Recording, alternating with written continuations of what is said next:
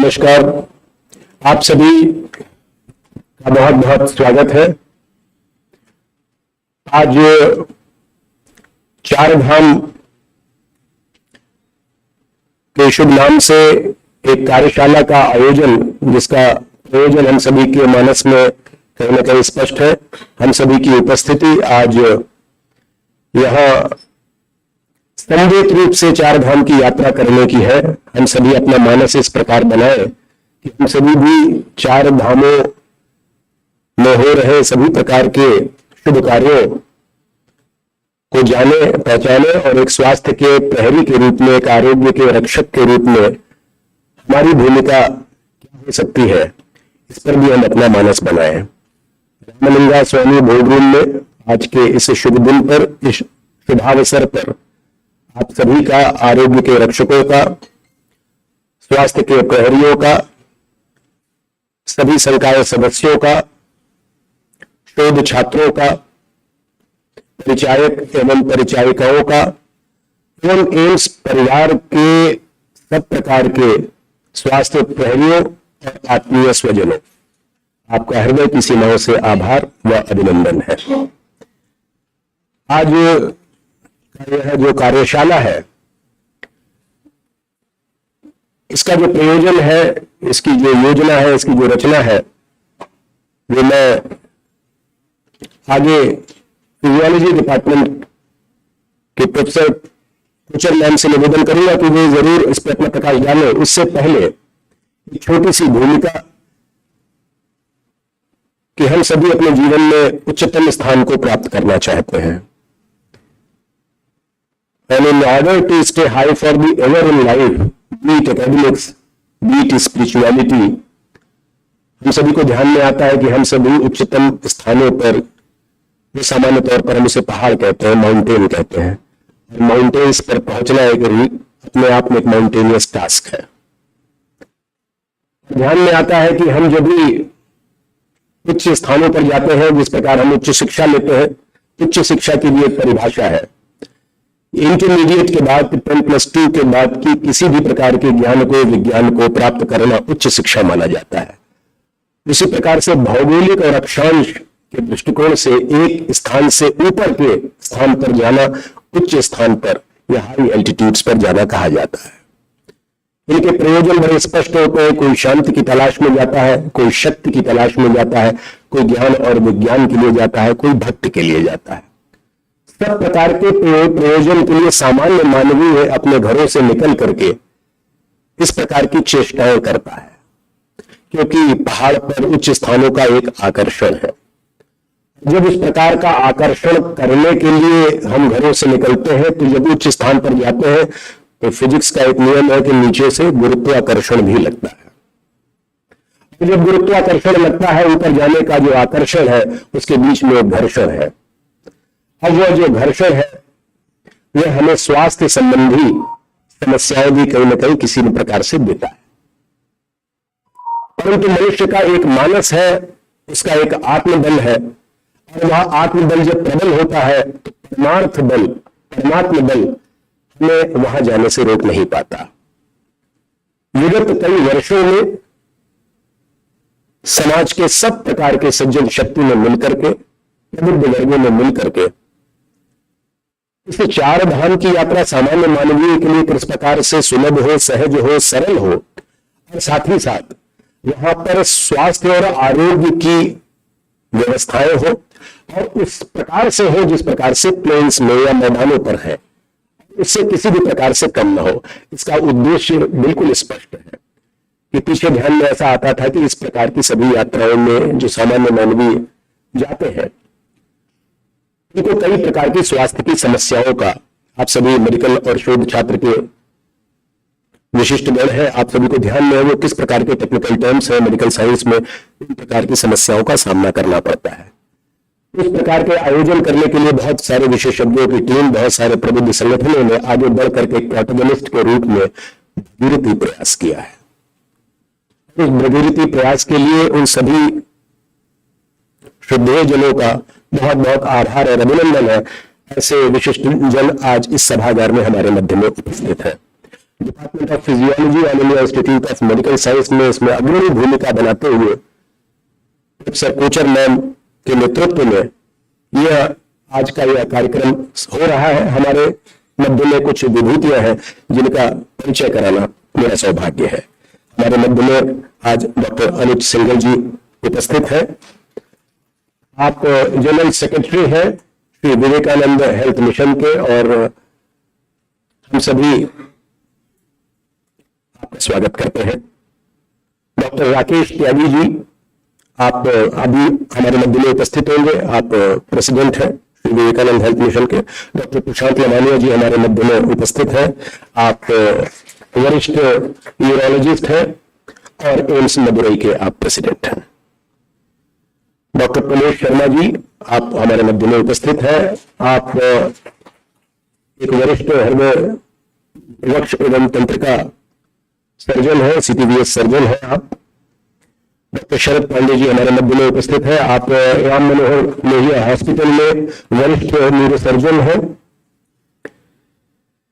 Doctor Hamidi जी हमारे मध्य में उपस्थित है। आपका बहुत बहुत स्वागत है। आप लेप्रोस्कोपिक सर्जन हैं और चार धाम की यात्राओं में जिस प्रकार की सर्जरी की जो रिक्वायरमेंट है उसमें आप बहुत अग्रणी भूमिका में वहां पर जाकर के ये सर्जरीज आप परफॉर्म करते हैं। डॉक्टर चंदन जी हमारे मध्य में उपस्थित हैं। डॉक्टर चंदन जी मेडिकल ऑफिसर इंचार्ज है चार धाम हॉस्पिटल्स के।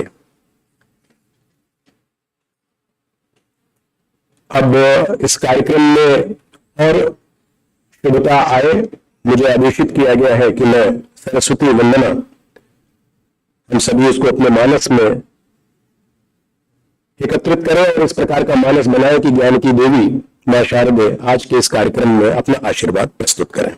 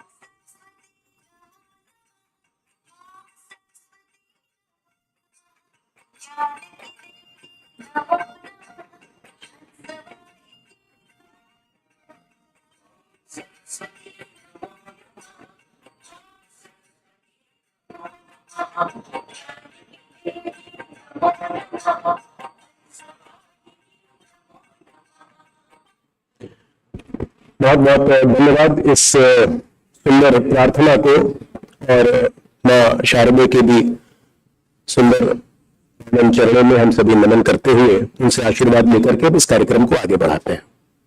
हमारे मध्य में प्रोफेसर संजय राय सर की भी गरिमामयी उपस्थिति है। सर, आपका हृदय की सीमाओं से स्वागत है। सर सामुदायिक चिकित्सा के आचार्य हैं और public health association of India के अध्यक्ष भी हैं।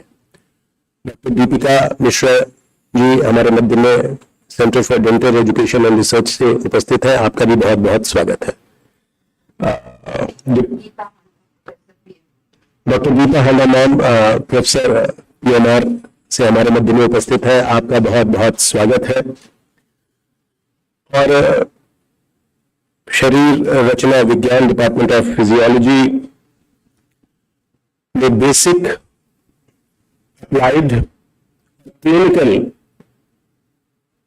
को समग्रता में आगे ले जा करके पूरे भारत में ही नहीं पूरे विश्व में डिपार्टमेंट ऑफ फिजियोलॉजी को एक अग्रणी भूमिका में रख करके सब प्रकार से from the bed to bedside आरोग्य और स्वास्थ्य और शोध में किस प्रकार से उत्कृष्टता आ सकती है, ऐसा प्रयास करने वाली उस विभाग की विभागाध्यक्षा प्रोफेसर के कोचर मैम, मैं आपसे निवेदन करता हूं, आप इस कॉन्फ्रेंस की, इस वर्कशॉप की आप चेयरपर्सन हैं, आपसे निवेदन है कि आप आकर के स्वागत, उद्बोधन और कार्यक्रम की रचना और योजना के विषय में हम सभी का मार्गदर्शन करें।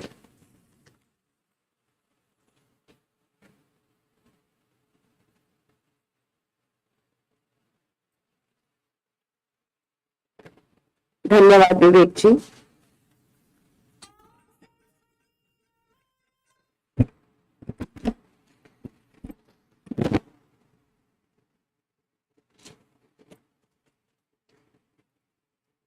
आज पूर्णिमा भी है, तो सभी का स्वागत करते हुए मुझे बहुत हर्ष हो रहा है। जो माननीय दिग्गज जन जिनका विवेक जी ने हमें इंट्रोडक्शन दिया, सबका विशेष स्वागत है। कुछ ही समय बाद हम फॉर्मल इनॉग्रेशन भी करेंगे जब निदेशक महोदय आएंगे और हमारे विशेष अतिथिगण जी भी आएंगे। मेरे को सौभाग्य मिला है कि हमारा जो शरीर क्रिया विज्ञान, शरीर रचना विभाग एनाटॉमी, शरीर क्रिया विज्ञान फिजियोलॉजी और शरीर रसायन विभाग जो है बायोकेमिस्ट्री, हम तीनों विभाग मिलजुल के काम करते हैं। जो भी यंग स्टूडेंट्स आते हैं इतना कठिन परीक्षा क्लियर करके, it is the toughest exam in India, many people say, cracking the names entrance test. So हम उनका ख्याल रखते हैं because हमारे पास जो क्रीम आती है सोसाइटी का, उनको हम किस तरह से ना केवल उनको हम एकेडमिक्स पढ़ाते हैं बल्कि उनकी साइको सोशल और उनकी पर्सनैलिटी मोल्ड करते हैं। और यहाँ मेंटर मेंटी प्रोग्राम भी चलता है। हमारा डिपार्टमेंट जब स्थापित हुआ अखिल भारतीय आयुर्विज्ञान संस्थान 1956, प्रोफेसर बी के आनंद जो ओरिजिनली मेडिसिन के थे, गवर्नमेंट कॉलेज लाहौर और गवर्नमेंट कॉलेज अमृतसर से उनका संबंध था, बाहर से भी ट्रेनिंग लेके आए थे येल यूनिवर्सिटी से, और जो आईवी लीग माना जाता है। तो उन्होंने हमारा डिपार्टमेंट स्टार्ट किया। उस समय वो संकाय अध्यक्ष यानी डीन भी थे और हमारा बड़ा भरा पूरा परिवार है। हमारे साथ को चेयरपर्सन आज के इवेंट की प्रोफेसर रत्ना शर्मा, ये बहुत अच्छा काम करते हैं क्वांटिटेटिव ईजी में, यानी कि जो ईजी हम सिंपल देखते हैं और 4 चीजें पढ़ाई जाती हैं, अल्फा बीटा गामा डेल्टा, लेकिन हम लोग मैडम इनको बहुत 124 चैनल वाली मशीन लगा के, बड़ी एडवांस सॉफ्टवेयर लगा के स्ट्रेस के बारे में और कॉग्निटिव इलेक्ट्रो इमेजिंग करवाती हैं। इन्होंने बहुत सारी वर्कशॉप्स भी कराई हैं। इन्होंने एम्स से ही पूरा ट्रेनिंग अपना लिया है। She did her BSc, MSc and PhD from AIIMS. और हाँ, ये हमारी तरह बाहर नहीं गई, यहीं पर कंट्रीब्यूट कर रही हैं देश के लिए।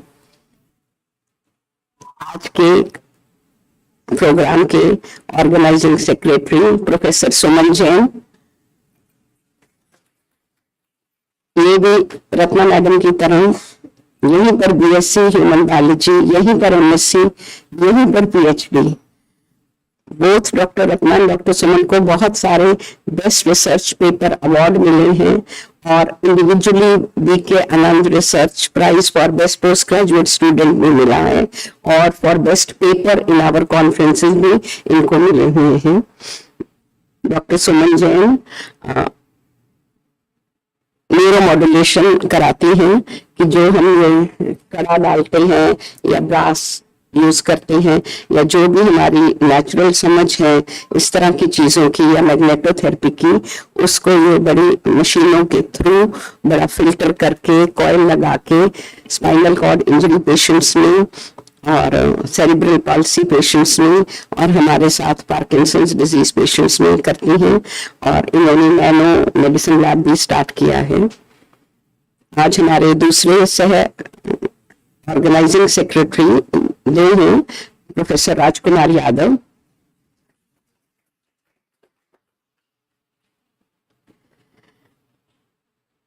बीस 25 साल से ये इंटीग्रल हेल्थ क्लिनिक से एसोसिएटेड हैं।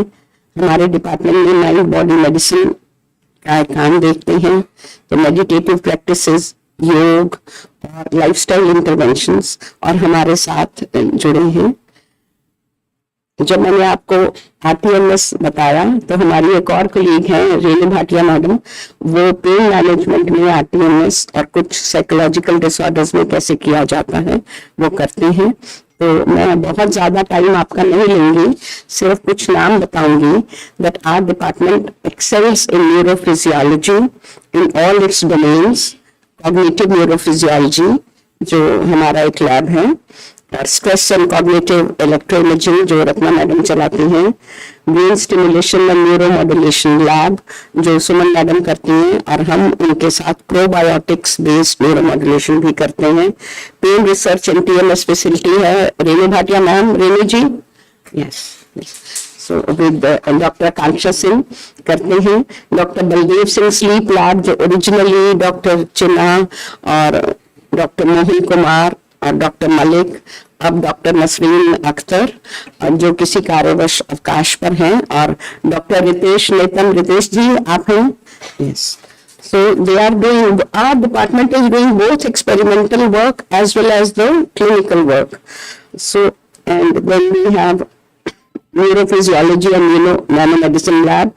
Apart from that, we have a very important link with today, and that is our respiratory physiology and advanced respiratory assessment, advanced pulmonary function testing, and exercise performance also. Professor Anjana Talwar and Dr. Gitanjali Badal. She is also going to show a workshop with all the techniques जो हम undergraduate से post graduate में करते हैं। Gastrointestinal physiology हमने start किया है कुछ साल पहले। हमारे प्रेडिसेसर प्रोफेसर PK दीपक थोड़ी देर में आएंगे, आपको संबोधित भी करेंगे। उनका ये आइडिया था कि IBS वगैरह में बहुत सारे चेंजेस होते हैं इरिटेबल बाउल सिंड्रोम में। तो डॉक्टर रितेश, डॉक्टर अशोक मेरे कलीग पहाड़ पर ही हैं, आई थिंक कल बेस कैंप से उतरे, एवरेस्ट से मेरा पीक पे गए थे, वो 1-2 दिन बाद हमें ज्वाइन करेंगे। And doctor Ritesh and Abhijit, Anil, are you there? Yes, so they are running the gastrointestinal physiology facility. Then a very important landmark जो legacy है विरासत में, reproductive physiology, cellular and molecular biology, implantation, Dr. Smita Patil. Integral health and wellness clinic doctor professor Rajkumar Yadav जो आज organising secretary भी हैं। Nutrition and phytomedicine हम करते हैं। Economic and vascular function testing doctor Dinu Chandran. तो ये फैसिलिटी 30 साल से चलाई थी ऑटोनॉमिक फंक्शन टेस्टिंग, और अब हम वेस्कुलर फंक्शन भी टेस्ट करते हैं कि सिर्फ खून की गति नहीं नापनी, जो हमारी धमनी और शिराएं हैं उनमें जो पल्स वेव वेलोसिटी का चेंज है, शियर स्ट्रेस से क्या क्या होता है उसकी एडवांस चेकिंग, और ये कैसे प्रेडिक्टिव प्रोग्नोस्टिक मार्कर हो सकती है एजिंग और बहुत सारी नॉन कम्युनिकेबल डिजीजेस में। इसके अलावा we have advance biochemical laboratory which is under the charge of doctor Renu Bhatia and doctor Rajkumar Yadav. We have cell and molecular biology, we have advance histology, we have animal electrophysiology lab. So ये हमारा department है, और हमें आपका आशीर्वाद और दुआएं चाहिए कि ये चलता रहे और हम आपसे मिलजुल कर इसको आगे बढ़ाएं। Thank you very much. Ma'am, आपसे निवेदन है कि डॉक्टर अनित सर को आप एक बार आमंत्रित कर लें। जी, आपसे निवेदन है। तो जो मैं भूल गई थी वो ये कि आज के इवेंट के हमारे साथ ऑर्गेनाइजिंग सेक्रेटरी में Swami Vivekananda mission hospital society भी है, डॉक्टर अनित सिंगल जी, और हमारे को ऑर्गेनाइजिंग सेक्रेटरी में 3 लोग हैं। विवेक दीक्षित जी आप जानते हैं, इन्होंने he is the landmark work on transgender medicine and physiology as well as vitamin D और sun seeking behaviour vitamin D का ऑर्थोपेडिक्स डिपार्टमेंट में है, पर जल्दी हमारे पड़ोसी बनके रिप्रोडक्टिव बायोलॉजी में एज फैकल्टी आने वाले हैं। So we should clap for him. Hindi बहुत बढ़िया बोलते हैं। और साथ में को ऑर्गेनाइजिंग सेक्रेटरी डॉक्टर चंदन हैं फ्रॉम विवेकानंद मिशन हॉस्पिटल, और हमारे बड़े प्यारे आरडीए के अध्यक्ष डॉक्टर विनय जो सारा संचालन करा रहे हैं। They are our co organizing secretaries today. So it is my very pleasant duty sir to invite you. आप पहाड़ से आए हैं, और रिसेंटली हमने पढ़ा भी है कि वहां पर बहुत सारे पेड़ लगाए गए हैं, 1 करोड़ ट्रीज का मिशन रहा है, और जो बद्रीनाथ धाम में ये हॉस्पिटल है, अब इसको नई दृष्टि से नई ऊर्जा और स्फूर्ति आपने संचारित की है आपकी लीडरशिप में, और भाई साहब जो आएंगे कृष्ण गोपाल जी उनके आशीर्वाद से। So it is my very pleasant duty to start the formal proceedings today by inviting you to please present your talk.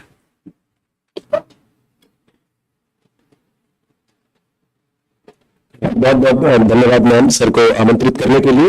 एक छोटी सी सूचना कि हमारे मध्य में गणमान्य अतिथिगण पधारने वाले हैं, परंतु इनका यह भी एक आग्रह है कि ये कार्यक्रम अनवरत रूप से चलता रहे, वो किसी भी मध्य में हमें ज्वाइन कर लेंगे। और समता की दृष्टि से मैं निवेदन करूंगा कि इधर थोड़ा सा अनबैलेंसिंग है, तो अगर कुछ लोग इस तरफ भी आकर के डेलीगेट्स इधर भी बैठ लेंगे अपनी सुविधा से, तो एक सब तरफ से विजिबिलिटी है ये स्क्रीन की, तो ऐसा निवेदन रहेगा कि थोड़ा सा बैलेंसिंग भी अगर हो जाएगी तो देखने में ठीक लगेगा। बहुत बहुत धन्यवाद sir. Dean principal S medical college Agra sir, वो भी डॉक्टर राकेश त्यागी जी सर के साथ में डॉक्टर प्रशांत गुप्ता जी आप आगे हैं, डीन है आप एसएम मेडिकल कॉलेज आगरा के। आप दोनों का बहुत बहुत स्वागत है, स्वागत है, बहुत बहुत स्वागत है। डॉक्टर अमित सर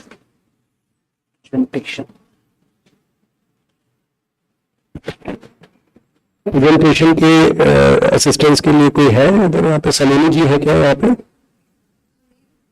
आप एक बार चलो सर का प्रेजेंटेशन एक बार तो।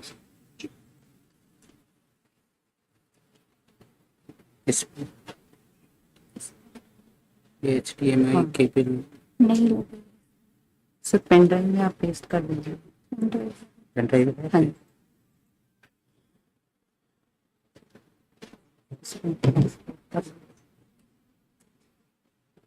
अच्छा ये तो चला नहीं था, ये किसका पीसी है?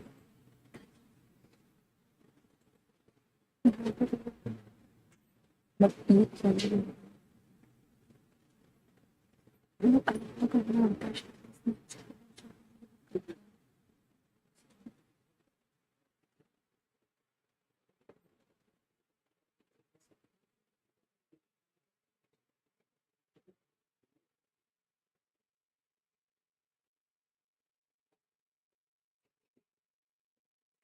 और यही है ना,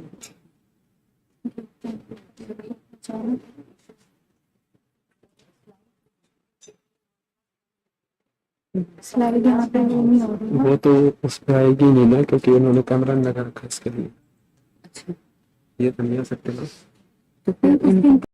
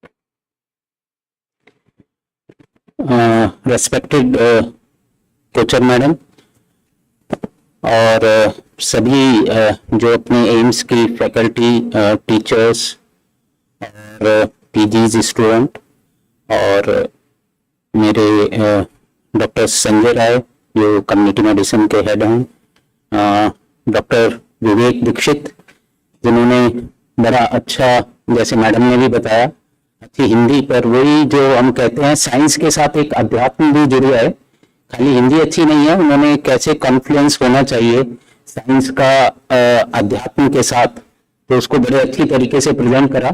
वही एक डिमांड है। जी जी जी।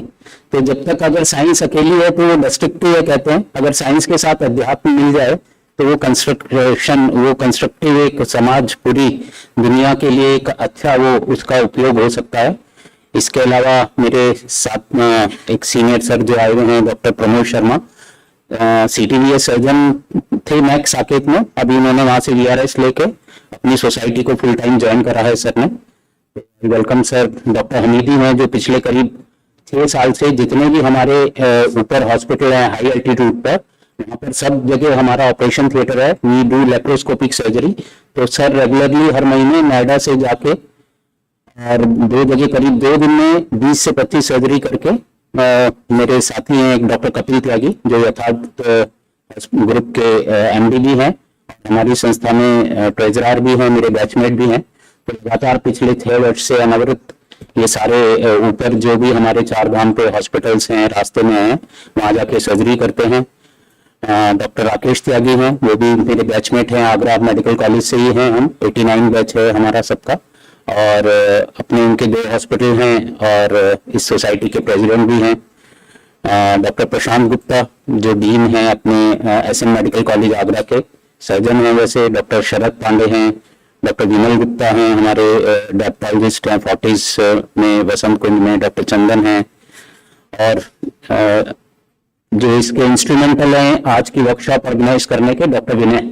मैं सभी का देवभूमि उत्तराखंड से सभी को एक विनम्र नमस्ते प्रणाम करता हूं कि आज एक ऐसा अच्छा एक प्लेटफॉर्म मिला है कि जो पूरे दुनिया भर से तीर्थ यात्री 4 धाम की यात्रा पे जाते हैं। हमने सुना भी होगा कितनी कैजुअलिटीज वहां पर, मॉर्बिडिटीज, मॉर्टेलिटीज होती हैं, और बड़े दुख की बात है कि इतने तीर्थ यात्री आते हैं, इतने मंदिर बड़े बड़े हैं, हजारों वर्षों से आ रहे हैं, पर तब भी स्वास्थ्य की सेवाएं लगभग नगण्य है वहां पर।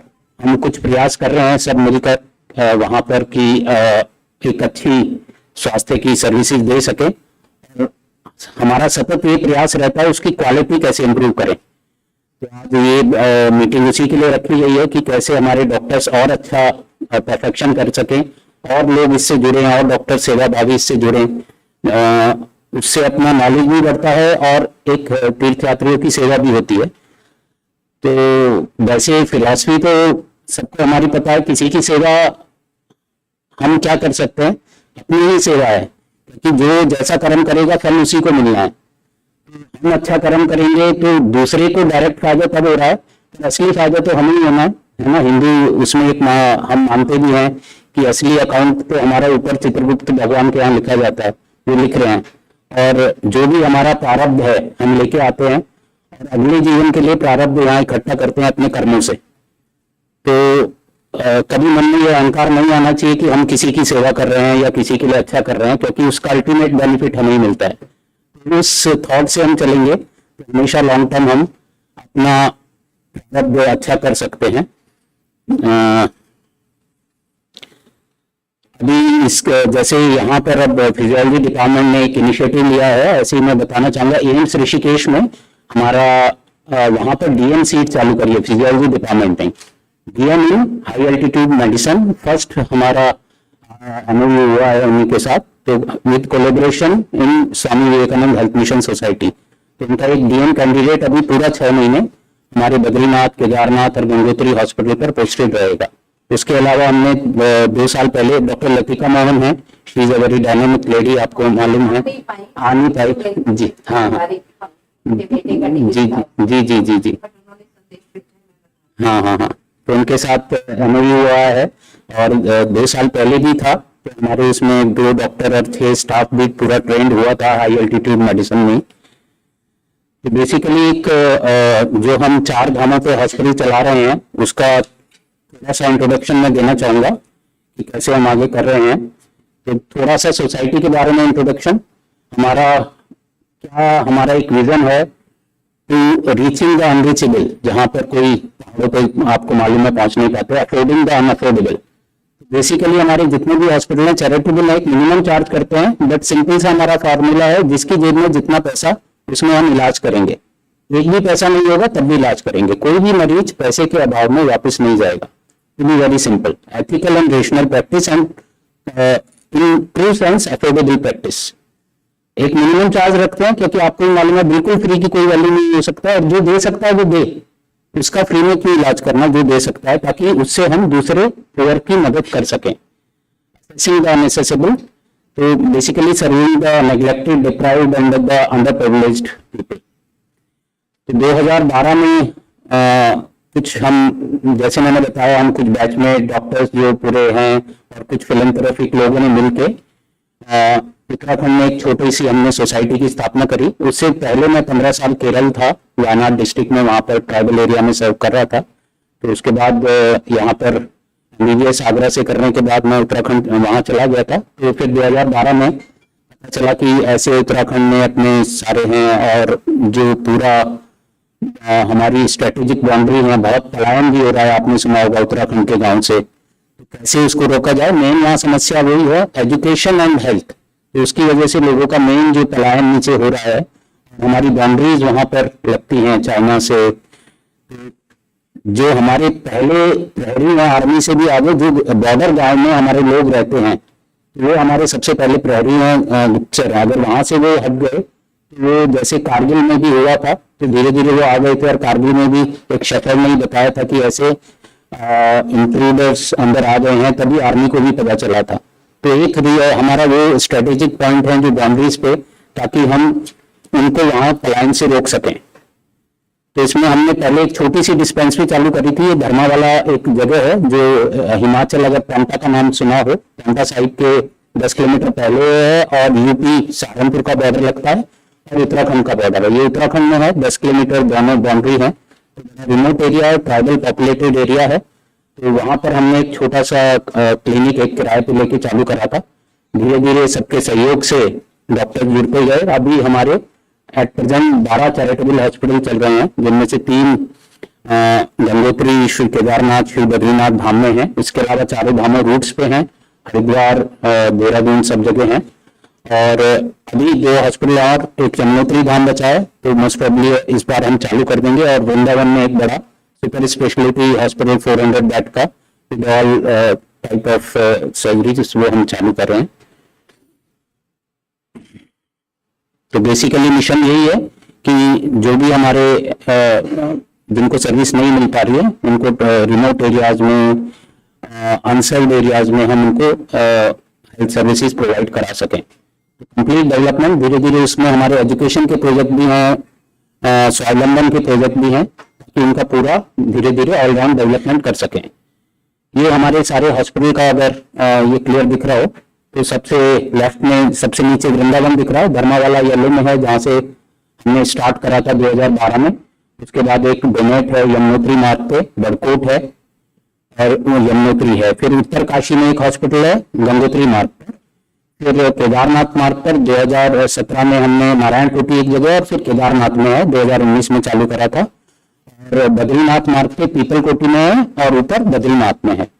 तो ये जो चारों मार्गों पे हैं वो 12 महीने चलते हैं, इसीलिए खोले हैं क्योंकि ताकि जो लोकल विलेजर्स हैं उनको 12 महीने सर्विसेज मिल सकें। गंगोत्री, बद्रीनाथ और केदारनाथ में as you know just temples के जब भी द्वार खुलते हैं 6 महीने, उसी समय we start this hospital and they open only for the 6 months। Mostly जो गंगोत्री और केदारनाथ के दीपावली और भैया दूज के आसपास बंद होते हैं, बद्रीनाथ के सबसे लेट बंद होते हैं, ऑलमोस्ट आफ्टर 20 days, तुलसी विवाह के दिन वो बंद होते हैं। तो इस बार हिंदू एक माह एक्स्ट्रा भी है, तो इस बार 7 महीने की यात्रा चलने वाली है। और लास्ट ईयर आपने सुना भी होगा क्योंकि कोविड के बाद अच्छा लोगों में भगवान में थोड़ा और भरोसा बढ़ा, विश्वास बढ़ा, तो यात्रा भी बहुत ज्यादा हुई इस बार। तो बेसिकली ये चारधाम हॉस्पिटल के बारे में ही मैं थोड़ा बता रहा हूँ। जो पूरा आईसीयू इक्विप्ड हॉस्पिटल है, though they are small, basically we are targeting on emergencies. बाकी एक छोटे मोटे 90% मेन प्रॉब्लम तो उसी की रहती है कि सर दर्द है, पैर दर्द है, चल के आते हैं, गैस्ट्राइटिस है, चक्कर आ रहे हैं। बट जो रियल अराउंड 10% इमरजेंसीज रहती हैं जो टोटल पेशेंट आते हैं, तो उसमें हमारा, और ये सारे बिल्कुल फ्री हैं, we don't have any billing counter. जो पूरे ऊपर हॉस्पिटल है गंगोत्री, बद्रीनाथ और केदारनाथ, ओपीडी है, आईपीडी है, आईसीयू विद वेंटिलेटर्स, जो भी आईसीयू का सारा चीजें रहती हैं, paraphernalia with include minor OT, क्योंकि ट्रॉमा के केसेस काफी आते हैं। एज यू नो मूल पर लोग जाते हैं, केदारनाथ में स्पेशली रास्ता बहुत है, तो डेली कम से कम 5-6 फ्रैक्चर्स के केसेस आते हैं। तो we apply cost there itself. Digital x-ray है, लेबोरेटरी में ऑलमोस्ट जो मिनिमम टेस्ट है सब हो जाते हैं एक्सेप्ट हार्मोनल टेस्ट जो रहते हैं, सीडीसी, एबीजी मशीन, बायोकेमिस्ट्री के टेस्ट, इलेक्ट्रोलाइट्स, ये सब हो जाते हैं। सब जगह एम्बुलेंसेज हैं एसएलएस, अगर कोई सीरियस पेशेंट है ताकि स्टेबल करके हम उनको नीचे शिफ्ट कर सकें। इवैक्यूएशन की फैसिलिटीज भी है विद गवर्नमेंट टाइप। इस बार एम्स ऋषिकेश का आप सबको मालूम ही होगा, पूरे भारत में पहली बार एम्स ऋषिकेश में हेली एम्बुलेंस सर्विस चालू होने जा रही है, और जिसका सेंटर भी वहीं रहेगा हेली एम्बुलेंस में। और हमारा एम्स के साथ टाइप भी हो रहा है कि टेलीमेडिसिन भी we are going to start with the help of AIIMS Rishikesh. तो सब जगह वहाँ टेलीमेडिसिन की व्यवस्था होगी, वेबकैम वगैरह सब लग जाएंगे, तो वहाँ डॉक्टर अपॉइंट्स हो जाएंगे ताकि डायरेक्ट जो भी हमारे इमरजेंसी पेशेंट हैं direct we can speak to the specialist in AIIMS Rishikesh. और अगर मोस्ट ऑफ दी वहाँ हम थ्रोम्बोलाइज भी करते हैं, एमआईटी केसेस डायरेक्ट हम थ्रोम्बोलाइज करके स्टेबल करके हम नीचे भेजते हैं। एक बार ऐसे ही 3 साल पहले एक मिस्टर सुनील करके थे, 30 years old guy from Bengaluru, and he didn't have any comorbidity and suddenly he developed chest pain। तो उनका ईसीजी करा तो एमआई था, तो तुरंत उनको थ्रोम्बोलाइज करके we shifted him to Max Dehradun. तो वहाँ पर एक कार्डियोलॉजिस्ट है मेरे जूनियर हुए डॉक्टर पुनीत सडाना, एंजियोग्राफी और उसमें 100% ब्लॉक था, एंड इमीडिएटली उनका फिर एंजियोप्लास्टी करी, we could save his life. तो क्या अगर इतना प्राइमरी बेसिक हमें एक सर्विस मिल जाए तो how much life we can save. Times of India में आया भी था, हमने 2019 में बद्रीनाथ में चालू करा था। तो जब यात्रा खत्म हो गई, टाइम्स ऑफ इंडिया में आर्टिकल आया था कि 2018 में कैजुअलिटी जो बद्रीनाथ में हुई थी it was 158, and in 2019 it came down to only 18। तो यू कैन इमेजिन कि कितनी जरूरत है ऐसी इमरजेंसी केयर्स की। तो पूरे इंडिया और बाहर से आते हैं, क्या रहता है ज्यादातर जो प्रॉब्लम फेस करते हैं, साउथ इंडिया से काफी लोग आते हैं वहां पर यात्रा करने, बट वो सोचते हैं कि सीजन है, वार्म सीजन है, तो they don't bring warm clothes, तो उसकी एक प्रॉब्लम की वजह से, और एकदम से हाई एल्टीट्यूड है केदारनाथ जो almost more than 11,000 feet height पे हैं, तो एकदम से ऑक्सीजन वो भी कम रहता है और तेजी से चढ़ते हैं, और बीच बीच में बारिश भी वहां तो चलती रहती है, चाहे कोई भी सीजन हो, ज्यादातर इवनिंग में बारिश चालू हो जाती है तो गीले हो जाते हैं, फिर ठंड लगती है, उसकी वजह से हाइपोथर्मिया के पेशेंट्स काफी आते हैं। तो वहाँ कॉमन क्या क्या प्रॉब्लम है थोड़ा सा मैं बताऊंगा, बाकी डॉक्टर चंदन हैं जो इसके स्पेशलिस्ट हैं वो डेवलप करेंगे। तो हमारा जो सारा स्टाफ है आईसीयू पूरा वो ट्रेंड है इसमें, हाई एल्टीट्यूड मेडिसिन में, एम्स ऋषिकेश में ट्रेंड है और हमारे डॉक्टर्स भी उसमें ट्रेंड करते रहते हैं। And thirdly I can say तो we are able to bring down the morbidity and mortality almost 90% in last 3 years, जो डाटा है पूरा। ये हमारे हॉस्पिटल हैं, ये सबसे पहला हमने बद्रीनाथ धाम में हॉस्पिटल है, और कैसी शुरुआत करी तो सबके सहयोग से ही है। एक बाबा काली कमली ये धर्मशाला थी, क्योंकि ऐसी जगह पे जगह मिलना ही itself is a problem, because पूरा ज्यादातर ऐसे जो पिलग्रिम्स जो भी पिलग्रिमेज हैं पूरा कमर्शियल हो गए हैं, क्योंकि इतना यात्री जाता है रुकता है, तो वहाँ स्पेस मिलना भी एक चैलेंज है। बट वी वर फॉर्चुनेट, जो बाबा काली कमली की उन्होंने धर्मशाला है, 2 बिल्डिंग थी 8-8 रूम्स की, तो उन्होंने हमें विदाउट एनी चार्ज हमें दी, तो उसी में हमने रहने का और ये सारा डेवलप करा, उसमें स्टार्ट करा। तो यू कैन सी वो हमारा जो आईसीयू है, वार्ड है, माइनर ओटी है, कुछ इंजरीज लग जाती हैं। इसके अलावा हम एक छोटा सा हेल्थ पोस्ट बिल्कुल मंदिर के पास भी रखते हैं, ताकि एकदम से कोई प्रॉब्लम आए, लोग 2-2, 3-3 किलोमीटर लंबी लाइन में लगे रहते हैं, सुबह से लगे रहते हैं, तो उनको वो प्रॉब्लम आती है, चक्कर आते हैं, कोई गिरते हैं, तो ताकि इमीडिएट एक फर्स्ट एड रिलीफ हम वहां भी दे सकें, तो एक ऐसा भी हम कर रहे हैं।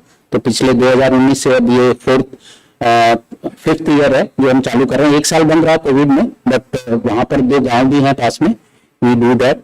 और ये श्री केदारनाथ का हॉस्पिटल है, हाइट देख सकते हैं 11,657 फीट हाइट पे है। ये भी गवर्नमेंट का ही एक बेस कैंप था, तो उन्होंने हमें दिया, इसमें 5-6 कमरे थे, तो उन्होंने हमें चलाने के लिए दिया। उसी में हमने फिर सामने जगह अवेलेबल थी, हमने 6-7 वहां स्विच टेंट लगाए, उसमें रहने का बाकी करा, इसमें सारा अरेंज करा। ये आप देख रहे होंगे लास्ट फोटो में हेली एविक्यूएशन, जिसका स्टेबल करके फिर ऑक्सीजन लगा के हम फिर हेली से इवैक्यूएट करते हैं, तो उसमें गवर्नमेंट की भी काफी हेल्प मिलती है, SDRF वगैरह। तो इमीडिएटली जो अरेंज फॉर द हेली, जो भी वहां पर प्राइवेट हेलीज चलते हैं, तो गवर्नमेंट उनको बता के उनका सेफ एविक्यूएशन उसके द्वारा होते हैं। जैसे ठंड से आते हैं तो हम इसलिए फ्री टी बिस्किट भी हमने देखा कि एकदम से ठंड में आते हैं तो क्या करा जाए, तो एक हॉट टी हम साथ साथ और बिस्किट्स भी दे देते हैं ताकि हाइपोग्लाइसीमिया ना हो, और वार्म क्लोथ्स, चप्पल वगैरह भी हम देते हैं, साउथ के आते हैं, टूट जाती हैं ये। इसके अलावा धीरे धीरे जरूरतें पता चलती हैं और क्या कर सकते हैं और क्या कर सकते हैं, क्योंकि adjuvants therapies are also more important. साथ में मेन ट्रीटमेंट जरूरी है, पर साथ में और क्या हेल्प कर सकते हैं, दैट ऑल्सो वी डू। ये गंगोत्री हॉस्पिटल हमने 21 में चालू करा, that is also more than 11,000 feet height पे है हमारा।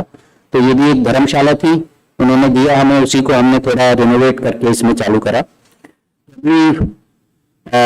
फॉर्चुनेटली अभी हमें केदारनाथ में जगह मिल गई है, तो उसमें हम अपना एक प्रॉपर एक हॉस्पिटल चालू कर रहे हैं।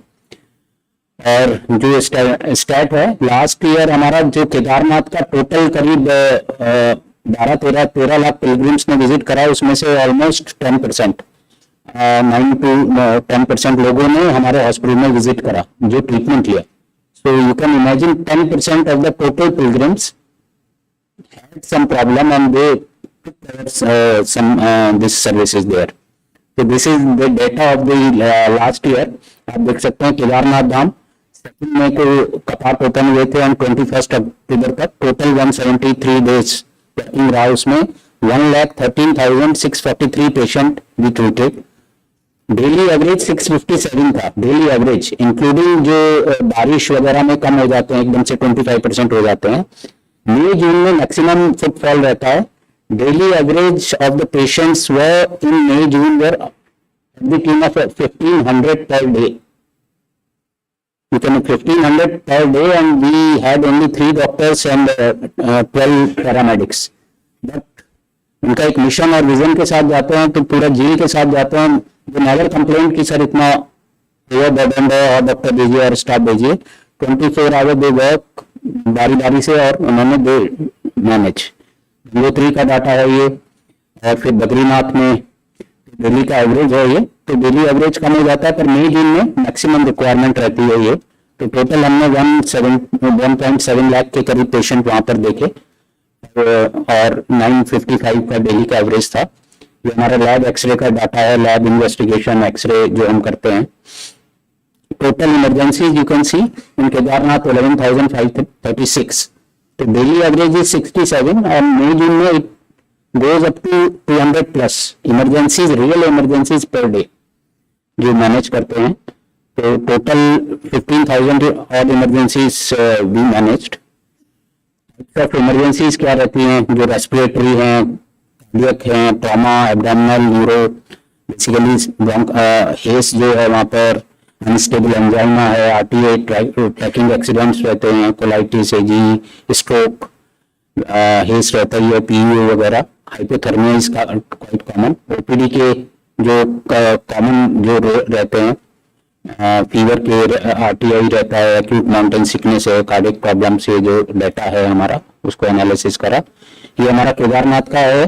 अभी हमने 11 अप्रैल को उसमें भूमि पूजन करके, अभी भी बर्फ थी, अभी धीरे धीरे बर्फ कम हो रही है, तो हमने भूमि पूजन करके वहां पर अराउंड 1100 स्क्वायर मीटर स्पेस में हम 20,000 स्क्वायर फीट 2 फ्लोरी हम प्रॉपर एक हॉस्पिटल 50 बेड का, जिसमें प्रॉपर एक 15 बेड इमरजेंसीज वार्ड और ओपीडीज, फ्री मेडिसिन, ये सब हम प्लान कर रहे हैं। तो कपिल है, जैसे डॉक्टर विवेक ने भी बताया कि हम सब हाथ मिला के, क्योंकि अकेला चना कुछ नहीं कर सकता, तो सब मिलजुल के ही करेंगे, जरूरत इज यूज। तो कपिल है, इस बार हमने सारे कॉलेजेस में एक अपील भी करी है कि जो भी वॉलंटरी सर्विस देना चाहें at least for 15 days they can come over there and they can serve there, तो उसमें एक इससे और सपोर्ट मिलेगा। तो and once again I thank madam Kochar and department of physiology give me this opportunity, wonderful opportunity to share my experiences with you. Thank you.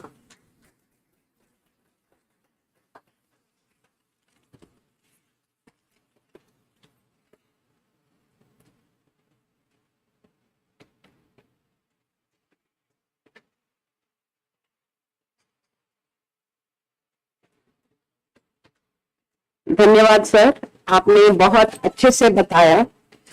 The nice thing is जो आपने कहा कि मेडिसिन और आर्ट्स और medicine और humanities का संगम होना चाहिए। तो आपसे हम शेयर करना चाहते हैं कि हमारे डिपार्टमेंट ने AIIMS medical humanities initiative start किया है कुछ महीने पहले, जिसमें हमारे 40 faculty members in different domains, destigmatization, palliative care, medical ethics, curriculum for teaching medical humanities, culture and arts. तो हम ये सोचते हैं, who does he of medicine know, who only medicine knows. तो हम सब जानते हैं, आप सब यहाँ पर आए हैं, आगरा से भी, यहाँ सब जगह से बड़े मानी डॉक्टर हैं, शल्य चिकित्सक भी हैं, कि कितना इम्पोर्टेंट है आर्ट ऑफ हीलिंग और जो इंसान से इंसान का जोड़ है for good functional outcomes. So we are also in this endeavour. It is now my pleasant duty to invite Vivek ji, आप हमें आगे एडवाइस कीजिए, या तो हम चंदन जी को बुलाते हैं। जी बिल्कुल, जी जी।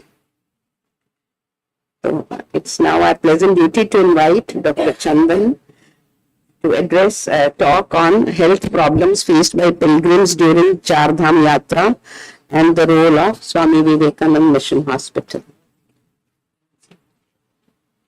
इनका आपका स्वागत है चंदन जी। और हमारे मध्य में डॉक्टर शाश्वत Mishra ji, additional professor neurosurgery उपस्थित है, आपका बहुत बहुत स्वागत है। डॉक्टर योगेंद्र मलिक जी हमारे मध्य में है। डॉक्टर योगेंद्र जी, आपका बहुत बहुत स्वागत है। चंदन जी, आप अपना व्याख्यान शुरू करिए।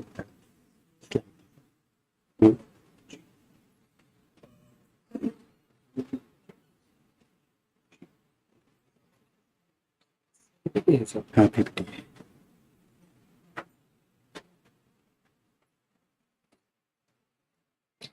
ईमेल पे सेंड कर दो सर, या तो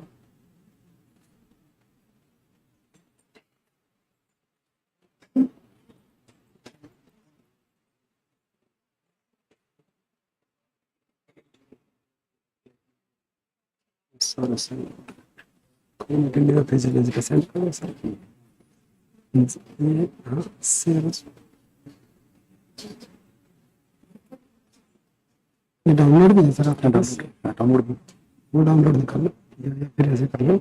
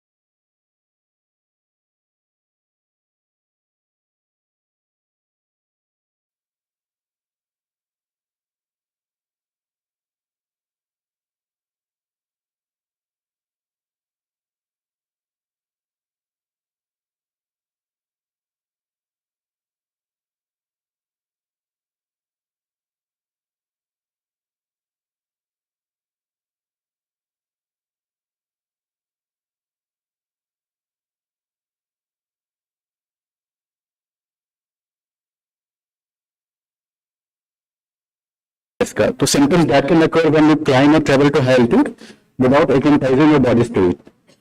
Usually ये सारे symptoms 8000 फीट से ऊपर देखने को हमें ज्यादा मिलते हैं। रीजन क्या होता है कि the higher we go from sea level, there is drop in atmospheric pressure और इस चलते हाइपोक्सिया जो एग्रेवेट होती है ये सारे प्रॉब्लम्स को करती है। Body tries to adjust to changing air pressure, that is change in hydrobaric pressure, changing atmospheric pressure and lower oxygen levels, and that is when the symptoms can occur. And usually acclimatization का definition क्या है कि usually the physiological changes show इस करती है altitude पे, उसका reason जो होता है कि पहला तो हमारा ड्रॉप इन एटमॉस्फेरिक प्रेशर और सेकंड हाइपोबारिक हाइपोक्सिया जो रीजन प्राइमरी रीजन पाया गया है। क्या क्या फिजियोलॉजिकल चेंजेस देखने को मिलते हैं हमें? तो फर्स्ट पहला फिजियोलॉजिकल चेंजेस होता है this increase in alveolar ventilation.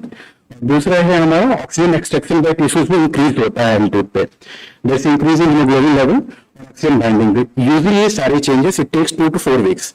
तो ऐसा नहीं है कि अगर हम दो दिन में जाएंगे हाई एल्टीट्यूड पे और ये सारे चेंजेस हमारी बॉडी में आ जाएंगे। It will take 2 weeks 3 weeks 4 weeks, कुछ अलग पेशेंट्स अलग देखने को मिलता है, बट प्राइमरली ये सारे फिजिकल चेंजेस हमें हाई एल्टीट्यूड पे स्टार्ट होती है। रीजन जो भी हाई एल्टीट्यूड इलनेस को एग्रेवेट करता है when this hypoxic stress is greater than the individuals ability और एनिमल्स एबिलिटी टू एक्लिमेटाइज। और anyone can get mountain sickness. Basically हमारे होते हैं very fit guy, young guy जो पहले ट्रैक कर चुके हैं, even they can succumb to high altitude illness. But ऐसे लोग जिनको पहले से कोमोलिटीज हो, लंग डिजीज हो, हार्ट डिजीज हो या प्रेग्नेंट फीमेल हो, स्पेशली थर्ड हाइमिस्टर में जो हो, या फिर ऐसे लोग जो यूजली हम लोअर एल्टीट्यूड पे रहते हैं और ऐसे पेशेंट जिनको पहले हाई एल्टीट्यूड सिकनेस हो चुकी है, चाहे एमएस हुआ हो उनको या पहले हेस हुआ हो, हेप हुआ हो, ऐसे patient must be prone to develop any complication high altitude.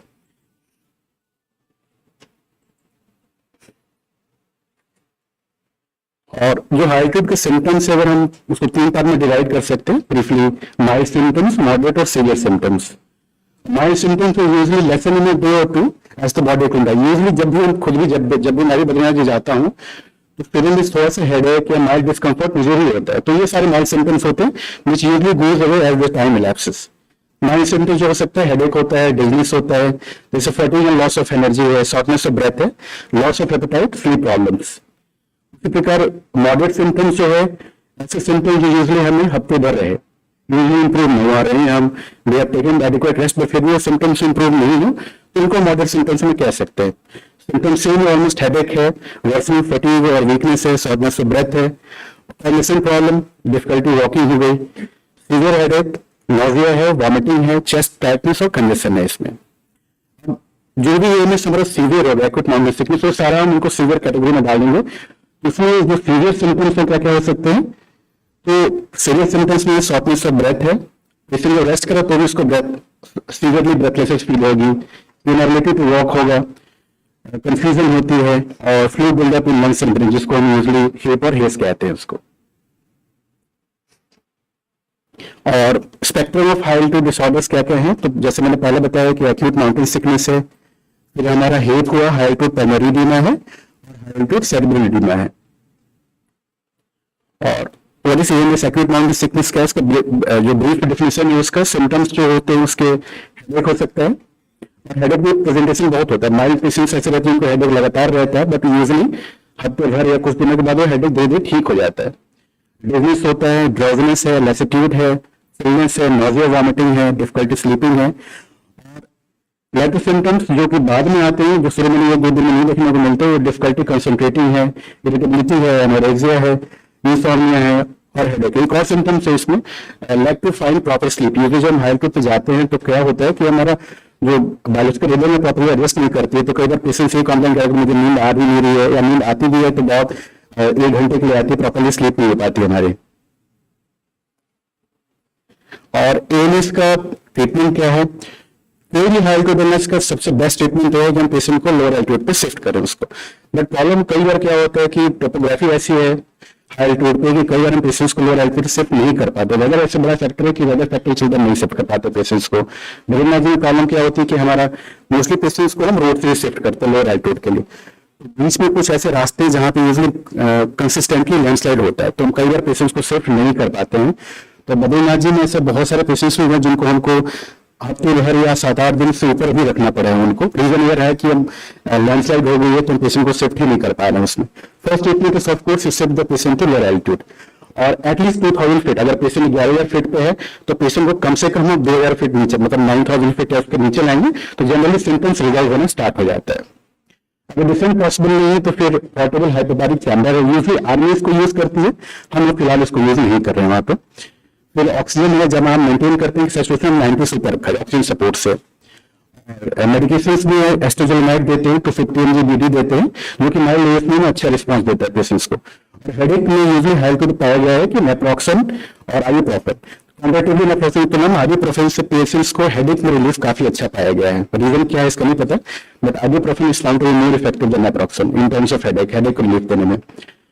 फिर एस्ट्रोजोलिमाइड के अलावा पेशेंट्स को डेक्सामेथासोन भी देते हैं, जो कि यूजली हम सीवियर या फिर माइल्ड वाले सिम्टम्स रिजॉल्व नहीं करते हैं। अगर एस्ट्रोजोलिमाइड तब हम देते हैं तो उसमें फिर डेक्सामेथासोन देते हैं 4 mg 6 आवर्ली देते हैं। और proper hydration sodium general protocol से हाइड्रेशन रखे, आप रेस्ट करो, उनसे भी काफी रिलीफ आ जाती है।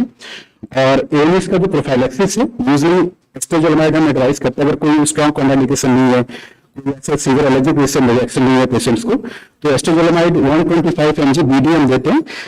आइडियली 3 डेज पेशेंट से पहले स्टार्ट करते हैं। अगर पेशेंट ने प्लान किया कि मैं बद्रीनाथ जी या केदारनाथ जी जा रहा हूँ तो हम एडवाइस ये करते हैं आप 3 दिन पहले स्टार्ट करो, तो मैक्सिमम बेनिफिट देखने को मिलता है। एएलएस से कॉम्प्लिकेशंस कम यूजली 3 दिन पहले से होता है, 3 दिन पहले हम स्टार्ट करते हैं। और एक बार जब हाई एल्टीट्यूड पे पेशेंट्स आ जाता है या प्लेगेंस आ जाती है तो उनको हम एडवाइस करते हैं कि एटलीस्ट 2 या 3 दिन तक आप उसको कंटिन्यू करो, और फिर जैसे लोअर एल्टीट्यूड पे जाते हैं तो फिर उसको बंद करा देते हैं। दूसरा अल्टरनेटिव है एस्ट्रोजोलामाइड के अलावा डेक्सामेथासोन प्रोफाइलैक्सिस में देते हैं, जो कि यूजुअली हम 2 mg 6 आवर्ली या फिर 4 mg BD के डोज में देते हैं, और यूजुअली इसको हम 3 दिन तक हाई टू पर कंटिन्यू रखते हैं और फिर ग्रेजुअली उसको नेक्स्ट फ्यू डेज में उसको टैपर कर देते हैं।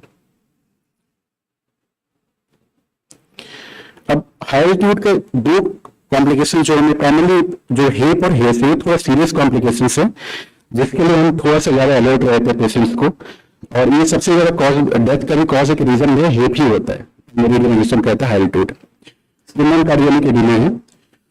रीजन इसका है कि pulmonary artery pressure usually increase होता है। यूजुअली जैसे भी पेशेंट जो भी जाते हैं वहाँ पे हाई एल्टीट्यूड पे उनका देखा भी गया है कि शुरू में ऐसे पेशेंट जो पहले से भी हाइपरटेंसिव हो या पहले से उनको प्रीएक्जिस्टिंग कार्डियक हिस्ट्री हो, पेशेंट को डिस्कम्फर्ट थोड़े कुछ दिनों तक रहता ही रहता है। तो रीजन जो पल्मोनरी एडिमा का है increase in pulmonary artery pressure, जो कि फिर पल्मोनरी एडिमा कॉज करता है। सिम्टम्स जो है पल्मोनरी हेप के वो हैं कि कफ रहती है पेशेंट्स को, जो परसिस्टेंट कफ रहेगी, कफ यूजुअली पेशेंट्स का 2 दिन 4 दिन तक भी ठीक नहीं होता है। फिर शॉर्टनेस तो ब्रेथ सीवियर रहता है, पेशेंट रेस्ट नहीं कर रहा है तो उसको ब्रेथलेसनेस हो रही है, हेडेक होता है, साइज टॉलरेंस डिक्रीज होती है, फटीग होती है, डिसेनिया रहती है, चेस्ट पेन या चेस्ट टाइटिस, पेशेंट को लगेगा मुझे थोड़ा छाती में दर्द हो रहा है, भारीपन हो रहा है।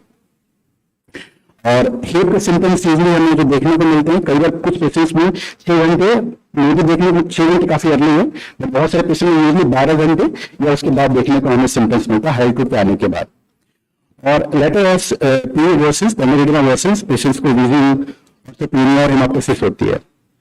और फिजिकल फाइंडिंग्स में पेशेंट्स को थोड़ा फीवर जैसे रहता है, टैकीकार्डिया रहती है, टैकीपीनिया रहती है, साइनोसिस रहती है, प्रोलॉन्ग रेस्पिरेशन और रेस और ब्रोंकाइल फाइंडिंग देखने को मिलते हैं। अब ट्रीटमेंट क्या है हेप का? फर्स्ट इज ऑफ कोर्स आप पेशेंट को डिसेंड नीचे लेके जाओ, अगर पॉसिबल हो तो पेशेंट को ask them to descend to lower altitude at least 2000 feet from their location.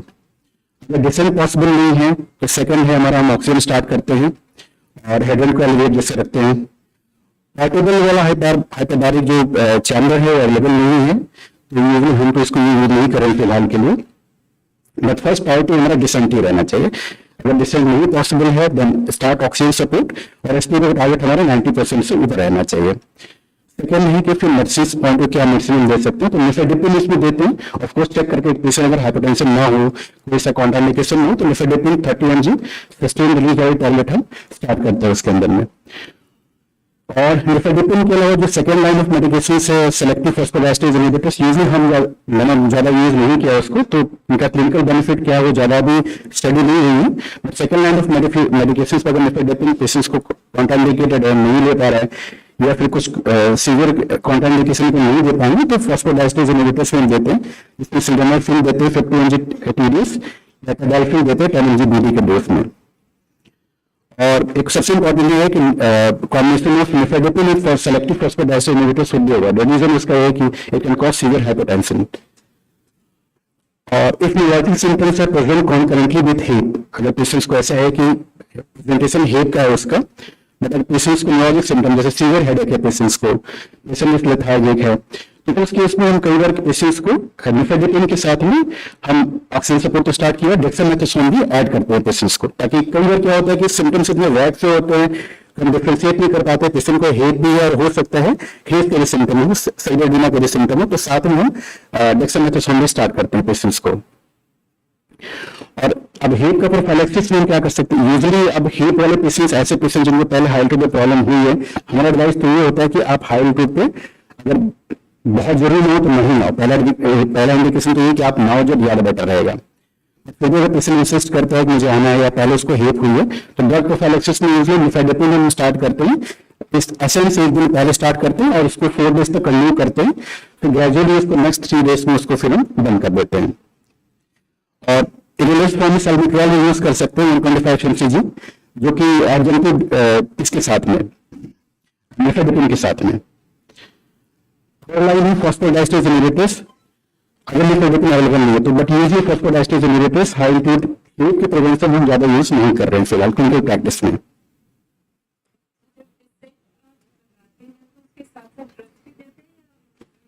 अगर पेशेंट्स में जैसे बद्रीनाथ जी में आया हमारे पास, वहाँ हमारे पास हिस्ट्री रहती है पेशेंट का, जैसे पेशेंट ने कह रहा है कि मैं 2 दिन पहले यहाँ पे आया था, तो उस केस में पेशेंट का क्लिनिकल हिस्ट्री नहीं है। क्लिनिकल हिस्ट्री में अगर पेशेंट्स को चेस्ट में कोई रिस्पॉन्स नहीं आ रहा है, पेशेंट वैसे बात कर रहा है तो सीरियस ऑटो से ब्रेथ हो रही है उसको, चेस्ट पेन है टाइप में से, हमने इसलिए किया कार्डिक रूल आउट कर लिया, कार्डिक ना हो। अगर पेशेंट थोड़ा कंफर्टेबल है, क्योंकि कई बार एक्सरे में शिफ्ट करना पेशेंट डिफिकल्ट होता है वहाँ पे, क्योंकि एक्सरे रूम थोड़ा सा अलग है वहाँ पे, बट कई बार क्लिनिकली अगर हमें लग रहा है स्ट्रॉन्ग सस्पेंशन है कि पेशेंट को पल्मोनरी एडिमा है, और कई बार हमें एक्सरे में फाइंडिंग शुरू में नहीं आती है, कई बार एक्सरे फाइंडिंग आने में 1 या 2 दिन लग जाता है, तो उस केस में भी हम कई बार पेशेंट्स को ऑक्सीजन सपोर्ट के साथ में निफेडेपिन स्टार्ट कर देते हैं पेशेंट्स को जी।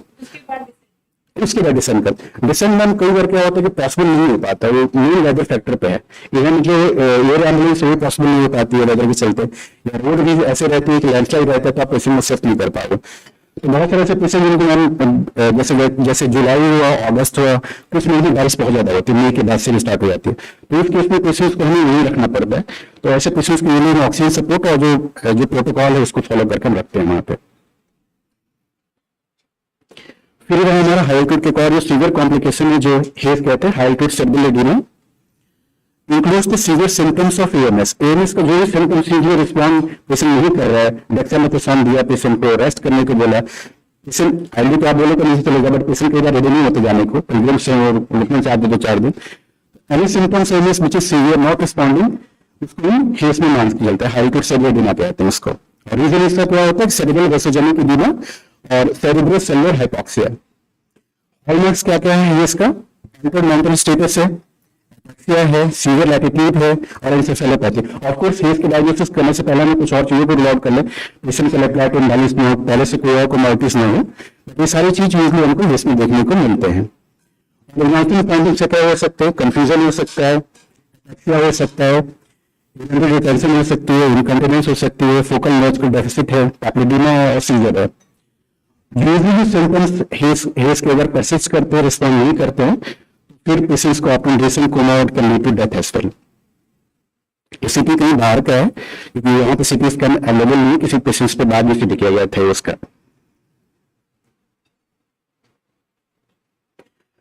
अब हेज का ट्रीटमेंट क्या है, फर्स्ट प्रायोरिटी है कि आप पेशेंट को लोअर एल्टीट्यूड पे शिफ्ट करो, अगर पॉसिबल नहीं है तो फिर पोर्टेबल हाइड्रोबैरिक चैम्बर्स रिलीफ के लिए, अगर हाइड्रोबैरिक चैम्बर नहीं अवेलेबल है तो देन ऑक्सीजन सपोर्ट जिसमें एस्पिरेटेड टारगेट 90% से ऊपर रहता है।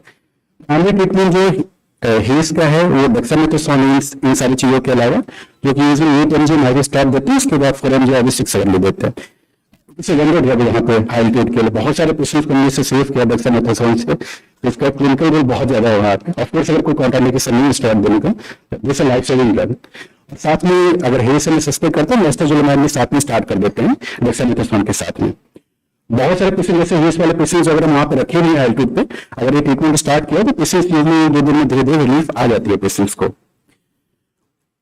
ऐसे पेशेंट जिनको पहले कुछ हाई एल्टीट्यूड पे कुछ पॉसिबिलिटी थी हेज की, तो उनका प्रोफाइलैक्सिस में भी हम लेस्टोजोलमाइड देते हैं, जो कि यूजुअली 125 mg, जो कि एएमएस का डोजेज है 125 mg BD twice a day, 3 दिन पहले स्टार्ट करते हैं, अभी continue for the next 2 or 3 days altitude पे रहने पे। दूसरा इसका अल्टरनेटिव जो हेज के लिए दे सकते हैं वो डेक्सामेथासोन है, जो कि हम यूजुअली 2 mg 6 hourly और 4 mg बीडी देते हैं, starting early on the day of ascent to be continued for 3 days at higher altitude and tapping over next 5 days को टैपर करते हैं इसको।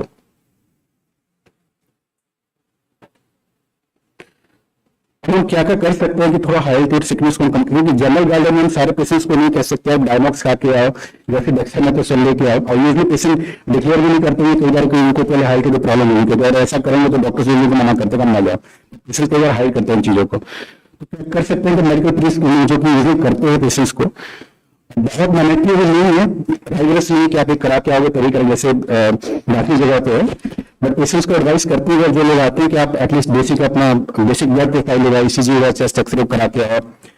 ट्रिप प्लानिंग एजुकेशन, ट्रिप के दौरान क्या करो ना क्या नहीं करो, ये ऑब्जर्वेशन का मेन होता है। कई बार लोग आते हैं वहाँ पे जो दिन सोचते हैं हम ट्रैक भी कर लेंगे, वो एक सबसे बड़ा कॉज होता है मोर्टेलिटीज के लिए।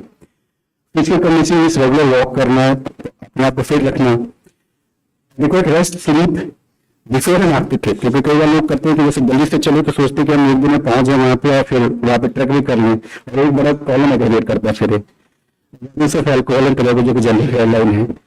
न सिर्फ फिजिकल एक्टिविटी को अवॉइड करना, फैटी फूड इनटेक को भी कम करना।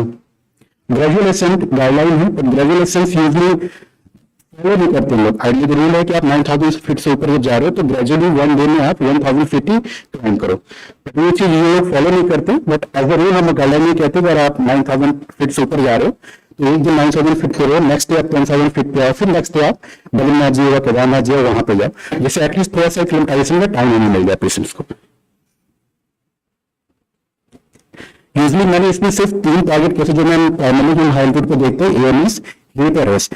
उसके अलावा जो जनरल इमरजेंसी हमारे हर जगह आती है सेम है, जो कार्डियक इमरजेंसी हो, रेस्पिरेटरी इमरजेंसी हो। एक और चीज जो मैंने देखा है ना, वहाँ पे ऐसे पेशेंट जो रेस्पिरेटरी पेशेंट्स है या फिर कार्डियक पेशेंट्स है, नीचे उनका लोअर पर सब कुछ ठीक रहा, पेशेंट इज एब्सोल्युटली फाइन, उसने ईसीजी करा, ECG was fine, chest x-ray was fine, but suddenly high altitude पे आते हैं तो प्रॉब्लम बिकम्स वर्सन। जैसे heart failure patient suddenly worsen करता है, डिकम्पेंसेबल हार्ट फेलियर में चले जाते हैं, तो इसमें रीजन यही होता है पेशेंट हाई एल्टीट्यूड चाहिए तो एक एनालिसिस में टाइम नहीं देते हैं। सेकेंड या फर्स्ट डे कोशिश करते हैं कि हम ट्रैक करेंगे, वहाँ पे चलना फिरना स्टार्ट कर देते हैं।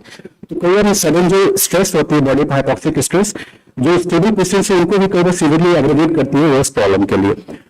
जो जनरल हम पेशेंट्स को या जो भी हमसे एडवाइस लेते हैं तो एडवाइस करते हैं कि आप अगर हाई एल्टीट्यूड पे आगे रहे हैं तो शुरू के 2-3 दिन तक बेटर हो रहेगा, आप रेस्ट करो, जितना हो सके पानी पियो, पानी रेस्ट करो, कोई ट्रैकिंग का प्लान या इस सब चीज का प्लान नहीं करो। बाकी जितनी जो इमरजेंसी है, कार्डियक इमरजेंसी हो, रेस्पिरेटरी हम टैकल करते हैं, जैसे नीचे करते करते। लास्ट ईयर जो 2022 में हमने बद्रीनाथ जी में 22 पेशेंट को चैनलाइज किया था, जिनको एक्यूट एसटीएमआई था, कोई कॉन्ट्राइंडिकेशन नहीं था, विंडो पीरियड में आए थे। थैंकफुली सारे के सारे पेशेंट ठीक है, जो हमने बाद में फॉलोअप लिया था उनका, वो सारे पेशेंट्स ठीक थे। उसी प्रकार पोस्ट कोविड बहुत सारे ऐसे पेशेंट्स आते हैं जो उनको कोविड हो चुके थे, बहुत certain degree of fibrosis and lung damage है उनका, वो पेशेंट्स यूजली वहां पे आके डिटेरियोरेट करते हैं या वर्सन होती है उनकी कंडीशन। तो ऐसे पेशेंट्स पे भी हम यूजली उनको एडवाइस करते हैं, अगर कोविड हुआ था आप नीचे ठीक हो अभी, तो अगर हाई एल्टीट्यूड पे आप आ रहे हो तो थोड़ा सा कुछ दिन तक रेस्ट करो जितना हो सके ये करने के लिए। Thank you.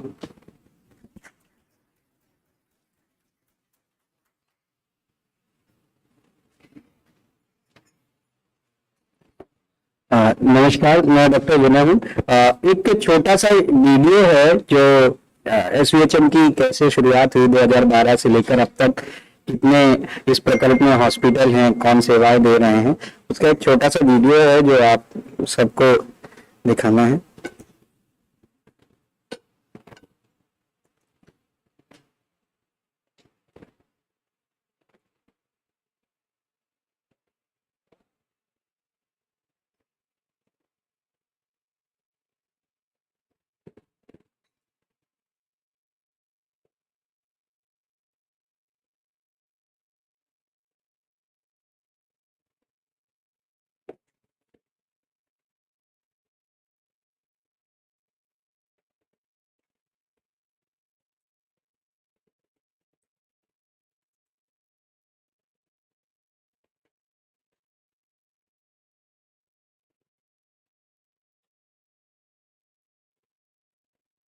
Biggest marketing company.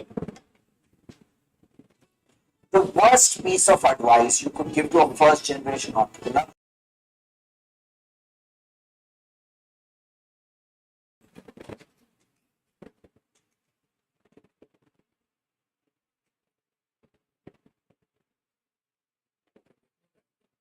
Yeah.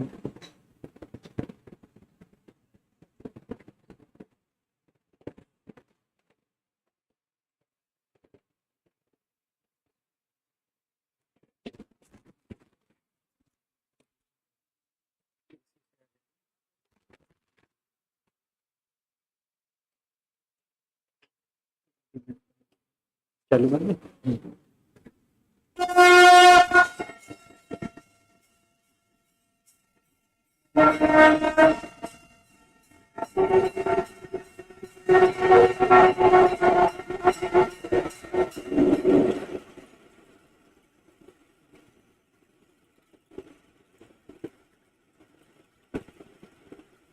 Shivalik की सीढ़ियां लांग समतल पर अपने सौम्य रूप में निखरती।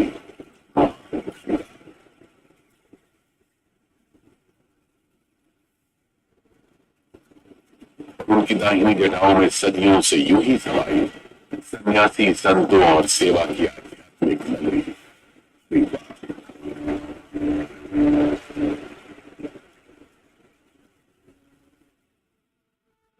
झिलमिलाती सुनहरी सुबह और जगमगाती सुरीली शामों वाला हरिद्वार आदिकाल से आज तक का प्रमुख केंद्र रहा है और चारधाम और उनके रास्तों पर अपनी उपस्थिति के बाद स्वामी विवेकानंद स्वास्थ्य मिशन अब देवभूमि के इस द्वार पर सेवा समर्पण के कदम बढ़ा रहा है।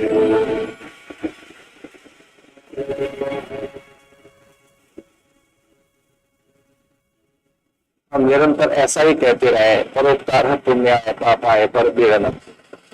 हरिद्वार गंगा के तट पर श्री विवेकानंद हेल्थ मिशन के द्वारा एक अद्भुत चिकित्सा सेवा का ये प्रकल्प पूरे भारत को प्रेरणा देगा। आदरणीय कृष्ण गोपाल जी और अन्य कई स्वयंसेवकों के माध्यम से इस प्रकल्प का शुभारंभ हुआ है। मैं परमात्मा से प्रार्थना करता हूँ कि इस अनुष्ठान के द्वारा अथवा इस सेवा की उदात्त भावना के द्वारा सभी प्रेरित हों और सबको शारीरिक, मानसिक, आत्मिक स्वास्थ्य की प्राप्ति हो। माया से परे की राह पर निकले वैरागी, जिनकी पक्षियों से दिनचर्या सूरज की पहली किरण से शुरू हो जाती है। वो मात्र की सेवा ही सनातन का सार है।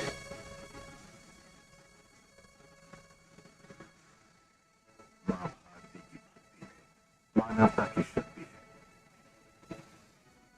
जिसकी दिव्य दृष्टि घर में नारायण के दर्शन कराती है।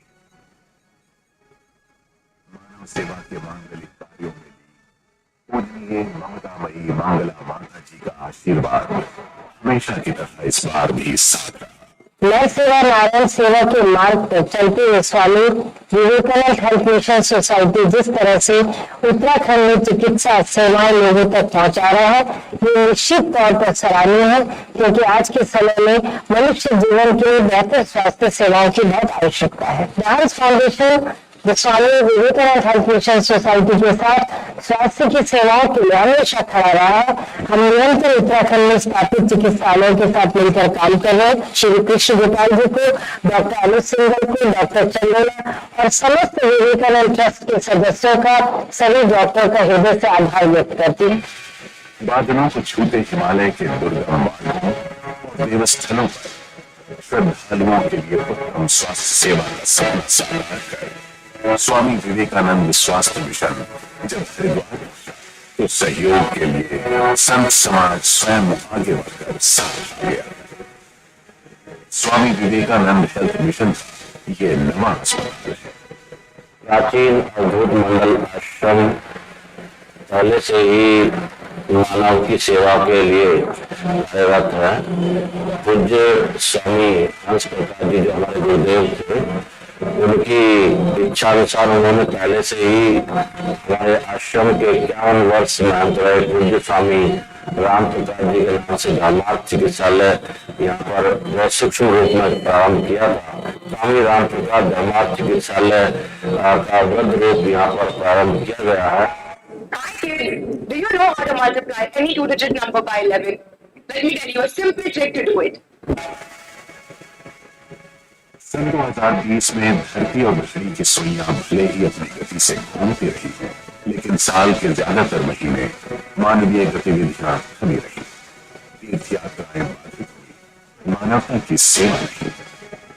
स्वामी विवेकानंद स्वास्थ्य मिशन के अस्पताल कोरोना काल में स्थानीय लोगों की सेवा में निरंतर जुटे रहे, जिसका गठन 8 साल पहले राष्ट्रीय स्वयं सेवक संघ के कुछ समाज सेवी डॉक्टरों ने किया।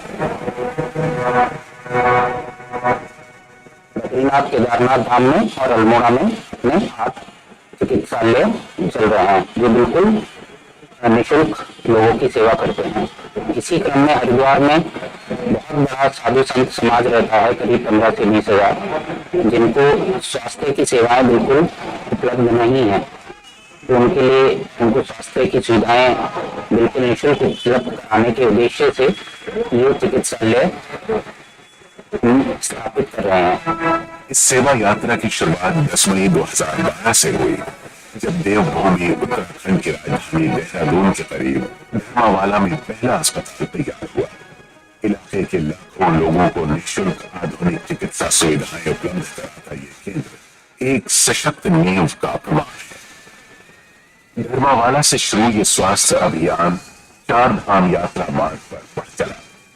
यमुनोत्री मार्ग पर बड़कोट, गंगोत्री मार्ग पर मनेरी, केदारनाथ मार्ग पर गुप्त काशी के करीब नारायण कोटी और बद्रीनाथ मार्ग पर जोशी मठ के करीब पीपल कोटी के अलावा जागेश्वर धाम मार्ग पर अल्मोड़ा के पेटशाल में इस मिशन के अस्पताल शुरू हुए, जो तीर्थ यात्रियों समेत स्थानीय लोगों के लिए स्वास्थ्य संजीवनी साबित हो रही है। शीघ्र ही गंगोत्री और यमुनोत्री में भी मिशन अपने अस्पताल स्थापित करने को अग्रसर है, जबकि देवभूमि के तोरण द्वार रहे हरिद्वार में शुभारंभ हो गया। अगर पिछले साल यानी कोरोना काल को एक अपवाद माना जाए तो इसके ठीक पहले 2019 में दोहरी शुरुआत हुई। बद्रीनाथ अस्पताल 11 मई 2019 को खुला और इस वर्ष नवंबर तक यहाँ 24,122 मरीजों का रजिस्ट्रेशन हुआ।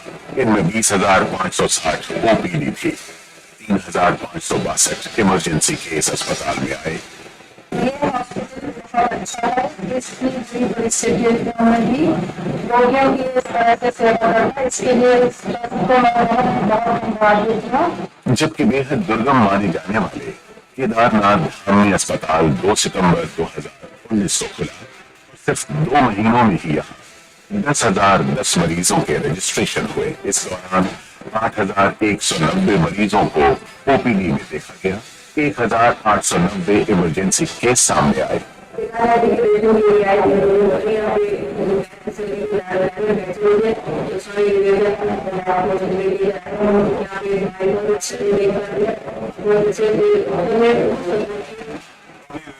मिशन में अब तक 5 लाख से ज्यादा मरीजों को देखा जा चुका है। इनमें तकरीबन 50,000 मरीजों को इमरजेंसी में देखा जा चुका है और 2,000 ऑपरेशन हुए हैं। ये ऑपरेशन हर तरह की जो है माइनर एवं मेजर ऑपरेशन है, जिसमें लैप्रोस्कोपिक, बेरियाट्रिक, कैंसर सर्जरी और एंडोयूरोलॉजी के सभी प्रोसीजर शामिल थे। इन अस्पतालों की महत्ता इसी चीज से पता चलती है कि बद्रीनाथ में 2018 में 158 लोगों की मृत्यु हुई और इस अस्पताल की स्थापना बद्रीनाथ में होने के बाद ये मृत्यु दर 18 तक आ गई। मानवता की गंगा जोड़ते सेवा के सेतु, लोक कल्याण के इस महायज्ञ से संपूर्ण भारतवर्ष के सैकड़ों प्रतिभाशाली डॉक्टर जुड़े हैं, जो अपने सामाजिक दायित्वों के निर्वहन को लेकर संकल्पित है नहीं बल्कि उद्यमशील भी है। इस विश्वास के साथ कि आस्था, भक्ति, त्याग और सेवा के इस महाकुंभ का अमृत कलश साधु संतों व जनसाधारण के उत्तम स्वास्थ्य के लिए नित्य प्रति सूर्योदय के साथ नई ऊर्जा का संचार करता रहेगा।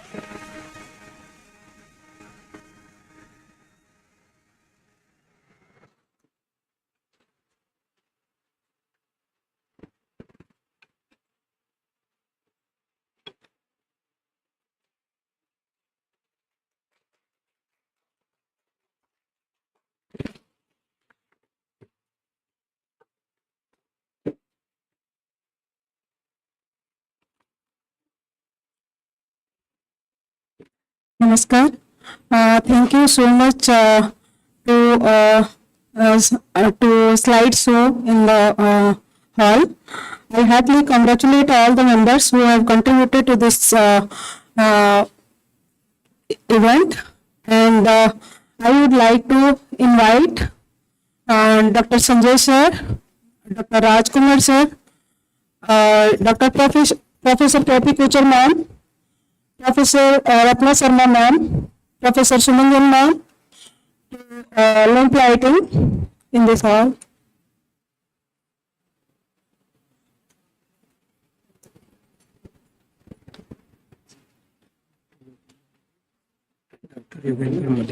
Dr. Yogendra Malik, Dr. Anup Singhal.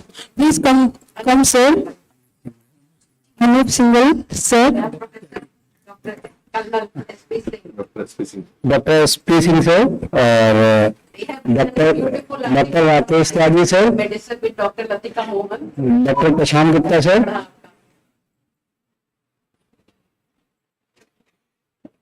Doctor प्रशांत लवानिया सर,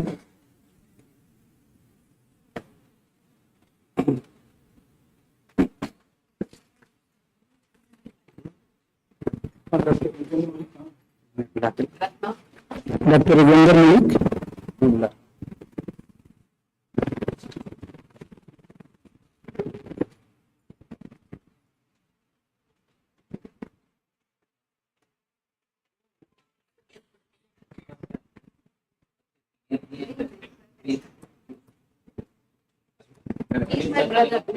आप दोनों करेंगे सर बहुत बढ़िया काम, क्लिनिकल फिजियोलॉजी पढ़ा। What science says about procrastination? Creating to-do lists is not going to help you. Why are you not a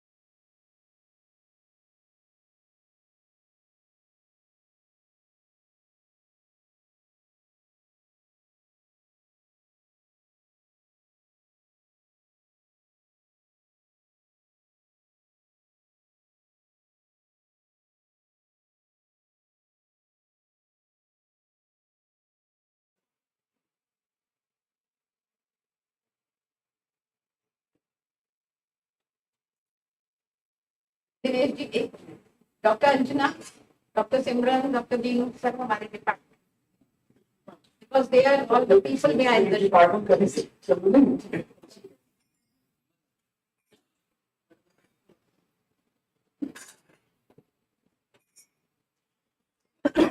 आप सब भी आ जाइए। रीना की बोल है, फ्रंट ऑफिस बैक ऑफिस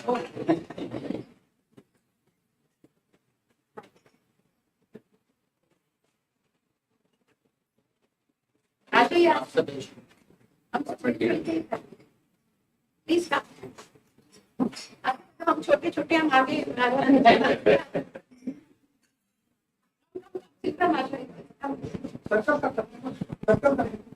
दो लोग इधर आगे तुषार हार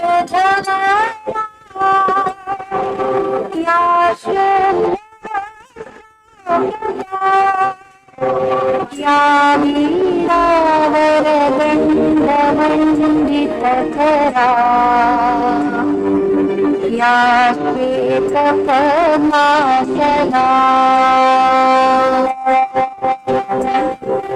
या ब्रह्माच्युत शंकर प्रभृति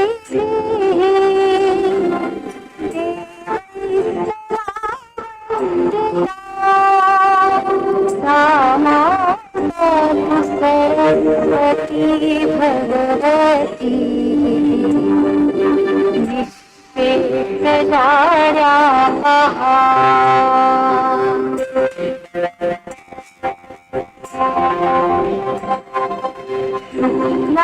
ब्रह्म विचार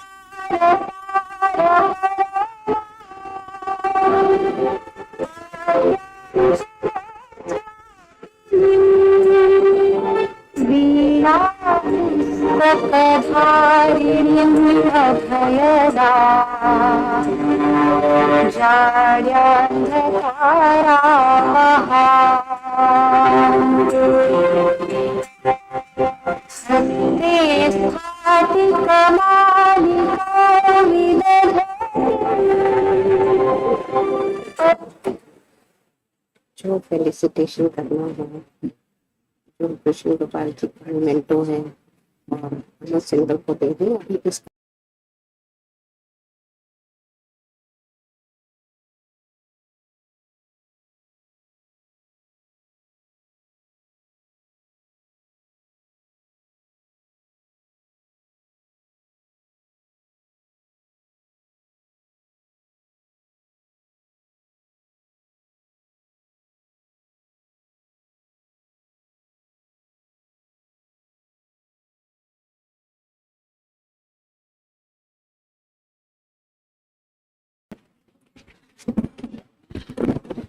अनुज और अनुज जी का रेड वाले अनुज मिला लो।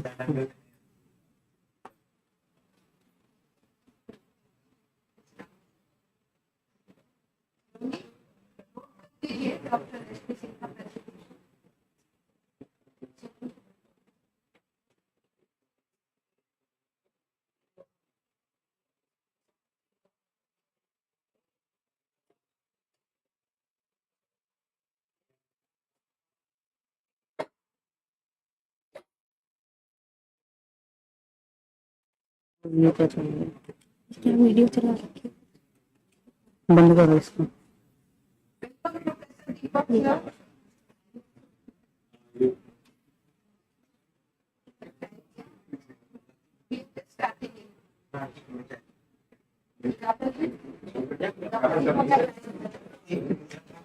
यही है क्या? खत्म हो गई। हाँ नहीं ये नहीं ये रहा। हाँ ये वाली इसको काट ही दो। हाँ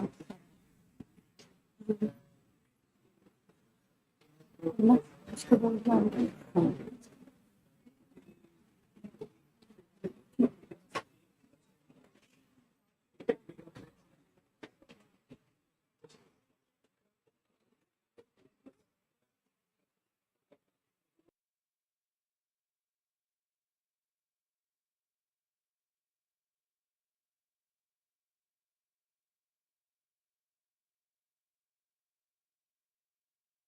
चलो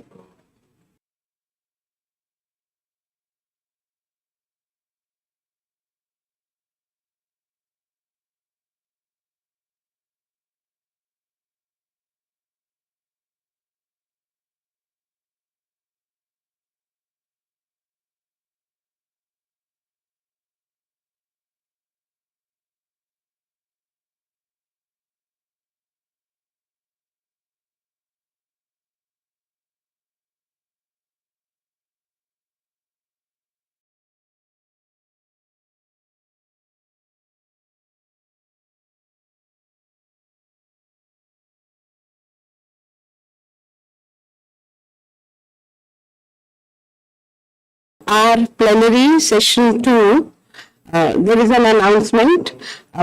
Dr. Usha Panjwani, due to health reasons, will not be able to join us because we are doing this conference with COVID appropriate behavior in place. So it is my pleasant duty now, before we start the plenary session, to welcome Professor K.K. Deepak, our ex-HOD of the department and a great physiologist nationally and internationally. And also my pleasant duty to invite Professor Suman Jain to kindly felicitate Dr. Chandan. अनुज जी अभी यहाँ नहीं है, जब वो आएंगे हम उनका memento तब देंगे। डॉक्टर चंदन जी प्लीज कम।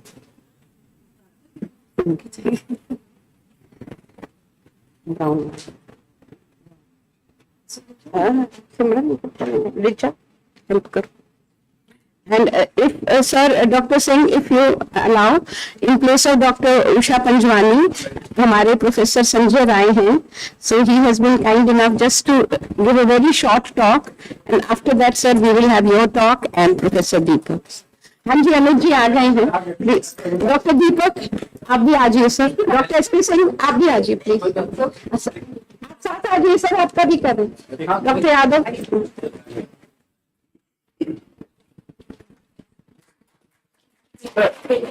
एक मिनट, दिनेश जी बात नहीं।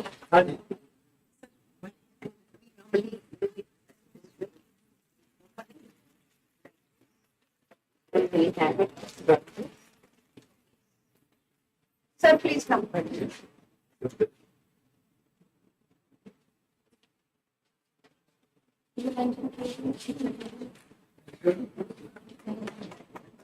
And Dr. Yadav to please felicitate Dr. Anuj Singhal.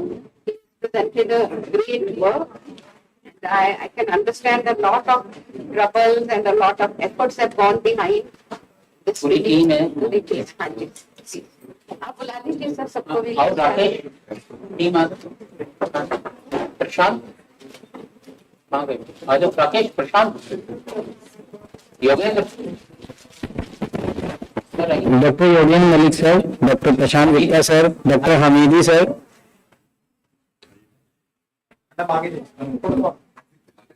आ जाओ SPHM team. Sir SP Singh sir, आप तो शुरू से साथ हैं। Yes sir.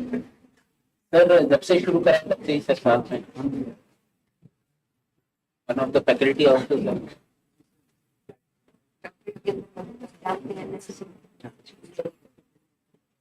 अपनी सोसाइटी के जॉइंट सेक्रेटरी।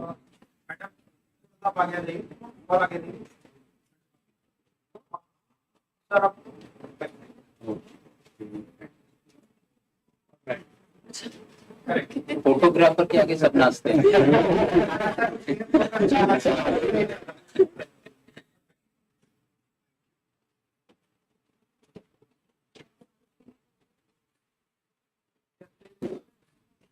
चंदन, चंदन आप इनको दे दीजिए, फोटो ले लीजिए। हाँ इनको दे दो ना चंदन। आइए इधर आ जाइए।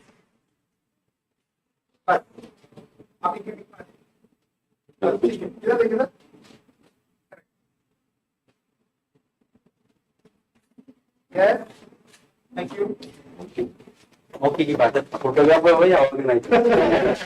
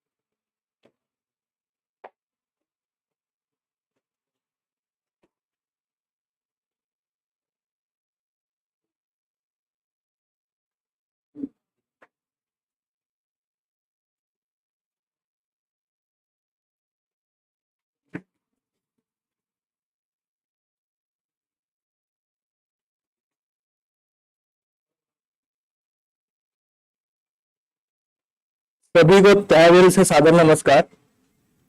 मैं रुद्राक्ष आज पूरे डिपार्टमेंट की तरफ से आप सभी का इस सिंपोजियम कम वर्कशॉप में वेलकम करता हूं। आज सबसे पहले मैं कहना चाहूंगा कि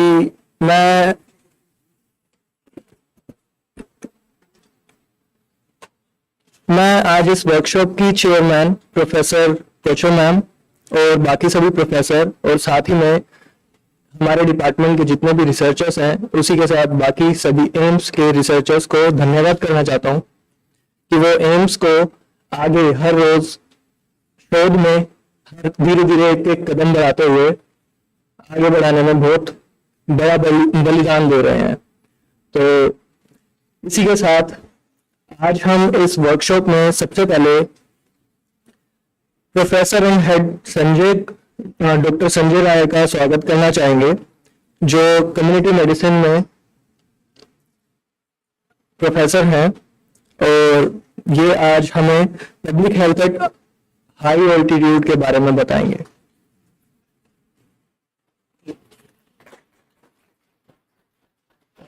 मैं भी दे देती हूँ डॉक्टर संजय राय का। आपने हनुमत राय जी का नाम सुना होगा। अरे मेरी की पुस्तकें पढ़ी, उनकी Priyankan ji, he is the grandson, doctor Sanjay Rai. नहीं मैम, दूर से ऐसे लेसन ज्ञान से नहीं, तो ठीक है। आप लोगों का बहुत धन्यवाद। मैं तो आया था सिर्फ अटेंड करने के लिए, अचानक मुझसे बोलने के लिए कहा जा रहा है, क्योंकि all the dignitaries present here. ये जो भी हम हाई एल्टीट्यूड मेडिसिन की बात करें, it's not new thing, there are already guidelines. और चूंकि मैं कम्युनिटी मेडिसिन का हूँ तो मैं प्रिवेंटिव स्ट्रेटजी के बारे में ज़्यादा बात करना चाहूँगा।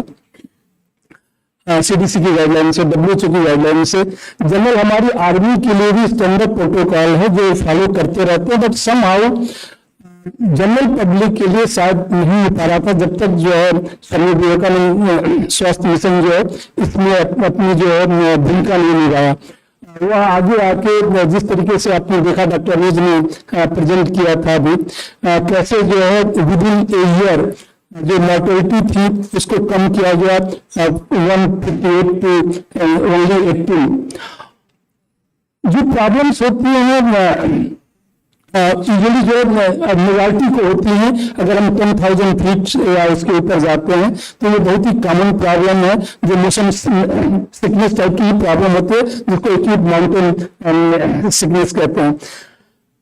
सेल्फ डायग्नोस कर लेते हैं, थोड़ी सी हेल्थ एजुकेशन की जरूरत होती है, और इसके लिए ऑलरेडी इन लोगों ने, शायद डॉक्टर अनीज ने बताया नहीं था, इन्होंने एक बहुत ही अच्छा ऐप भी डेवलप किया हुआ है, उसको बहुत ही जल्दी लॉन्च करने वाला है, मोस्ट प्रॉब्ली 29 अप्रैल को इनॉग्रेशन के दिन शायद आप लोग लॉन्च करने वाले हैं। इलेक्ट्रॉनिक्स कहा गए तो अच्छा ऐप इन्होंने एक तैयार किया हुआ है, तो जिसमें हर कोई, सबको पता रहेगा कहाँ पे हॉस्पिटल है, सारे जो भी पिलग्रिम्स जा रहे हैं। सो स्टेट गवर्नमेंट से भी उन्होंने अपना संपर्क साधा हुआ है। एक तो इजिली डायग्नोज किया जा सकता है, इवन सेल्फ डायग्नोज किया जा सकता है, सिर्फ उसके कुछ लक्षण पता होने तो उसको किया जा सकता है। और अगर सेल्फ डायग्नोज हम कर लेते हैं तो जितना अर्ली डायग्नोसिस एंड ट्रीटमेंट पे जो है बहुत सी लाइफ बचाई जा सकती है। सारी स्ट्रेटजी क्या थी दोनों प्रेजेंटेशन में आप लोगों ने देखी, इसलिए मैं उसको कवर नहीं कर रहा हूँ, क्योंकि माइल्ड सिम्टम्स से लेकर और लाइफ थ्रेटनिंग हो जाती है। कई बार लाइफ थ्रेटनिंग है, अच्छी खासी मॉर्टेलिटी है, हमेशा होती रहती है। इवन स्टैंडर्ड प्रोटोकॉल को फॉलो करते हुए भी आर्मी पर्सनल में जो है मॉर्टेलिटी रेट काफी ज्यादा है। अगर आप मॉर्टेलिटी देख लें, जो हाई एल्टीट्यूड पे है मॉर्टेलिटी जो है किसी भी वार से ज्यादा होता है हमारा, तो उसके बाद भी फिर हम बहुत सी लाइफ को बचा सकते हैं, मेजॉरिटी ऑफ लाइफ को बचाया जा सकता है, सिर्फ अवेयरनेस क्रिएट करके और टाइमली मैनेजमेंट करके। और शायद स्वामी विवेकानंद हेल्थ मिशन जो है हमारा जो है इसमें जो है जिस तरीके से उन्होंने भूमिका निभाई है, हम सभी लोग मेडिकल प्रोफेशन से जुड़े हुए हैं, तो सबसे आग्रह है कि मिनिमम 2 वीक का समय जो है साल में निकाला जा सकता है, और जो लोग भी निकालेंगे उनसे संपर्क करके इन हॉस्पिटल्स में अपनी सेवा दे सकते हैं, क्योंकि शायद सेवा से बड़ा जो है धर्म कोई नहीं है। और मैं उम्मीद करता हूँ कि हम सभी लोग जो है इसमें आगे आके जो है अपना कुछ न कुछ योगदान देंगे, अपनी थोड़ी सी आहुति देंगे इस एक बड़े यज्ञ में। सो धन्यवाद। इसके साथ ही मैं अपना बाणी को यहाँ विराम देता हूँ। धन्यवाद।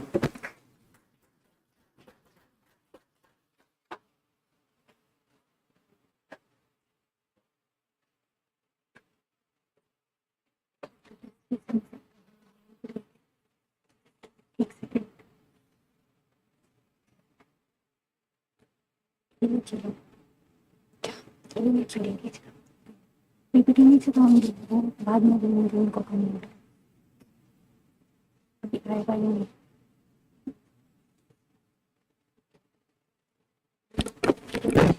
Good morning all.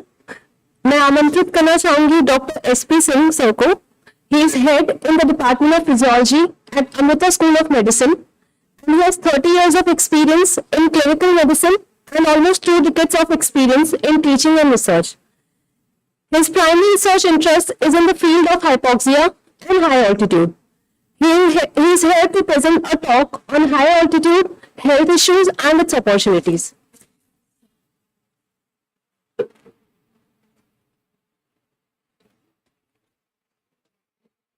Thank you.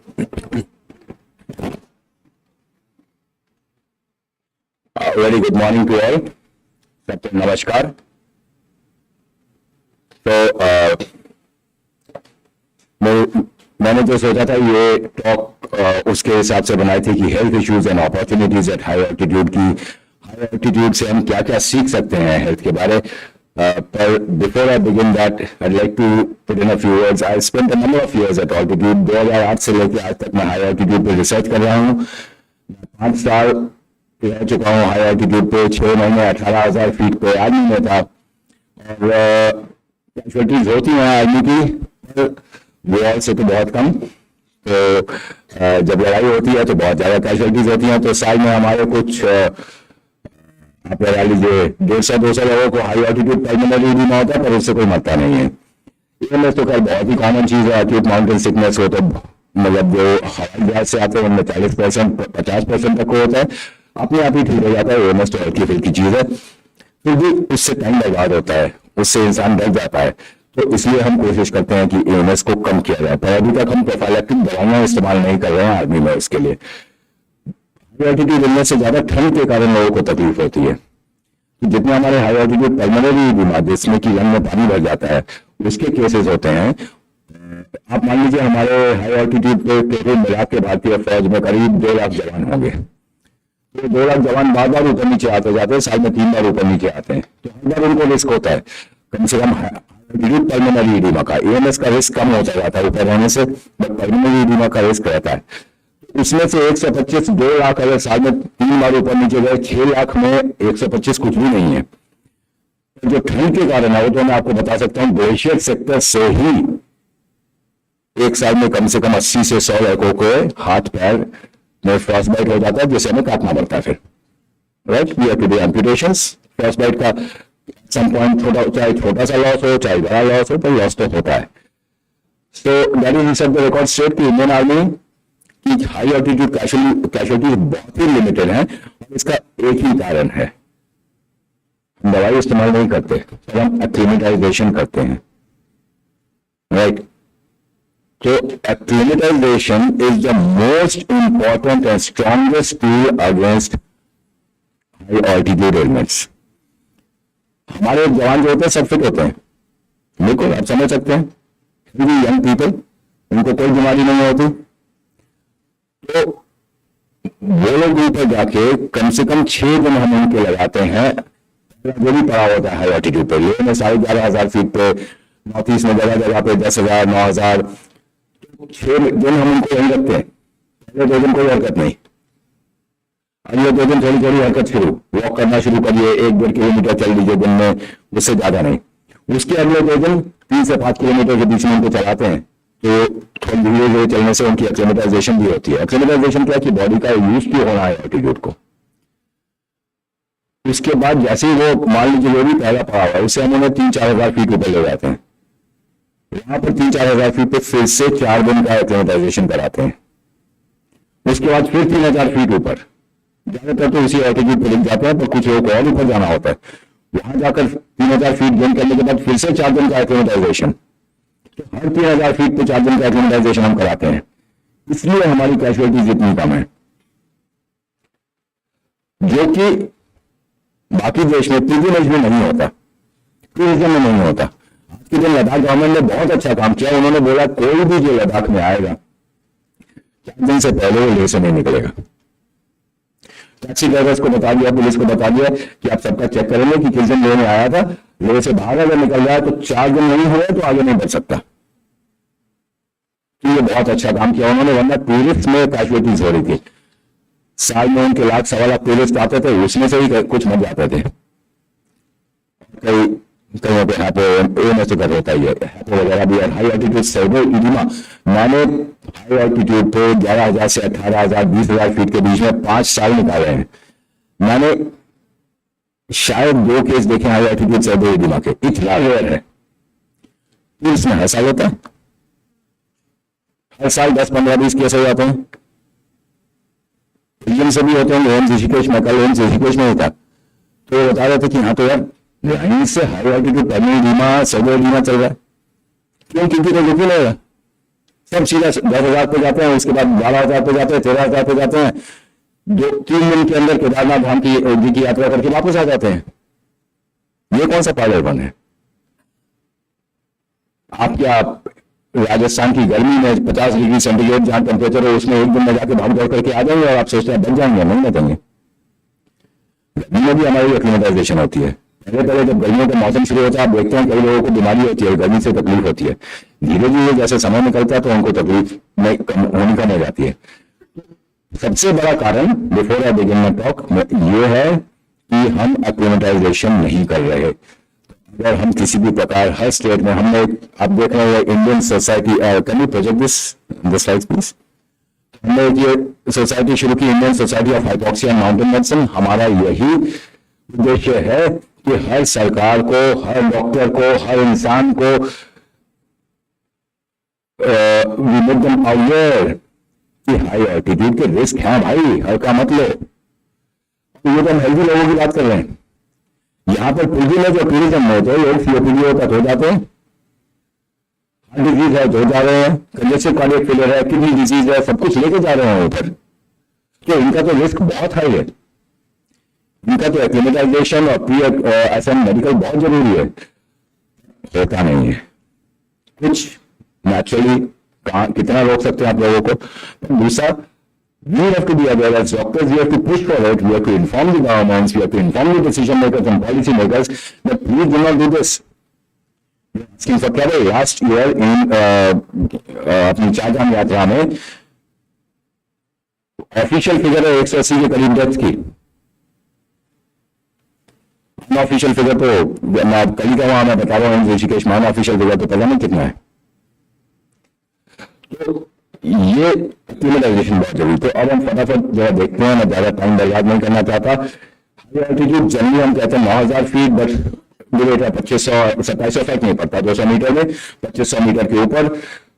Extreme high altitude बोलते हैं 18,000 फीट, 5500 मीटर के ऊपर। Moderate altitude 1500 to 2500। पहले हम ये मॉडरेट ऑल्टीट्यूड की बात नहीं करते थे। आज के दिन ये रियलाइज की मॉडरेट ऑल्टीट्यूड पे भी ऑल्टीट्यूड के असर होते हैं। हाइपोक्सिया का एक्टिविटी शुरू हो जाती है बॉडी के अंदर, जीन्स एक्टिवेट हो जाते हैं हाइपोक्सिया रिस्पांस के। इसलिए अब हम इसे भी इंक्लूड करते हैं कि मॉडरेट ऑल्टीट्यूड पे भी ऑक्सीजन की कमी का असर हो रहा है। तो मेजर स्ट्रेसेस और हाइपोबैरिक हाइपोक्सिया, जैसा मैंने कहा, एक्सट्रीम कोल्ड, हर 1 किलोमीटर मतलब 1000 मीटर 3300 फीट पे 10 डिग्री सेंटीग्रेड टेम्परेचर गिर जाता है। और साथ में अल्ट्रावायलेट रेडिएशन और आयनाइजिंग रेडिएशन भी होती है। इनके डर्मेटोलॉजिकल इफेक्ट्स होते हैं। कैंसर वगैरह कितना होता है, स्किन कैंसर क्या होता है, कोई स्टडीज नहीं है। एक स्टडी है पेरू बोलीविया से, बाकी हमारे देश में तो कोई स्टडी नहीं है। राइट, ये एक मैप बना हुआ है पॉपुलेशन एट हाई ऑल्टीट्यूड। तो ये दिखा रहे हैं 1500 मीटर से के नीचे जितना सफेद इलाका है वो 1500 मीटर के नीचे, जितना येलो इलाका है 1500 से 2500 पॉपुलेशन दिखाई हुई है। तो आप देखेंगे मोर देन 3500 मीटर पे हिमालय और तिब्बत और इधर एंडीज, ये दो इलाके हैं जहां पे सबसे ज्यादा पॉपुलेशन है। वर्ल्ड की 6.5% population stays about 1500 meter, 5000 feet से ऊपर रहती है। ऐसा ही कुछ 0.5% करीब 3500 मीटर से ऊपर रहती है, जिसमें हिमालय में, जिसमें ज्यादातर तिब्बत में है, इंडिया में कम है, एंडीज में लोग हैं। तो ये देखिए, ये एक बार ग्राफ बनाया गया, जैसे बार ग्राफ शोइंग कि सबसे ज्यादा हाई ऑल्टीट्यूड पॉपुलेशन 3500 के ऊपर जो है वो चाइना में है, क्योंकि अब तिब्बत को चाइना का हिस्सा गिनते हैं। 1500 से ऊपर और 2500 से 1500 के बीच इथियोपिया में है। इंडिया भी आप देखेंगे ऑरेंज में यहां बना हुआ है, देखिए पॉइंट है, point. Okay, you can C India में इंडिया का दिखाया हुआ है। 1500 से ऊपर इंडिया की पॉपुलेशन काफी है। 2500 से ऊपर बिल्कुल नीचे इंडिया का नंबर आता है करीब, this is in million people, तो 1 मिलियन के करीब होंगे। 3500 से ऊपर इंडिया 1, 2, 3, 5वें नंबर पे है, करीब कुछ लाख की पॉपुलेशन दिखाई है। ठीक है, पर ये है पॉपुलेशन एस्टिमेट्स, नहीं है। लिए हमें शायद करना पड़ेगा कि अपने सेंसस निकाल के देखना पड़ेगा कि कितने लोग किस ऑल्टीट्यूड पे रहते हैं। मुश्किल काम है। Do we have a pointer? Shall I use this only? Okay, fine. I'll use this. Thank you. Okay. अब इससे क्या होता है, ऑल्टीट्यूड का क्या असर है ये देखिए। फिर से ये सेकंड कॉलम में पॉपुलेशन मिलियन की है। 500 मिलियन लोग रहते हैं 1500 मीटर के ऊपर, 5000 फीट के ऊपर, और 5000 मीटर के ऊपर 0.31 मिलियन। 5000 मीटर तो बहुत ऊंचा हो गया, 17000 फीट दुनिया की ऊंचाई हो गई। 16,000 सबसे ऊंची ऑक्यूपेशन इन द वर्ल्ड का प्लेस कॉल्ड ला रिंकोनाडा में है। वहां पे 1.5 महीना चलो वहां रहते हैं तो 16,000 16,500 फीट पे है। 3 जनरेशन होते थे वहां पे, लोगों को रहते हुए बच्चे वहां पैदा होते हैं, सब हेल्दी है। इतना भी डरावना नहीं है, इतना भी हल्का नहीं है, वो भी हम देखते हैं। देखिए alveolar oxygen tension in unacclimatized people. Unacclimatized मतलब मैं अचानक वहां पहुंच जाऊं, अचानक उस हाइपोक्सिया को एक्सपोजर हो जाए तो मेरा क्या हाल होता है। 3500 meter 42 to 35 millimeter of mercury, ये नॉर्मल वीनस ऑक्सीजन टेंशन होती है। ऑक्सीजन यहाँ पर एल्वुलर ऑक्सीजन टेंशन हो रही है।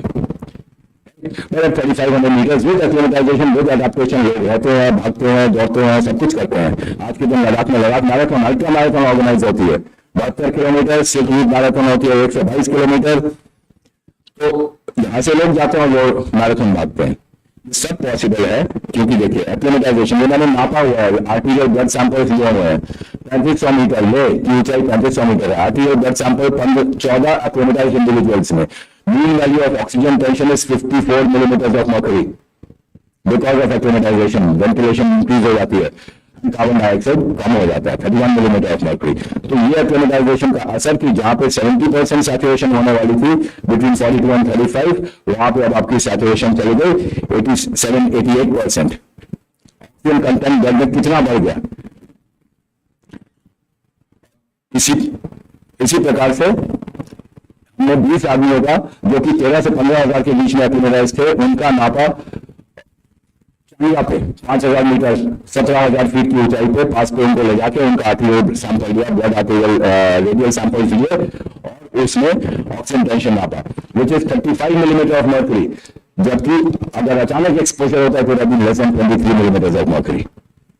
Right, so this is the difference that acclimatization makes. It increases oxygen content dramatically. Right, तो ये oxygen delivery came ventilation blood serious tissue इस प्रकार से ऑक्सीजन पहुंचता है। And we define acclimatisation as the sum of various bodily changes that allow a person to function to the best possible in a least stressful environment. Right, तो इनमें क्या क्या असर होता है एक्लिमेटाइजेशन का। जैसे हम ऑल्टीट्यूड पे पहुंचते हैं, या मान लीजिए सबसे अच्छा होता है जब हम सड़क से ऊपर जाते हैं तो धीरे धीरे ऑल्टीट्यूड बढ़ता है, तो ये कैरोटिड बॉडी जो होती है कैरोटिड में वो ऑक्सीजन की कमी को पकड़ती रहती है। और जब 7 मिलीमीटर मर्क्यूरी जो कि करीब 9000 फीट पे होता है, इतने पे ऑक्सीजन टेंशन पहुंचती है तो वो फटाफट वेंटिलेशन को बढ़ाने लगती है। तो वेंटिलेशन बढ़ने से HVR hypoxic ventilatory response, ventilation बढ़ने से ऑक्सीजन टेंशन बढ़ जाता है, कार्बन डाइऑक्साइड वॉश आउट हो जाता है, कार्बन डाइऑक्साइड बॉडी से बन के बाहर निकलता है। इस प्रकार से लग जाता है, हवा में तो कार्बन डाइऑक्साइड की मात्रा ना के बराबर होती है, तो कार्बन डाइऑक्साइड बाहर निकल जाता है। अगर हम इस कमरे में धुआं भरा हुआ है और खिड़कियां खोल दे धुआं निकल जाए तो हवा की मात्रा बढ़ जाएगी। उसी प्रकार कार्बन डाइऑक्साइड की मात्रा कम हो गई तो ऑक्सीजन की मात्रा बढ़ जाती है। तो ये सबसे पहला असर जो सेकंड्स में शुरू होता है, ये 2-3 हफ्ते तक इंक्रीज होती रहती है वेंटिलेशन। ये अच्छी बात है कि 2-3 हफ्ते तक। तो हमारे जो यात्री ऊपर जाते हैं वो तो 10 दिन में यात्रा खत्म करके आ जाते हैं, पूरी वेंटिलेटरी एक्लिमेटाइजेशन भी नहीं हुई होती है। फिर भी अगर वो रास्ते में 1-2 दिन कहीं रुक जाए तो बहुत एक्लिमेटाइजेशन हो जाएगी, वेंटिलेशन डबल हो जाती है। वेंटिलेशन इतनी हो जाती है कि सैचुरेशन 90% पे फिक्स हो जाता है। ह्यूमन बॉडी ऐसी डिजाइन है, हम आज के दिन हम सी लेवल पे ऑक्सीजन एक्सेस में जी रहे हैं, too much of oxygen which is one of the reasons why we age faster. Right, 60 millimeter of mercury will realise from haemoglobin molecule. देखिए आप कैरोटिड बॉडी का रिस्पॉन्स देखिए, 60 millimeter of mercury is what the body needs. 60 millimeter mercury means 90% saturation body को ये चाहिए। आदत पड़ी हुई है ज्यादा की। जिस बच्चे को हम हर रोज ठूस ठूस के खिलाते हैं, उसको जिस दिन हम खाना सही मात्रा में देने लगते तो वो रोता है। उसी प्रकार बॉडी को एक्सेस ऑक्सीजन की आदत पड़ी है, जब कम हो जाती है तो वो रोती है पहले। अगर हम धीरे धीरे करके खाना हम कम करें, धीरे धीरे करके ऑक्सीजन की कम करें, आदत पड़ जाती है, चाहिए तो उतना ही, तो उतने खुश रहता है, उससे कम में तकलीफ होगी पर उतने में इंसान खुश रहता है। तो इस प्रकार से वेंटिलेशन जो है 60 मिलीमीटर मर्क्यूरी 90% सैचुरेशन तक ले आती है। एक आउटपुट इंक्रीज होता है। इंटरेस्टिंग है, ये कोई स्टडी मतलब करते हैं कुछ लोग स्टडी, आसान नहीं है ऑल्टीट्यूड पर जाना। हम लोग शहरों में तो बहुत बड़े बड़े काम कर लेते हैं अपने हौसले में बैठे बैठे। some reason the stroke volume decreases at altitude and refuses to increase, चाहे आप 2 साल रहे, 3 साल रहे, 10 साल रहे। Okay. At the same time, even when people with stable coronary artery disease, उनको इस्कीमिया नहीं होता। इंटरेस्टिंग कहानी है, हार्ट रेट बढ़ा जाता है। क्यों है, कैसे है, व्हाट इज द रीजन, नहीं पता, और ना इस पर बहुत ज्यादा रिसर्च हो रहा है। पल्मोनरी आर्टरी प्रेशर बढ़ जाता है, हीमोग्लोबिन बढ़ता है धीरे धीरे, पहले 24 से 48 घंटे का हीमो कॉन्सेंट्रेशन। तो जब वेंटिलेशन बढ़ती है, अल्कोलोसिस होता है, CO2 बहुत शॉर्ट हो गया तो अल्कोलाइन हो गया ब्लड, तो उस अल्कोहल को निकालने के लिए किडनी पानी भी साथ में निकालती है। पानी निकलता है, हीमो जो ब्लड होता है कॉन्सेंट्रेट हो जाता है, हीमो कॉन्सेंट्रेशन 1 ग्राम % बढ़ जाता है 24 घंटे के अंदर। 1 ग्राम % मतलब करीब 1.6 ml ऑफ ऑक्सीजन एक्स्ट्रा पर डेसीलीटर। 100 ml में 1.6 ग्राम एक्स्ट्रा ml एक्स्ट्रा, बॉडी को तो 5 ही ml चाहिए डेसीलीटर, तो दैट्स अ सिग्निफिकेंट इंक्रीज।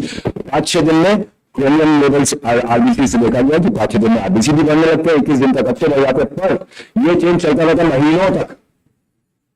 हमने एक स्टडी की करीब 500-600 सोल्जर्स की, तो 8 महीने तक तो उनका हीमोग्लोबिन बढ़ ही रहा था। अक्रॉस द वर्ल्ड भी ऐसी एक बहुत स्टडीज है, 8 महीने तक तो हीमोग्लोबिन बढ़ता ही रहता है। तो इससे एक्चुअली क्या होता है, ब्लड के अंदर इन अ वेल एक्लिमेटाइज्ड पर्सन जो वहां पे महीना 1.5 महीना रह चुका है, उसके खून में सी लेवल से ज्यादा ऑक्सीजन होता है, प्रेशर कम होता है, पर मात्रा जो है content is more than at sea level. This, of course, is to talk about the science of high altitude also. We must wonder and think over this. छोड़ के बस हाँ हो गया होगा कुछ हो, यहाँ बीमारी, यहाँ देखो, अरे वहां भी बीमारी है, उसको भी देखे, और वहां की बीमारी से हम क्या यहाँ के बारे में कुछ सीख सकते हैं। कोविड हुआ तो सब हम लोग वो पड़े हाइपोक्सिया हाइपोक्सिया हाइपोक्सिया, हर बच्चे को हाइपोक्सिया का शब्द आता है आजकल। कोविड निकल जाता बोल रहे हाइपोक्सिया, बस कहानी रही शुरू, दाल रोटी पे आ जाए वापस। But we need to hypoxia as an integral component of so many diseases. The commonest killer today in India is coronary artery disease. Hypoxia is an integral component of it. COPD, cancers, इन सब में hypoxia का integral role है। We need to study it. Maybe if we could study at altitude, we might find some answers. Interestingly, oxygen utilisation की efficiency बढ़ जाती है, तो same amount of oxygen से ज्यादा एनर्जी बनती है।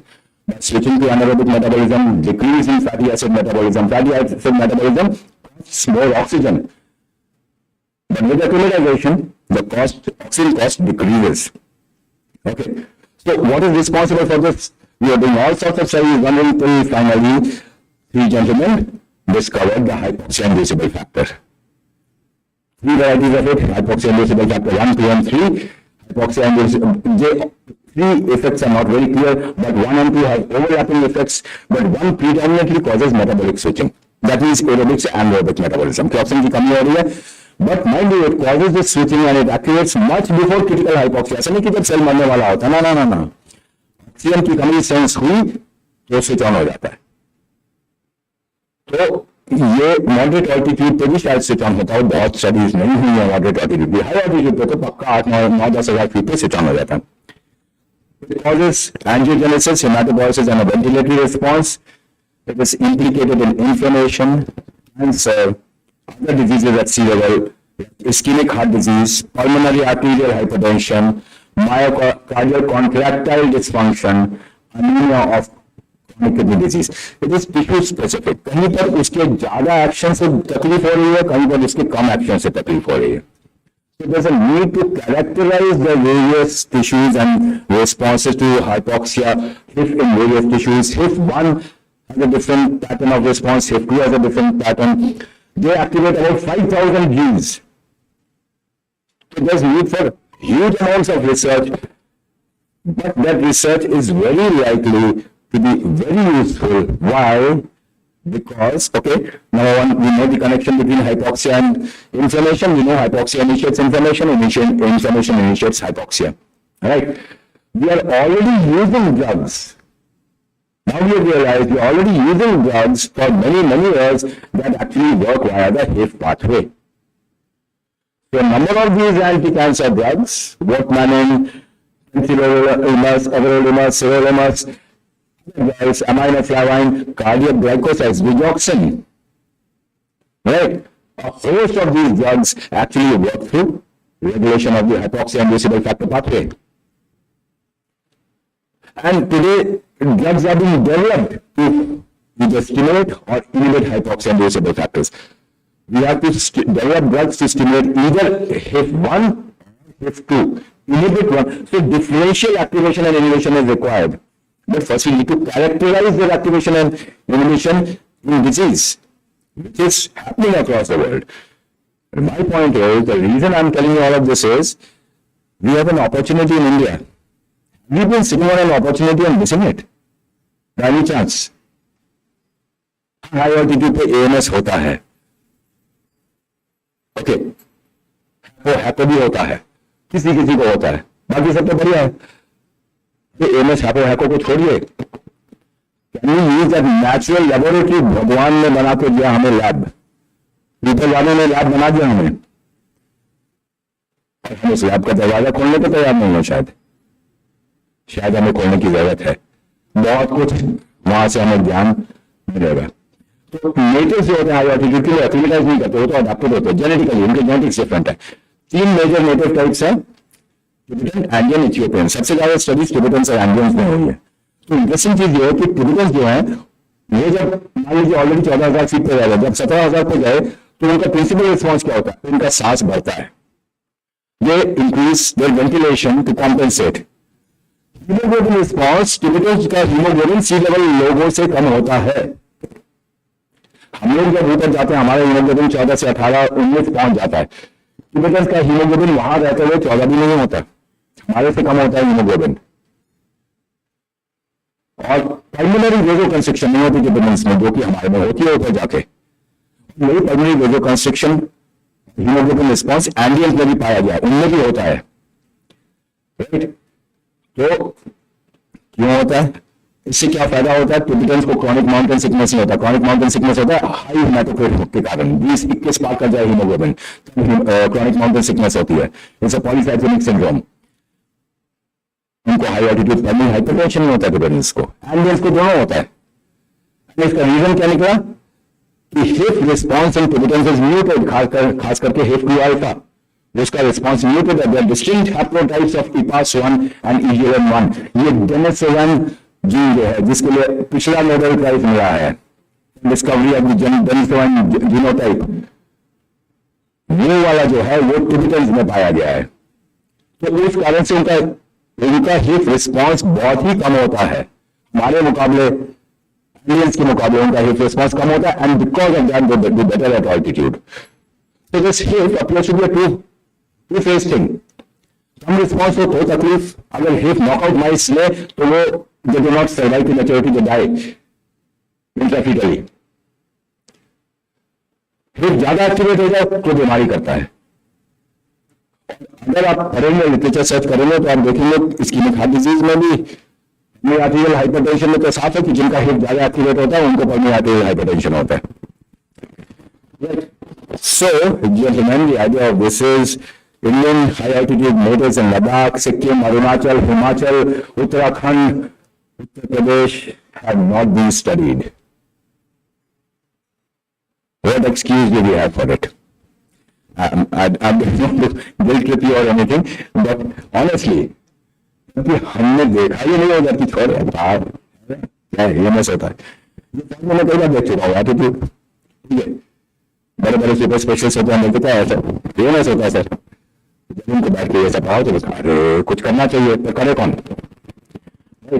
So the Swami Vivekanand Mission Trust is doing fantastic work in terms of helping the people, the pilgrims who come to high altitude.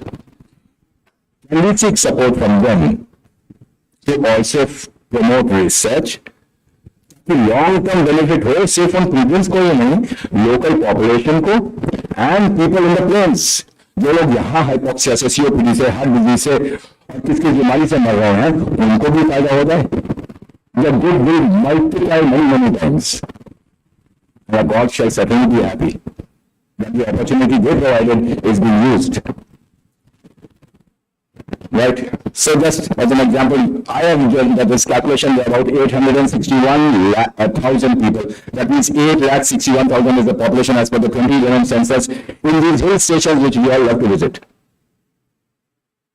We need not go very high, we need not travel ourselves and go to Ladakh. यहीं पे कुछ काम शुरू कर लें.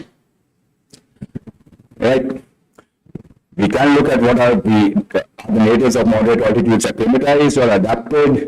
Moderate altitude, high altitude है तो हमें पता है adapted है, लद्दाखी adapted है, उनमें भी स्टडी नहीं हुई है पर हैं.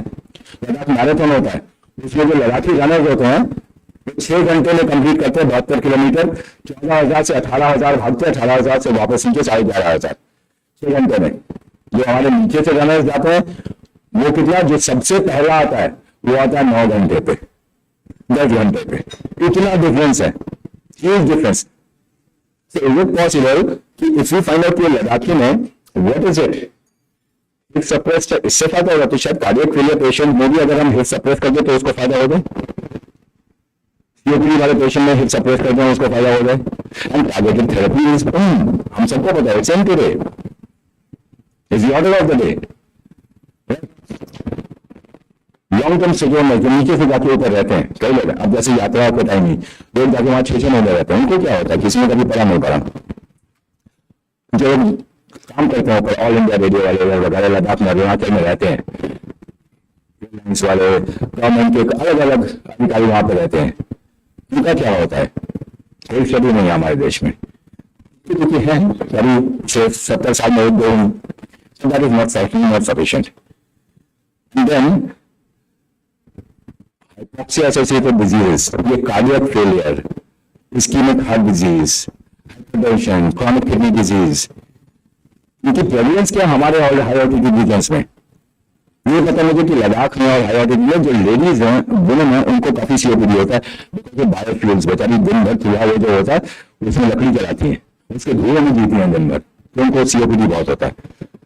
की बीमारियों का प्रेवलेंस, एक डॉक्टर लोग भी बेचारे अकेले पिछले 50 साल से काम कर करके थक गए, उनको पद्मविभूषण मिल गया पर आपने मैंने उनका नाम नहीं सुना. ऐसे उन्होंने किया है, उनके कारण ही हमें पता, जो पता और किसी के कारण नहीं पता. अकेले एक डॉक्टर नोबू, सबने फॉरेनर्स ने उनको सपोर्ट किया. अपने देश में डॉक्टर कादर पाशा है, उन्होंने उनको सपोर्ट किया.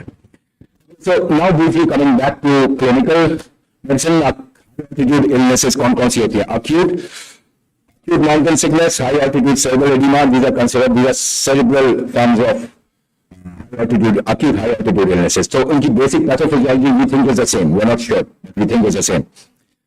pulmonary edema, lungs में fluid बढ़ जाता है, we all know इसकी pathophysiology अलग है. बेसिकली hypoxic pulmonary vasoconstriction जो पैची होती है, तो जहाँ पे नहीं होती vasoconstriction वहाँ पे excess pressure is transmitted that causes a leak. This is our belief. Debated. Still needs to be proven. This model is similar to that of acute lung injury.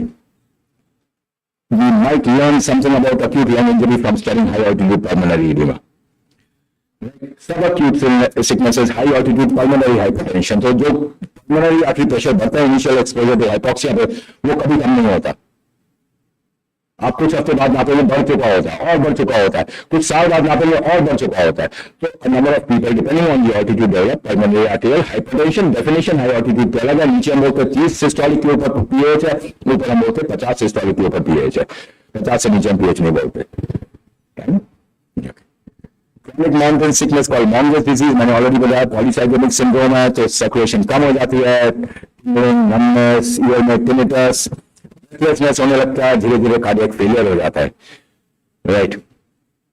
Miscellaneous altitude related problems, thrombotic events, Venus and arterial. अभी हमने पिछले साल एक paper छापा Lancet south east Asia में, 30 साल में हमने स्टडी की, 650 के ऊपर गए थे, 800 के ऊपर गए थे, उनमें से 15 को थ्रोम्बोसिस हुआ.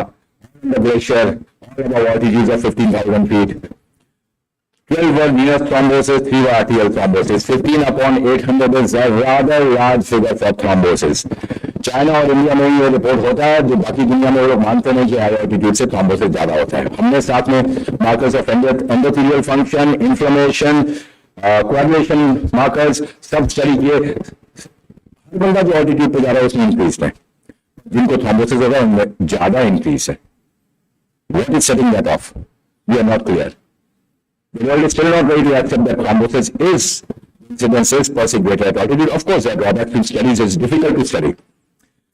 Hypertension at high altitude ever so common. So people, but this is blood pressure increase होता है, जिनका प्री हाइपरटेंसिव होता है वो वहां जाके हाइपरटेंसिव बन जाते हैं. प्रॉब्लम ये है कि इनको नॉर्मल हम अपने कन्वेंशनल एंटी हाइपरटेंसिव देते रहते हैं, डोज बढ़ाते रहते हैं, they don't respond.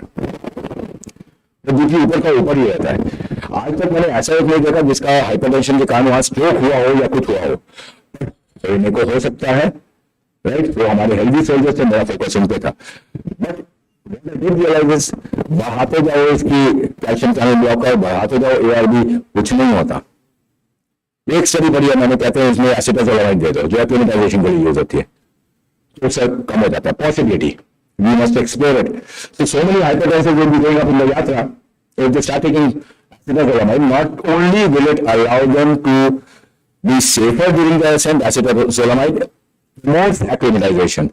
It will also keep their blood pressure low, within control. The possibility, we must study this. Right? Okay. There are certain problems that are exacerbated. Sickle cell disease, symptomatic coronary artery disease. Again, as I said, asymptomatic CAD appears to be doing fine at altitude, at least up to 14,000-15,000 feet. We don't know beyond that. But I know a mountaineer who, after getting 2 sprints, went and climbed the peak to 24,000 feet. So stable CAD is probably safe. Secondly, pulmonary hypertension, but of course is unsafe at high altitude. Decompensated congestive heart failure, COPD. So ये सब we can put in a mechanism of not letting these people go up. At least asking them, okay, if you really want, insist, you want to work with your moderate to severe COPD, your FEV1 is less than 1.1 liter and you want to go up, sign with SWAB, that you are responsible. I'm sure a number of them will take a step back, think it over, and decide whether they want to live, or they want to go up and meet God. Right? But certain steps need to be taken. This is known. There's no way. Sickle cell, we've seen so many. Our Maharashtrian soldiers and people from Madhya Pradesh, there's a belt of sickling in India. So many of them get splenic infarcts and renal infarcts at altitude. Okay. Bronchial asthma generally does better at altitude, except for people who are reactive to cold. For them, it's a pain problem. Okay. And a brief take on acute mountain sickness. I'll not talk about high altitude pulmonary edema, high altitude cerebral edema, rather rare. Pulmonary edema, they said in AIMS Rishikesh that a lot of it happened last year, but the problem with it is radiological confirmation is missing. Is it really pulmonary edema or was it a malfunctioning SpO2 monitor? So this is something I've been campaigning against. SpO2 is not to be used for diagnosis. SpO2 measurement is fraught with error. It was meant to be used in the ICU and by the critical care specialist. It is fraught with error. People really, even doctors really understand SpO2. And fewer know how to measure it. I must apologize to all of you for being so dumb, but I've seen it over the years. The hands are numb with cold and they measure SpO2. Okay. So, people are sent down with hypo because their SpO2 is 30%. 30% they will not be walking, they will not walk in. They will be comatose. Walking, talking person is sent down because he has a SpO2 of 30% with a diagnosis of hypo. Obviously not hypo, because the SpO2 measurement was wrong. Okay. So acute mountain sickness is essentially affects the brain. It's a syndrome of headache. It is essential for the diagnosis. Again, a lot of cases are sent down, pet kharab, acute mountain sickness. That's not acute mountain sickness. These nations are acute mountain sickness. No, not acute mountain sickness. Headache is sine qua non. It has to be there. Along with it, GI disturbance in the form of anorexia, nausea, vomiting. These motion still doesn't figure. These motion constipation, flatulence doesn't figure in the diagnosis of AMS. Giddiness, weakness. These are the 4 symptoms that are put together to say that the person has acute mountain sickness. And as you can see here, in The international literature at 6,000 meters, 90% people get it. In soldiers ascending by road, if 10,500 feet, less than 5% get it. In prison populations, I guess a larger percentage would get it because they're not as fit as soldiers. The biggest predisposing factor, as I've mentioned separately, is rate and gain of altitude. Okay, so this must be taken care of. Hypothesis we'll not go into, that is meant for more academic purposes. Clinically, ALS extremely rarely evolves to high altitude cerebral edema. Acetazolamide prevents it and is a definite therapy. 125 milligram twice a day, starting the day before you ascend to altitude, finishing the day after you reach altitude. 3 days of acetazolamide, 125 milligram BD will reduce the severity or totally abort acute mountain sickness in you. 250 milligram acetazolamide twice to thrice a day is the therapy for acute mountain sickness. Point to remember, a patient with acute mountain sickness should not be allowed to ascend further. जहाँ acute mountain sickness है वहाँ रुक जाओ, जब तक ये ठीक नहीं होता दवाई के बिना तब तक आप ऊपर नहीं जा सकते, क्योंकि ऊपर जाकर हेस हो जाएगा, हाई ऑल्टीट्यूड सेरेब्रल एडिमा हो जाएगा, फिर 4 घंटे में the person is gone, even faster, because वहाँ से evacuation की possibility भी नहीं है. यहाँ तो फिर भी मौका है, वहाँ तो evacuation भी नहीं है. Okay. To prevent ALS, again to reiterate, low risk ascent. They say one light between 5,000 to 7,000 feet reduces the risk of ALS very significantly. They say up to 43% reduction in risk of ALS. Right? Drug prophylaxis I've already told you about. So conclusion, the knowledge of the bodily response to hypoxia today is incomplete. We know some systemic facts, we do not know much. Studies at high altitude would help not only the native population and pilgrims and tourists, but millions of others suffering related conditions at sea level. For those who are concerned about people going up to altitude, the main mantra is acclimatization. If not acclimatization, screening at least. Screening for pre-existing diseases which worsen at altitude. And if neither is possible, prophylaxis by drug therapy. Very cheap drug, easily available, over the counter, 250 milligram tablet can be taken, half a tablet morning, evening. For 3 days, will make a huge difference to your effort to preserve life and limb. Thank you.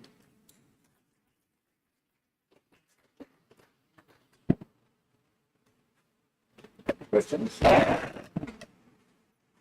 In case anybody has any questions. I have one question. Can I? Yeah. नहीं, आप इधर से आए तो पहले आप पीछे. अच्छा, आपका है. Thank you. Thank you.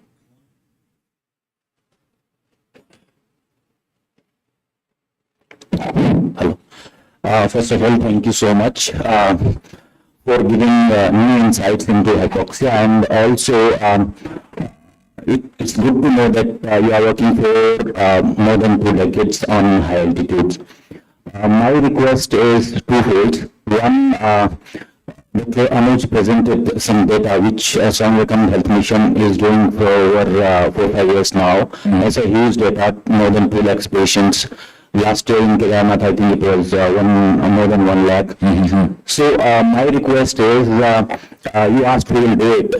I think Swami Vivekananda Health Mission can collaborate with even with AIMS and even with Amrita if you want. And we are looking for somebody who can draft some kind of questionnaire or some kind of pro forma for us, because doctors are there, patients are there, so we can have a study there. I mean, we are working on high altitudes already. So one request is that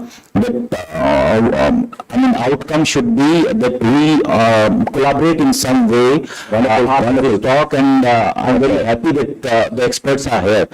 And my second request is that the doctors who go there, they go voluntarily, and they are different, different specialty people, but they work in a particular environment. This is not the only problem we face. There are which Chandan also, everything that happens, the planes happens there. So in addition, yes. And second thing is, if I mean, okay, fine.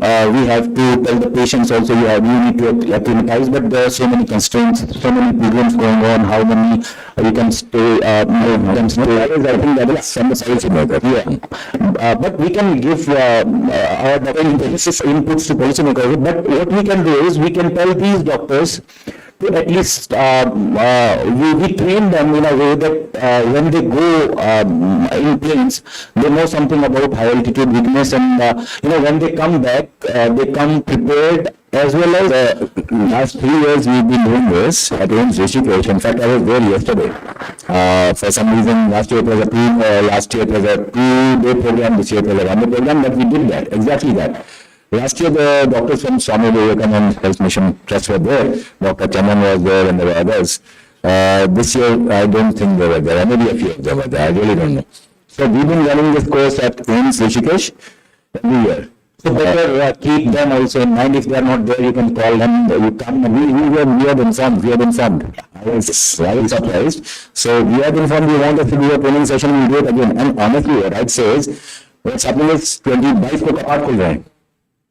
ये 18 को training हो रही है. एक दिन में मतलब कि इट वाज टू मच. हम लोग थक गए तो स्टूडेंट्स तो थक ही गए होंगे.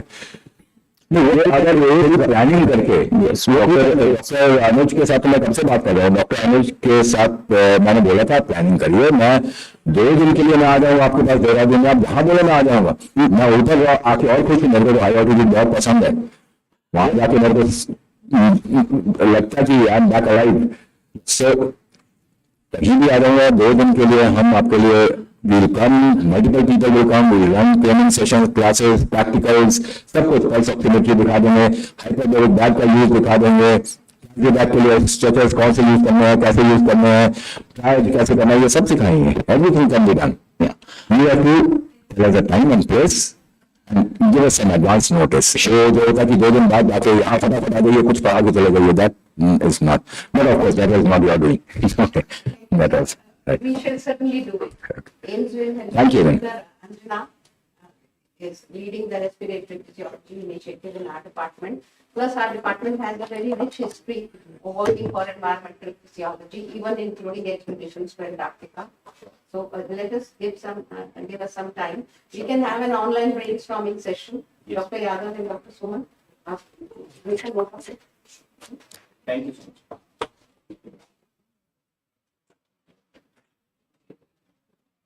While Professor Deepak is getting ready with his talk, can I have the pleasant duty of inviting Dr. Yogendra Malik to please felicitate Dr. S.P. Singh, Colonel.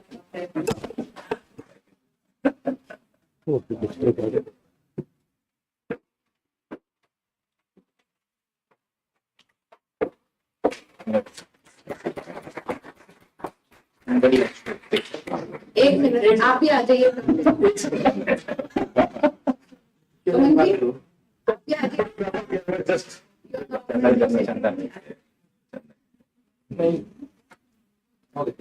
एक second.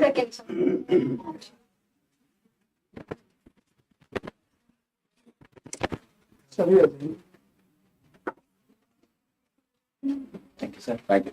And Dr. Sanjay, please accept our felicitations for talking at such short notice. Dr. Malik से करा लीजिए. My pleasure. सुमन पास आए.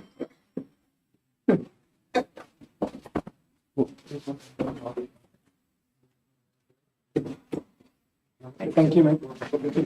और professor दीपक हम पहले felicitation कर लेते. हम सब इकट्ठे हैं ना, फिर इकट्ठे ही टॉक कर लेंगे. फिजियोलॉजिकल मोड में भी ओरिएंटेशन बढ़ा है.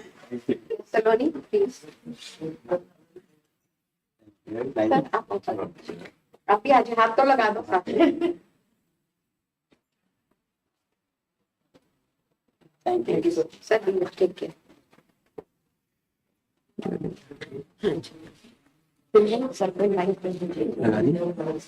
सर आपका तो लगा हुआ है. एक किसी का था कॉपी कर रहे थे एक बार. ठीक है. केयरफुली निकालो. केयरफुली. ओके. सर मैं ऑन कर दूँ डिस्प्ले पर. लाइट कम कर. माइक है? Sir I will invite you first. ठीक है।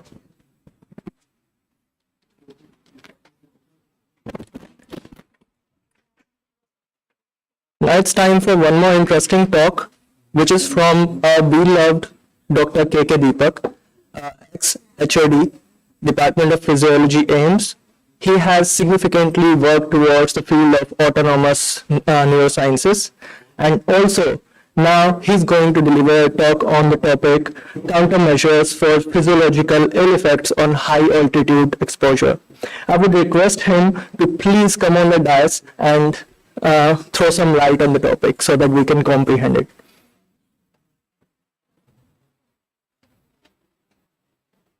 Do I have a pointer?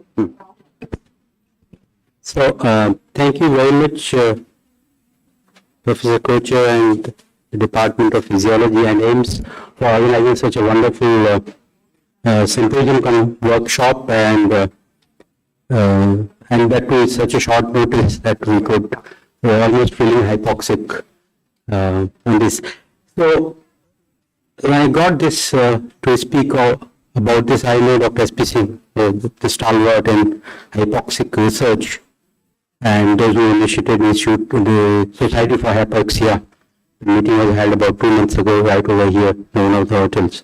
So I'm aware of those events, and they are very good thing which is happening in the country, that AIIMS Rishikesh and some other people like Dr. S.P. Singh and people are taking a very important role in this role-making. And listening to talk of Dr. S.P. Singh was marvelous, and then I had several questions. The first question, why not to develop SOPs for SpO2 monitoring, a device to be standard for high altitude? We face the same problem right over here during the COVID. People had all sorts of SpO2 monitors. There were monitors which were not giving the waveform. Which were not given the waveform is not good monitor. If you see, look at it itself. It just gives you value, it's befooling you. Many people have this is happening exactly right at AIIMS hospital during the 2021, and we face the problem. We discuss those problems. So I would handshake with him to develop SOPs to make sure by double measurement or triple measurement, maybe from toe and maybe for finger, and make sure that it comes up well, and then nothing else should be allowed to that, this kind of a thing. So that was one question, but several questions I'm going to discuss with him personally. So I thought let me discuss about countermeasures. It's going to be a lot of overlap, but the point of flavor I'm going to give it here, the flavor to this talk, will give you some questions to ponder about, something a low-hanging fruit which you can do, and then also think of. So I'll be talking about a lot of physiological concepts.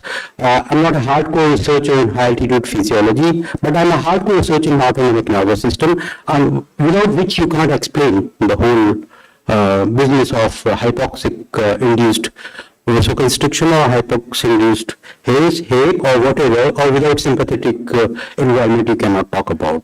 So this is what. One more fact I would like to tell to the office, where the AFT lab is situated as of now. 1980, before that, it was high altitude physiology lab, meant for studying monkeys during high altitude exposure. And the room next to it, 2017, had an X-ray machine. That point of time, those who are exposed to high altitude, monkeys exposed to high altitude by Professor G.S. China, the monkeys were later taken to the next room, which is also was an insulated room, where the monkeys were exposed to X-ray. Right over where the finger is here. So this department had a lot of contribution to high altitude post Chinese war when DPAS came up, and similar. So about a decade research, but however, for unknown reason, for some reason, which Dr. Singh was also saying, we don't know how come this research has dwindled down. In spite of a lot of pressure from foreign people, because they knew the opportunities there in India. I had several offers right from Vienna, from this, to come, and they wanted to bring more people. See, athletes to take them and here and they want to ask them to run and then measure autonomic responses and vascular responses. However, the permission was not given. So that the email is still trailing in my email that we could not take up that we wanted to study. If you train them well on earth, will they do fare well on mountain? That was a big question, and still the current status says, I think it does not matter. It does not matter whether you are well trained, physically fit or not. You still may be doing worse. So that question is still why, how come your physical fitness level on earth are not helping on high altitude? I don't know, that's a question. So with that beginning, I just go and talk about something about this, may not be related to. So here high altitude research, but something eye-opening. Something eye-opening. So this is one of the person who lab, and then he came to me asking a permission he want to go for Haridwar and do this one of that Kavaliya Yatra. And this guy, young guy, I said, very nice, very good. But I told, I know one fact, when they come back, they are not normal. I said, what? I said, that's what I know, I heard of. I talked. When you return from that Haridwar, which you take about 200 kilometers, 250 kilometers in 5 days, which means 30 to 40 kilometers per day, for anybody is a difficult task. He took it okay. So I said humbly, you go with atmosphere flag, it takes 5 minutes to record your HRV, why don't you record? I said, that's fine. He just went to the lab and they are expert recording themselves, it's all standard. So the fellow said, okay, I will record my own heart rate for 5 minutes. So with 5 minutes rest, that's it. And I asked, are you okay now? I said, why are you asking? I said, I'm asking because I know what is your baseline. I said, okay, do you have pain? No. Do you have discomfort? No. And then this fellow goes in the first week of August, after 5 days of walk. Look at the picture on the right side, and there are different kind of people. There's a person without a leg. Anyway, it's a matter of chance, the picture has come. But on the left side, this is the one, our employee right over here. So what actually he did for measurement of autonomic tone in AFT lab itself, he measured for 5 minutes his autonomic tone profile, which gives perfectly the value for sympathetic and parasympathetic. People are aware of it. You can quantify vagal function, tone, and cardiac parasympathetic tone, and also VLF in case you. This is routinely every day 4 cases are being done. Every day one can do it. It's a beautiful test. It's almost a signature for a person. You do it for yourself, for given circumstances, it remains the same. And this is what, so look at what did we find. So before, when he went, his value, if you look at the left, total power is 1000, which is a normal limit. This is normal. So this is on 2nd of August. And when he comes back, look at the value. From 1200, it multiplied by 10, and this is the day of joining, not joining he did after 2 days of joining. And he says, are you joining? Yes. Are you okay? But I said, you don't look at okay from your face. That's my personal. But you can find out anybody who is after the fever, is not well. Look at the 10,000. I said, why don't you do at your pace every week or you keep on measuring, and this is going to tell you when you feel okay. So look at the last figure. I'm jumping to figure. I gave, this is a scale, WAS, standard scale. And the question was simple, asked, do you feel pain or discomfort? Because then fellow comes after 200 kilometers, you'll get knots in the lower limb, in calf muscles. And these are the trigger points. People know physiotherapy, people know it. If you don't solve them, they remain. These are the knots because of so much of walking. And not only this, the ulcer on the foot or some other kind of thing. And some amount of a temperature, although they say no fever, but it's still. So from the look itself, that's okay, that's my personal observation. But this fellow had to look at on before his no pain, but when he comes, WAS scale, it tells 50%. Look at here. This is a 50% value he is reporting himself. I said, you are joining the office, you're going to work for 6 hours, 7 hours a day. You say you are okay to join, but according to HRV, according to WAS, you are still. So how much wages are lost, how much time is lost, nobody is realizing. How can they perform optimal? So my physiological question, how you can bring them as soon as possible to the level of normality? How do you define the normality? And how do you make sure that they don't land up in this situation of a 10 times higher power? 10 times higher power is enormous, which is happening. If you go back to the figure, look at here. Look here, LFHF ratio, which was 2 before going here, and on the 2.88, almost 3. This is 3 times, nearly 3 times. The value was taken about 3-4 days after when he arrived, which means 3 times sympathetic tone when you compare with the parasympathetic. Easy measure, and then after this, it comes back and the system bounces back also. Look at here. The system came down to 1.26, and the date is written over here on 21st, like within 2 weeks. Within 2 weeks, it's coming down, and then it's bouncing back towards normality at the end of the August, 31st of August. So this speaks volume, and then we are talking about LFHF ratio, which is a sympathetic tone, and which is being shown here in this third graph.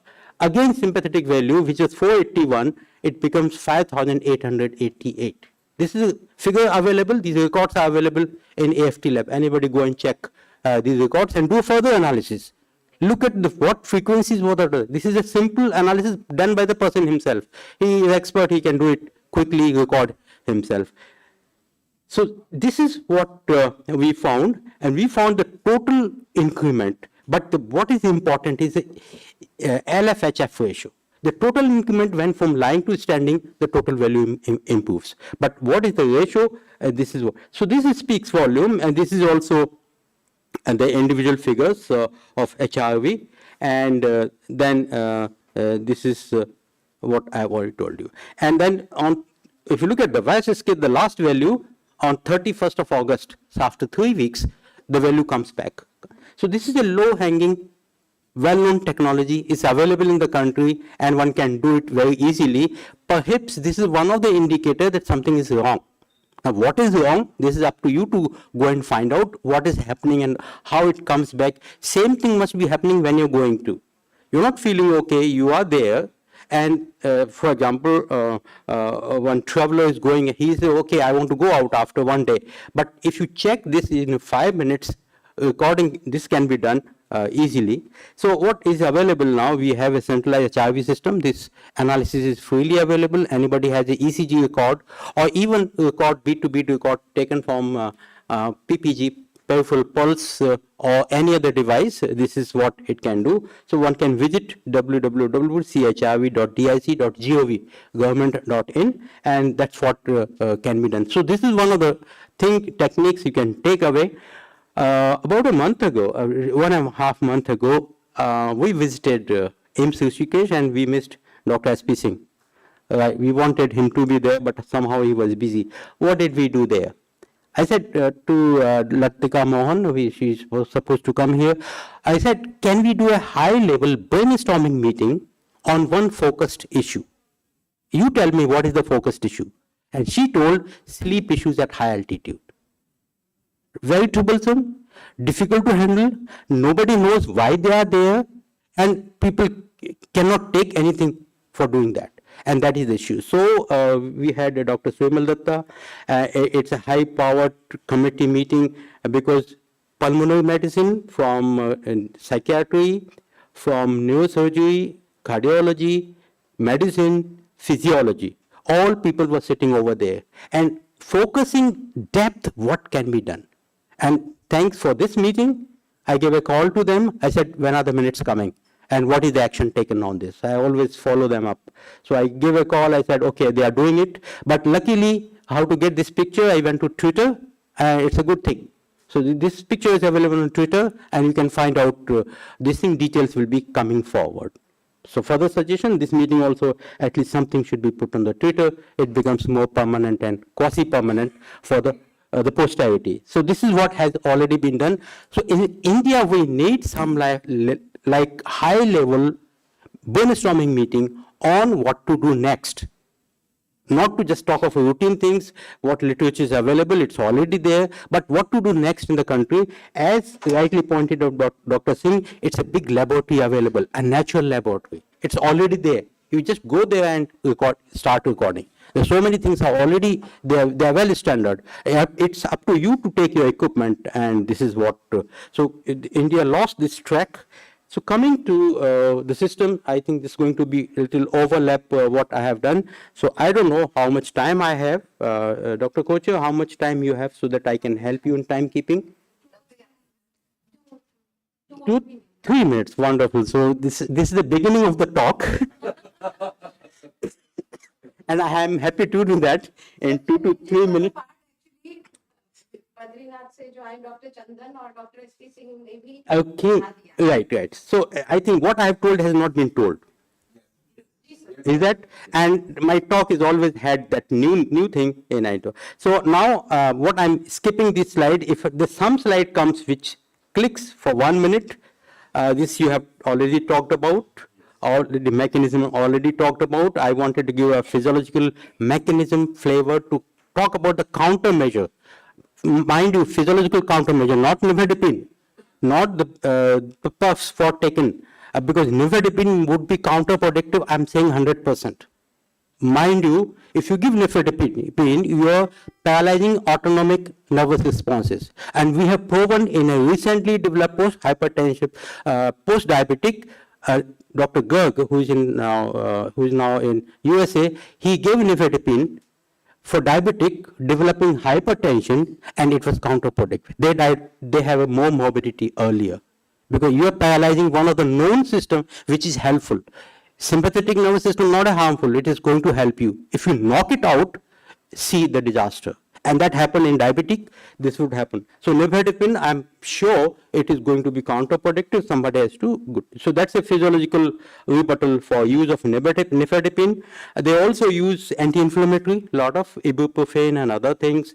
Acetazolamide is a good, so I'm skipping this. This is also, I want to talk about the other factors. So the night vision impaired, feeling of unruly, okay, right, genetic changes. So one thing, renin-angiotensin polymorphism, reported by Dr. Kader Pasha. I'm yet to see the application of that. I read those words, but I'm not sure what is the application value of renin-angiotensin gene polymorphism reported by Dr. Kader Pasha. Yes. So this is what. So coming up, one highlight here, there is an individual variability. And what factors determine this individual variability for successful sojourn, it's still to be determined. One need to find out what map the person and find out this is, we may not map gene, there's a differences, but somehow this actually help. Is it hypoxic vasoconstrictor response? Quantify on earth and go there, you can do that. Or something else has to be done. And just now we talked outside that we develop a modeling system to get out the using R or Python. Wonderful. So you, okay. The prakriti of the individual, whether it is phytogenomics or wonderful. So you can go for the AI then, or you use the AI and you let AI tell you. So I think theoreticals, I'm skipping this pulmonary hypertension, HACE or HAPO, HAP or HAPO, whatever you call. This is the slide which I would like to focus and then finish. This is the last slide. Countermeasures. So the contributing factors for acute mountain sickness, and there are people who divide in type 1, 2, 3 depending on severity. HACE may not develop. However, pulmonary edema, which could be subclinical, might develop as told by the earlier speaker. Now, what are the symptoms? Mostly the symptoms are ill feeling or something like that. Sleep disturbances, we really do not know which one is causing. It could be multiple. Exercise tolerance decreases and dyspnea. These are the thing. But suddenly it jumps into serious issues. It may take 1 hour, 2 hours, and suddenly what happened in the COVID? Look at the people are just okay, and then they collapse. So the countermeasures mostly are rest. And what rest is doing to them, that's a physiological question. Why after some time I become okay? Which parameters I have manipulated? Can I facilitate them So I think these are the some of the countermeasures which have a physiological basis, and these pictures which I often use in autonomic explanation fits well to high altitude sickness, because from the disease within 4 hours person end his journey in the on earth. 3-4 hours suddenly collapses if you transfer. So do something, give oxygen support or pressure. Otherwise, however, you have a healthy range, and the whole thing you can see in couple of days. The way it was in COVID, apparently healthy, everything is okay, goes to ICU. Some of them do not return back. So this is an important slide. So with that, I thank you so much. Thank you very much for giving me opportunity. Thank you so much, sir. We will keep taking your advice. We'll keep you in the loop, sir, for any such venture. Thank you so much, sir, for such an informative talk. Now, I would like to invite Dr. Irfan Sheikh. He is an assistant professor in Department of Pulmonary, Critical Care and Sleep Medicine. Today, he'll give a talk on high altitude pulmonary medicine.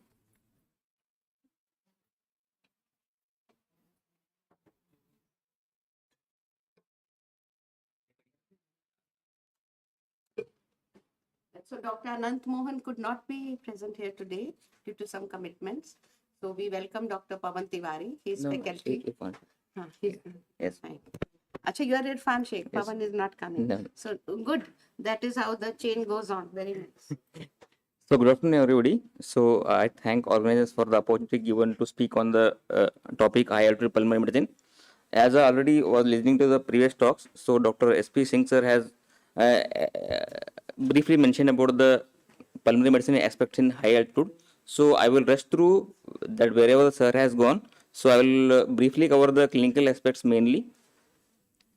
So as you know, we all love to visit high altitude for the recreation purpose or for the pilgrimages. So based on the high altitude, it can be classified into high altitude, very high altitude, and extremely high altitude. As you ascend higher, the partial pressure of the oxygen decreases and also the saturation decreases, as you see. So what are the environmental changes that take place at the high altitude? As you see, there is a non-linear reduction in the barometric pressure, and there is a reduction in the air density, and the ambient temperature decreases, and there is the reduction in the absolute humidity, because of which there is a increase in sensible losses will happen. And sir told there is a that reduction in the asthma exacerbation in the high altitude, that may be because of the burden of the dust mites and other environmental allergens that will decrease in the high altitude, sir. So and there is a more intense solar radiation that may cause skin diseases. So this is a high altitude. As you know, as the partial pressure of the oxygen decreases in the high altitude, so the saturation decreases. So that is a. So I am rushing to these slides. And what will happen in response to hypoxia? That when you visit a high altitude, our pulmonary medicine disorders are mainly based on this. So that when you have acute hypoxia, there is a sensation of the peripheral chemoreceptors situated in the carotid and the aortic bodies. So that will lead to sympathetic stimulation that will increase the heart rate, cardiac output, and also the myocardial contractile that velocity increases. So it will lead to increase in the blood pressure, and because of which the ventilation increases, the tidal volume increases, and the CO2 washout will happen. That will lead to respiratory alkalosis. As in the pulmonary system, that will lead to pulmonary vasoconstriction, that will lead to pulmonary hypertension in long stages. In acute stages, that will lead to increased capillary pressure, leading to leak that will happen as the HAPE. And that acute hypoxia, which will lead to systemic vasodilation, that may be a factor for consideration in HACE, that is high altitude cerebral edema. So this is a pulmonary response. This is a physiological response which will happen at the high altitude because of the hypoxia. And this is the slide which summarizes there is an increase in the cerebral blood flow, increase in the ventilation, which will lead to CO2 washout, and also lead to respiratory alkalosis. Pulmonary artery pressure increases, heart rate increases, stroke volume reduces. We don't know the reason why it reduces, and there will be a bicarbonuria, and the erythropoietin level also increases. In the blood, there will be increase in the hemoglobin level, which will seen in the chronic mountain sickness, that is the Monge's disease. So what are the high altitude illnesses which we commonly encounter? That is a high altitude headache, which is most common, acute mountain sickness, high altitude cerebral edema, or a high altitude pulmonary edema. Clinical features in these high altitude illness are more or less same. The pathophysiology slightly differs in case of high altitude pulmonary edema. So as I told you, there is a sympathetic stimulation on exposed to hypoxia, which will lead to pulmonary vasoconstriction, pulmonary venous constriction, which is physiologically helpful for the gasification in the lungs. But because of which, that what will happen is there is the increase in the pulmonary capillary pressure, leading to pulmonary leak. That is that is supposed to be the pathophysiology for causing HAPE. And in the brain, there is a sudden vasodilation, which is due to impaired autoregulation. There is a over perfusion, and there will be leading of vasogenic edema. In severe cases, it may lead to brain herniation because of the increased intracranial pressure. So acute mountain sickness, which is commonly seen in about 2,500 meters, the prevalence is about 19%. There is a 13% increase in prevalence for every 1,000 meter gain in altitude. Haze, that is more severe form, associated with more mortality, usually happens in very high altitude, that is more than 4,000 meters. The prevalence is very less, that is 0.5 to 1%, and HAPE, which is a moderate severity, which happens usually at the more than 3,000 meters, and the prevalence is about 6% to 15% if the ascent is very severe in 1 or 2 days. So what are the risk factors for high altitude illness? That we talk about AMS, HAZE and HAPE. So there may be genetic susceptibility, as sir told, the Tibetan and the Tibetans doesn't that usually develop these disorders. So there may be some kind of genetic susceptibility, and HAPE is also is more commonly associated with HLA-DQ4, and the degree of hypoxic stress that depends upon the rate of ascent. If you are going very high altitude in one day, you are more likely to develop a high acute mountain sickness. And the elevation attained in one day, if you are doing vigorous exertion, or if you consume some substances like alcohol, ganja, smoking or something like that, that may lead to more degree of hypoxic stress that can lead to more complications. Can occur in any person if the altitude is sufficiently high and rate of ascent is sufficiently rapid. So the dictum is climb high and sleep low.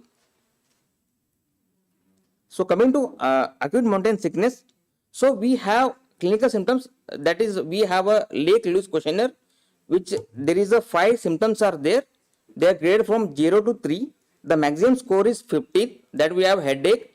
As sir told, that it should be there for diagnosing acute mountain sickness. Apart from that, we have GI symptoms, fatigue, dizziness, and lightheadedness, and AMS clinical functional score, whether the patient having a mild symptoms, moderate symptoms, or a massive symptoms. So based on these symptoms, we can classify into mild AMS, moderate, and severe. That severe form of AMS is a HAZE, that is high altitude cerebral edema. So in the mild AMS, patient usually have headache, and all mild symptoms will be there. GI upset will be there, dizziness will be there. In moderate, the patient will be having moderate symptoms. They are severe in intensity. In HAZE, the patient should have a altered mental status or a ataxia. So how to so AMS usually occurs after 6 to 12 hours of ascent, can be delayed by 1 day. Some of this we have already done, so we can quickly run through this part. And So for diagnosis of HAZE, we should have a altered mental status and ataxic gait. In presence of AMS, altered mental status or ataxic gait is necessary. Other symptoms that which is commonly seen is decline in mental function, ataxia and coma. And how we examine, that is by impaired finger nose test, and you ask the patient to touch his finger and nose. So he will be that impaired finger nose test, and will be heel toe walking, he will be unable to do, and patient may not be having focal neurological deficits or not typical of HAZE. So transition from AMS to HAZE can occur as soon as 12 hours, or it can be more for in 3 days also. The death usually happens from brain herniation. So what are the investigations? What you do is the saturation is consistently low. X-ray may reveal pulmonary edema that will having a bilateral pulmonary edema picture in the X-ray, and in that if you do MRI, there will be too high flare in hyperintensity seen in genu and splenium of corpus callosum that you see in the T2 high hyperintensity will be there in Hase levels. So HAPE that is usually occurs in 2 to 4 days, and the patient usually have a reduced exercise tolerance, and the differential diagnosis for this are pneumonia or heart failure. They may have the similar clinical findings as of HAPE. So on examination, patient might have a crepitations, and patient might feel that he is having a chest congestion or a chest tightness. So patient usually appears better than the degree of hypoxemia. When you examine the saturation will be utmost low, and patient might have a low grade fever. Crackles are most commonly heard on auscultation, and saturation gradually improves over the period of 2 to 4 days. And this is a typical X-ray which you see in case of HAPE, and that if you do a BNP levels in these cases, they are usually elevated. On USG, you will have a bilateral B profile on USG. So coming to the treatment of acute mountain sickness, so there are non-pharmacological treatment are there, and there is a pharmacological treatment. So the most common non-pharmacological treatment what is the descent on oxygen. This is a non-pharmacological measure. This is a single best treatment for any form of high altitude illness. Symptoms usually resolve following descent of 300 to 1000 meters. Amount of descent required varies between the individuals. Should descend until the symptoms resolve. Oxygen can be used when available along with the descent, or if the descent is not possible, our target saturation should be more than 90% in these cases. And if you are not able to descend, if the patient is very much sick, we may use the portable hyperbaric chambers. So these are the medications which are used for acute mountain sickness. These are acetazolamide, dexamethasone, or nifedipine. Acetazolamide is that carbonic anhydrase inhibitor. Dexamethasone mechanism action of is not known. Nifedipine is the calcium channel blocker, which given can be 30 mg BD. PAP therapy that can be used in HAPE measures. If the patient doesn't improve with the oxygenation, the PAP can be used. That will be helpful to reduce the HAPE because it will wash out the fluid which is there in the lungs. Prevention is given by Wilderness Medical Society. They suggest is first night at altitude should be spent at an intermediate altitude about 2500 to 3000 meters. Once above 3000 meters, sleeping altitude should not increase by more than 5000 meters per day. If you have a high altitude in a single day, you are more likely to get a high altitude mountain sickness. One rest for every 3 to 4 days of ascent is necessary for decreasing the frequency of high altitude mountain sickness. At the very least, average gain in elevation throughout the trip should be not exceed 500 meters per day. So prevention can be done by using acetazolamide, dexamethasone, or ibuprofen. Should be given in a moderate patient. Dexamethasone as an alternative when acetazolamide cannot be used. And for prevention of HAPE, you can use nifedipine, tadalafil, or salmeterol nebulizations. Chronic mountain sickness, as Sir told, this is due to Monge disease. This is due to increase in the due to polycythemia. And what is the therapy for chronic mountain sickness is permanent relocation to lower altitude, phlebotomy that reduces the hematocrit, improves the oxygenation. It relieves the symptoms, may have rebound symptoms if the patient shift to high altitude.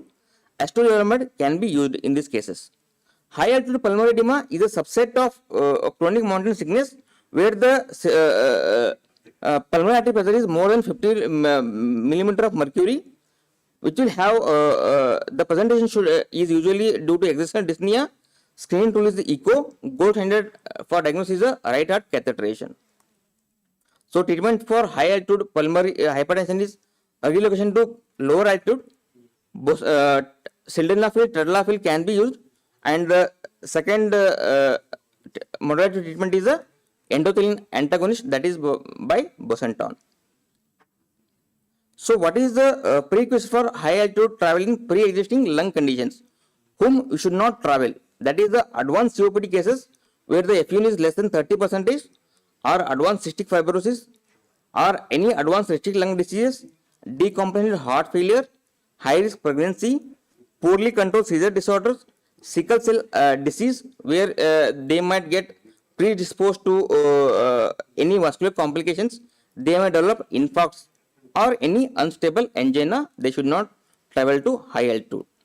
So take home message from that is, prior history of high altitude illness is a strong risk factor for developing HAI. They should take precautionary measures if you want to travel again. Descent is the single best treatment for high altitude illness. Staged ascent is the preventive strategy for high altitude illness. Astrozolamide can be used for acute mountain sickness.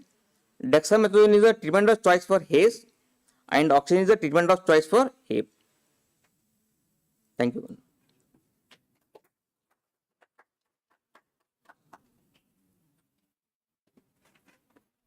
Thank you so much, sir, for this informative talk.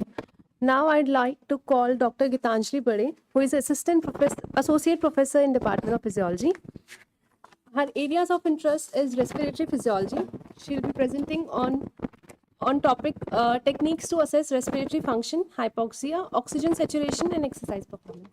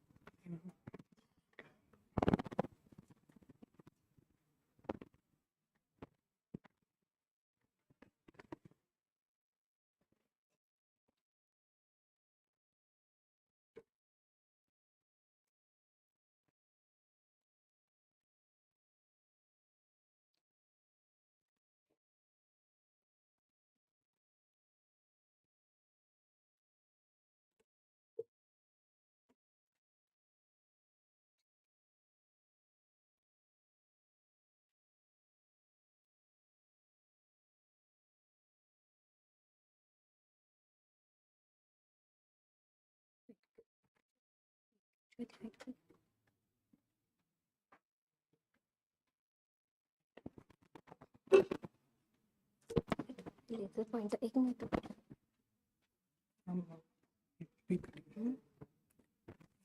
Presentation mode उसके बाद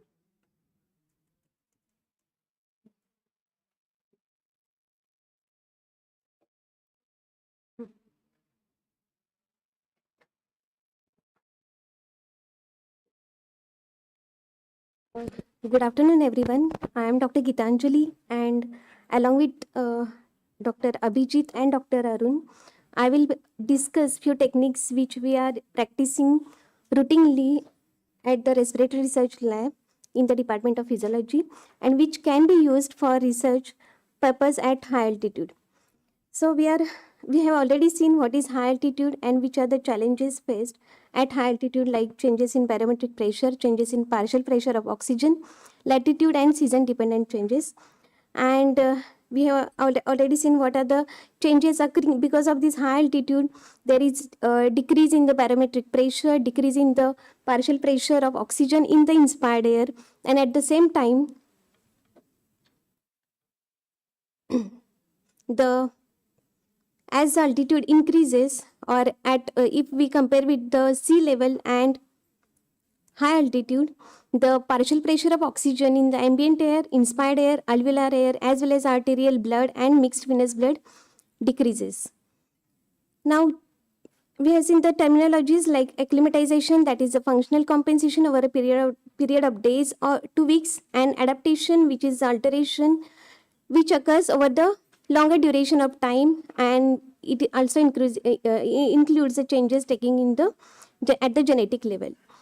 Now, the most important, or the one of the most important response to the sudden exposure to the hypoxia at high altitude is hypoxic ventilatory response. Now, it has two phases: acute hyperventilatory response, which occurs in seconds to minutes, and acclimatization, which occurs over hours to days. Now, Dr. Arun will demonstrate how we are recording the effect acute exposure to hypoxia at our and we are demonstrating this effect to our UG students. So please, Dr. Arun.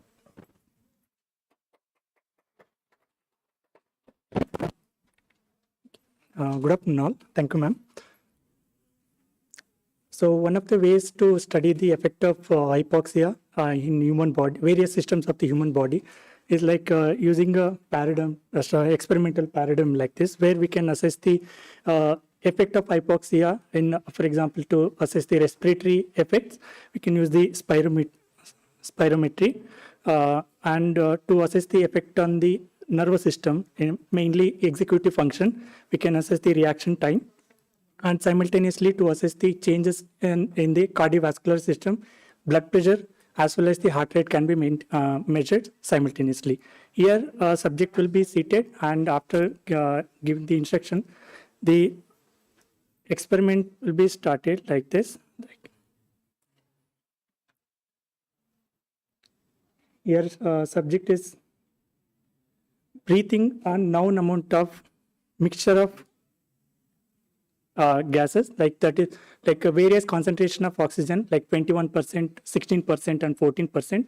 Remaining component is the nitrogen, and that will be added to this cylinder in the spirometer. Then that will be inhaled, and while doing this, while performing this task, the different parameters will be recorded, like here reaction time and blood pressure, and one more using the ADA setup, heart rate can be measured.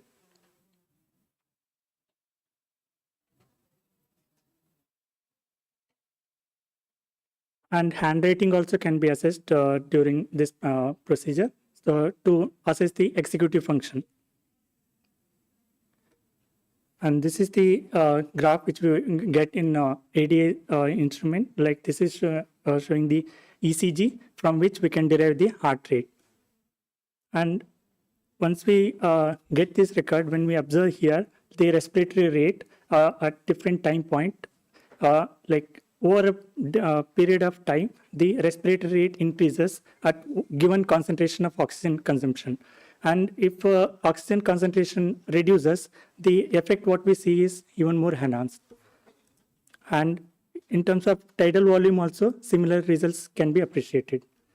And apart from this, if we look at the different parameters like tidal volume and respiratory rate to assess the, on the minute ventilation to assess the effect of hypoxia on the respiratory system, and blood pressure and heart rate to assess the effect of hypoxia on cardiovascular system, and handwriting as well as the reaction time to assess the effect of hypoxia on the nervous system, mainly the executive function. Here we can observe the like major findings like tidal volume, respiratory rate, as well as the minute ventilation increases over at a time, and the response is more when the hypoxia is severe. And same holds true for the blood pressure. And handwriting in this we can find like when it is extreme situation like hypoxia, the oxygen concentration of 12%, and if it is a prolonged duration like at the end of 3 minutes, there we could also observe the impaired handwriting. So to explain the some of the techniques in detail, now I'll call Dr. Gitanjali ma'am. Thank you. Now we are moving to the next technique, which is most commonly used for the diagnosis and monitoring of respiratory diseases, and that is spirometry. Now, you all know that spirometry is a physiological test that measures volumes of air an individual inhales or exhales as a function of time. These are the various lung volumes and capacities which can be measured with the help of spirometer, except residual volume, functional residual capacity, and total lung capacity. Now, the most important parameters which are measured with the help of spirometry are slow vital capacity and forced vital capacity. So, the slow vital capacity is the maximum volume of air that can be inspired or expired without efforts, and forced vital capacity is the maximum volume of air exhaled as forcefully and completely as possible following maximum inspiration. Now, one of the most important parameter which we obtain from FVC manure is FEV1, that is volume exhaled in the first second of FVC manure, which decreases in conditions where there is airway obstruction. Now, different spirometers can be used. So, this is the water seal spirometer, which we commonly use in our UG students. This is digital spirometer and this is the portable spirometer. So, all can be used for research purpose. Now, this is the equipment we have. The subject is performing spirometry. So, we use a nose clip to occlude the nose, and we give proper instructions because this is effort dependent test. So, proper instructions need to be given, and first the subject will inhale. There will be deep inhalation followed by forceful exhalation for at least for 6 seconds. Now, these are the these are the recordings which we get while performing the spirometry. So, this is flow volume loop which is obtained. Now, the parameters which we record from this spirometry are FEV1, that is forced expiratory volume in per second, FVC, the ratio of FEV1 by FVC, peak expiratory flow rate, and forced expiratory flow at 25% to 75% of vital capacity. Now, various studies are already available showing the effect of high altitude on these spirometry parameters.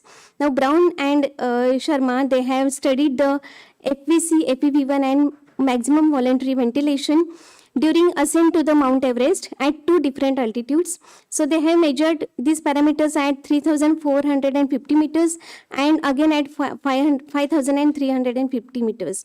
They observed that when the climbers ascend, the immediate reaction is there is increase in this FVC, FEV1 and MVV, which will be followed by the decline.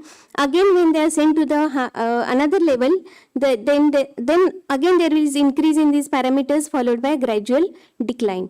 The increase in these values may be because of as we ascend, there is decrease in the density of air, which will decrease the airway resistance. Also, there is increased ventilatory drive, which may explain the increased volume changes at the high altitude initially, but later there may be physiological accumulation of some fluid in the interstitium, which may affect the expansion of lungs and may decrease these volume changes.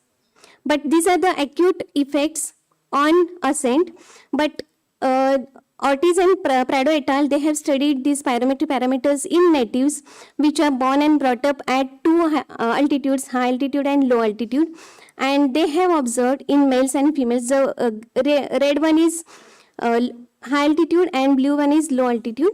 So, they observed that at high altitude in both males and females, FVC is significantly higher as compared to low altitude natives. In females, FEV1 is also higher at high altitude natives, and the ratio, the FEV1 by FVC ratio is less in high altitude natives. So, these are the effects of adaptation at high altitude.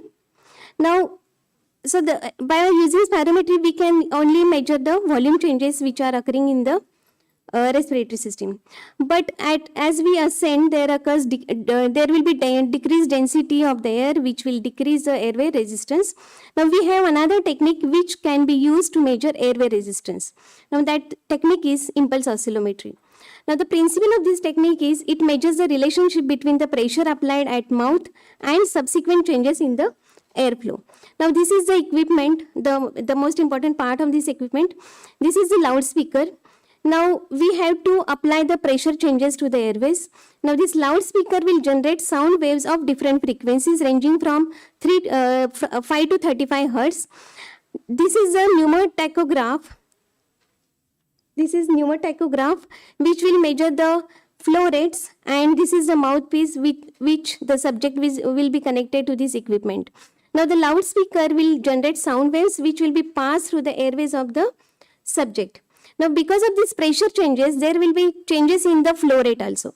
Now this pneumotachograph will measure the flow rates, and from these the changes in the changes induced in the flow rate because of the changes in the pressure will be recorded, and then it will calculate the airway resistance.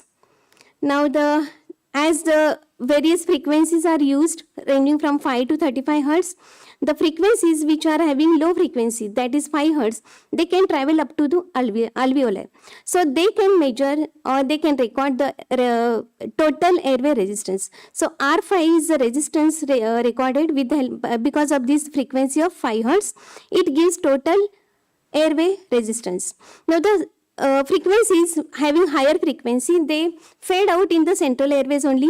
So the resistance which is recorded with the help of 20 hertz frequency, it will give only central airway resistance. So with the help of these two values, we can calculate the peripheral airway resistance. So by using this technique, we can calculate, we can measure either central or peripheral or total airway resistance. Now there are different we get different parameters like resistance and reactance. And reactance also has two components, capacitance and inertance. Now let us see what exactly resistance. You know that it is the energy required to propagate the pressure wave into the airways. But reactance is the energy which is generated by the recoil of the lungs after distension of a pressure wave. Because the lungs and chest wall, they are elastic structures. When they are distended, they again recoil. So it is the energy generated because of this recoil. Now this reactance is the sum of inertance and capacitance. Now inertance is the mass inertia of the moving air column. Now the inertia of this air column is maximum in the central airways, because in the central airways the air column is wider. So the contribution of inertance is more in the central airways, that is at higher frequencies. Now the capacitance is because of the elastic properties of the lungs and chest wall. Now that is present at the peripheral airways. So capacitance will contribute more at the lower frequencies. Now by convention, inertance is given by positive value and capacitance is given as negative value. So at low, so these are the graphs which we obtained in impulse oscillometry. On x-axis we have the frequencies, and on y-axis we have the reactance. Now as the reactance is a sum of inertance and capacitance, at lower frequency capacitance is more, so the reactance is also negative. As the frequency increases, the contribution of inertance will increase, and because of which reactance will go on become positive. Now the above graph showing resistance at different frequencies. In healthy population, the resistance will be similar at different frequencies, but in pathological conditions, there can be increase in the resistance at higher or lower frequencies.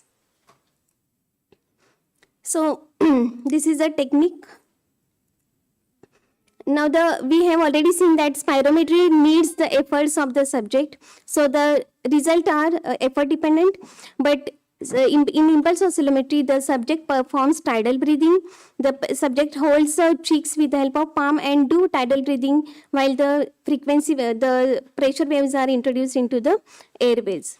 So this is one of the benefit which is there with the impulse oscillometry. Now this is a recording which is obtained. And this technique can be used to diagnose distal obstruction, proximal obstruction and restrictive lung disease. Now the next technique is measurement of diffusing capacity of lungs.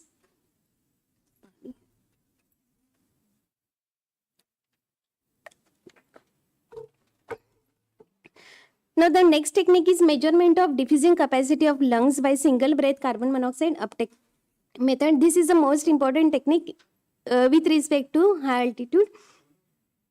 Now the Diffusing capacity is the volume of a gas that will diffuse through the membrane each minute for a partial pressure of difference of 1 millimeter of mercury. So in our lab we are using single breath carbon monoxide uptake technique, which is also called as DLCO, where we measure the uptake of carbon monoxide over a period of 10 seconds, that is the breath holding period. Now you all know what are the factors which are affecting diffusing capacity. Now the material required for this single breath measurement of carbon monoxide uptake are flow and volume analyzer, that is pyrometer, gas analyzer, so that it should measure the concentration of carbon monoxide and tracer gas, which can be methane or helium, and cylinder which contains mixture of 0.3% carbon monoxide, 21% oxygen, tracer gas and balanced nitrogen. Now the tracer gas can be used as helium or methane, and the function of tracer gas is it measures the alveolar volume. Now this is the DLCO procedure. So here we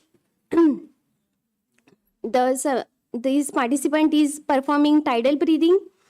Now he is inhaling the gas mixture from the cylinder and hold his breath for 10 seconds and then exhale. Now this is the recording which we obtained.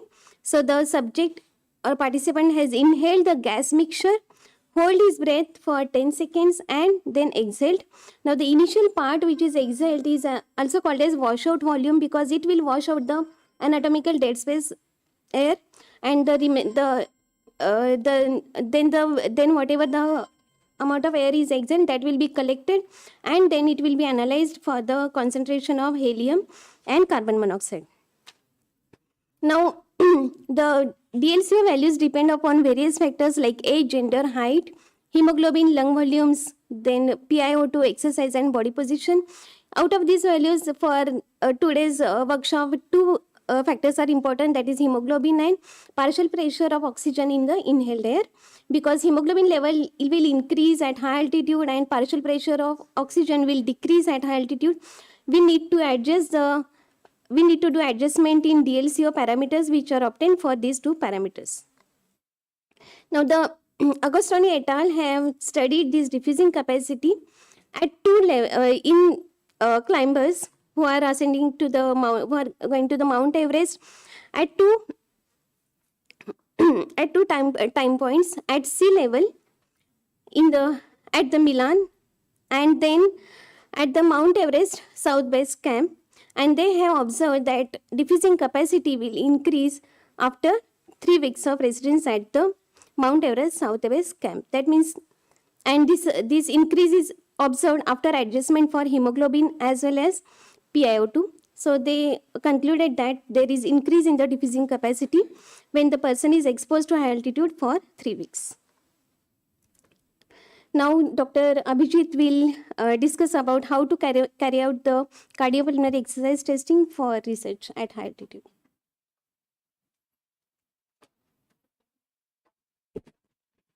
Thank you, ma'am.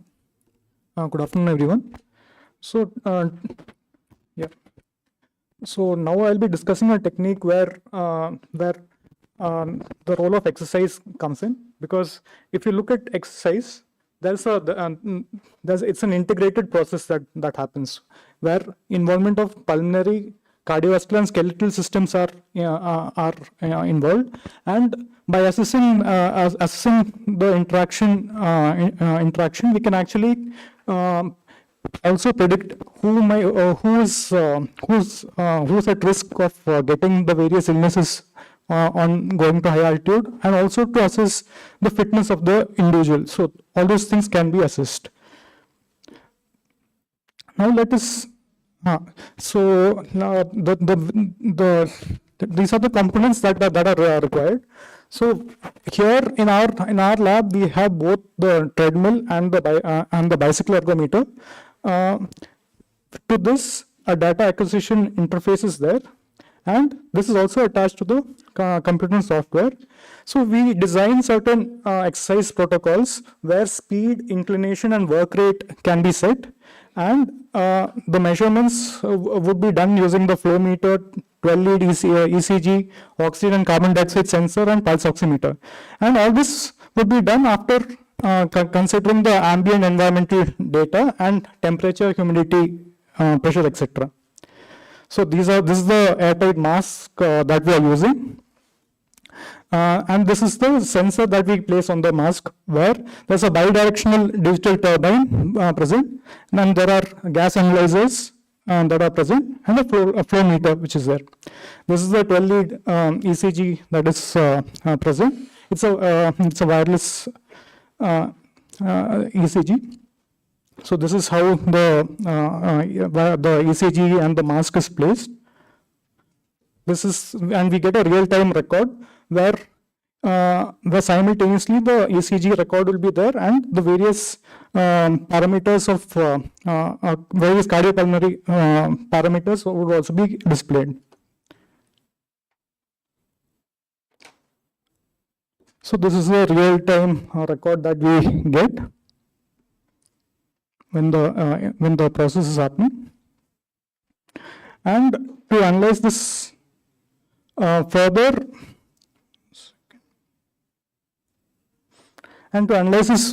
we also have the 9 panel plots where the response to the exercise, the changes in the various cardiac, metabolic, and and the respiratory parameters are displayed. Yeah. I also wanted to add few studies. So it has been, and this is one study where the effect of moderate altitude acclimatization was noted. So in this study, 39 competitive runners were chosen. Initially, all 39 of them were given training at sea level for 4 weeks. Then they were divided into 3 groups, where in the first group, after the initial training, they were sent to a moderate altitude of 2,500 meter, and then training was given for 4 weeks there. Then after the training, they were brought back to the sea level, and their exercise performance was assessed. Similarly, in the second group, after the initial training at sea level, they were sent to the high altitude area, but they were not, after the 4 weeks training, the further training also, further testing also happened at the high altitude level. So that's the high group. And the low group is the control group, where the athletes who trained at the low level, so at the sea level, were further assessed at the sea level itself. So they didn't travel to the high altitude.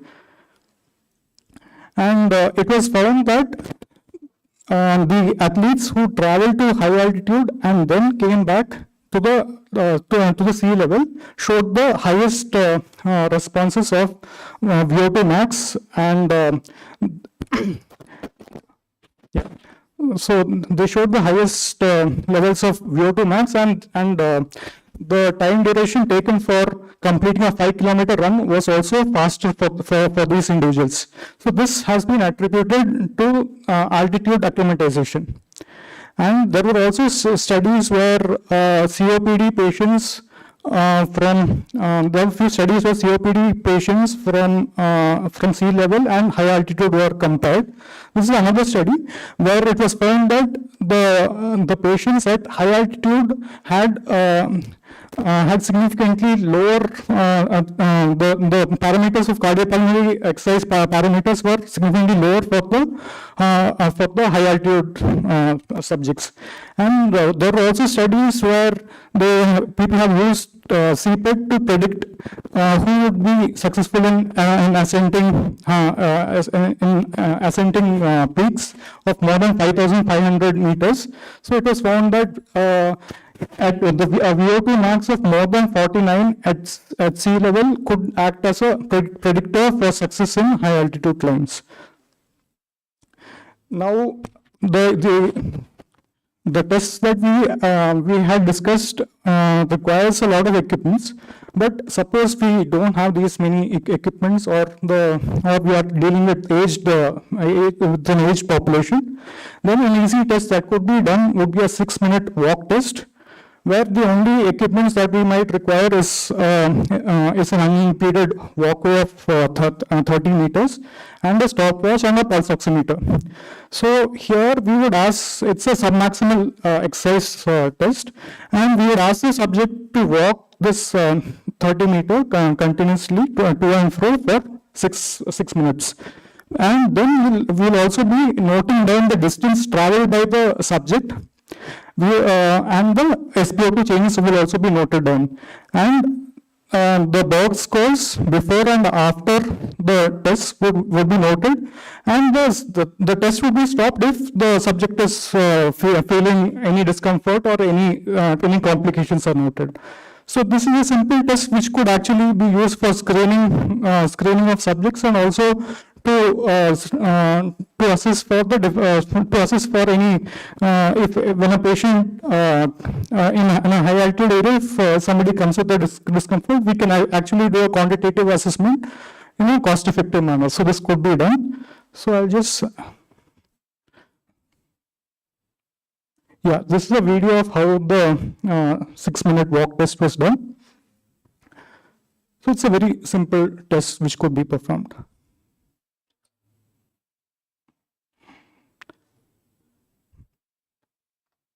Like if you see, SpO2 is being noted. Okay, so these are the various tests that we do in these are the various tests that we do in our department. So if there's any queries, please feel free to ask.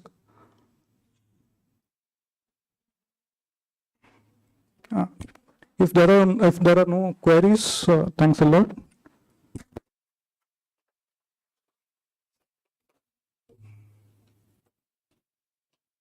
Thank you so much, Dr. Abhijit. Now, I would like to call Dr. Suman Jain to facilitate Dr. Gitanjali.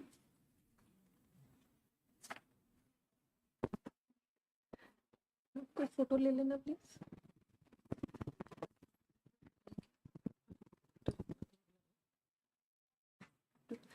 Photo तुम ले रहे हो? Dr. Ratna ma'am. Dr. Ratna, Dr. Anjana, please. And the whole team. Abhijit, Arun, please join.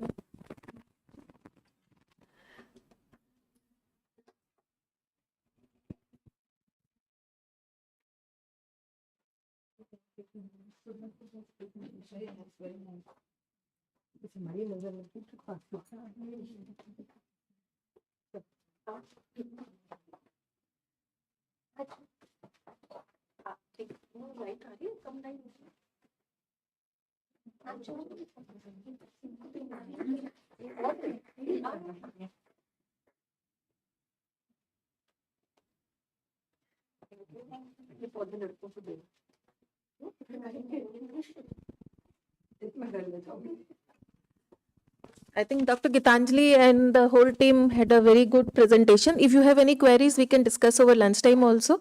So it's now my pleasure, duty to invite all of you for the lunch. It's in the adjoining hall on the left side. The volunteers outside will guide you also. And we'll meet back, we'll come back around 2:15. Is it? Okay.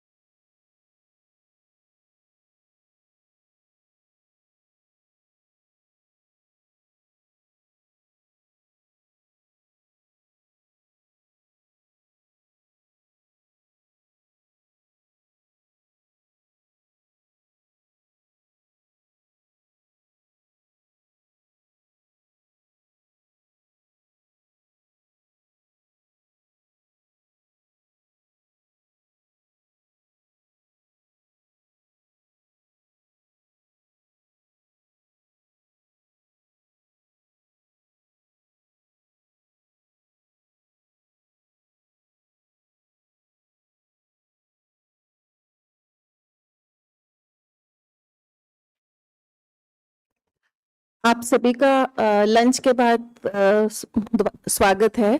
अब हम अपना अगला session शुरू करने वाले हैं जो panel discussion है, और इस पैनल डिस्कशन में सबसे पहले हम इनवाइट करना चाहते हैं मिस्टर संजय उप्रति को। सर फाइनेंशियल एडवाइजर हैं बॉर्डर सिक्योरिटी फोर्स में, and also he is associated with Heartfulness. कुछ दिन पहले हमारा एक सेशन भी हुआ था जिसमें दादी आए थे और काफ़ी अच्छा सेशन हमारा रहा था। Mr. Sanjay Uprati is also associated with heartfulness, and I request Mr. Sanjay to please enlighten us. अच्छा, शायद वीडियो की और थोड़ा सा बैलेंस आउट करने के लिए आई रिक्वेस्ट कि जो लेफ्ट साइड में बैठे हैं वो थोड़े प्लीज राइट साइड में मूव कर जाएं। Ajay, doctor showman, please if you can move towards this side. Thank you.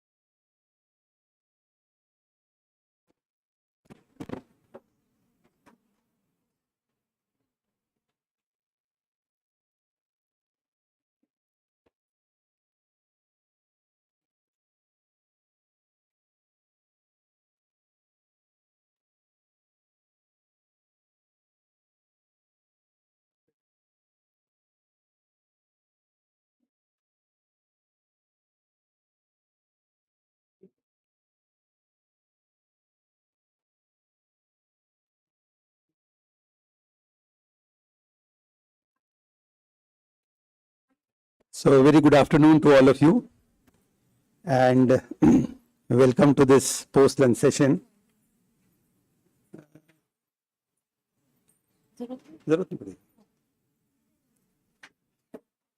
So first of all, a heartfelt thanks to the organizers of this workshop to give the opportunity to Heartfulness Institute to share our views and what we do in this very important symposium and workshop that you have organized.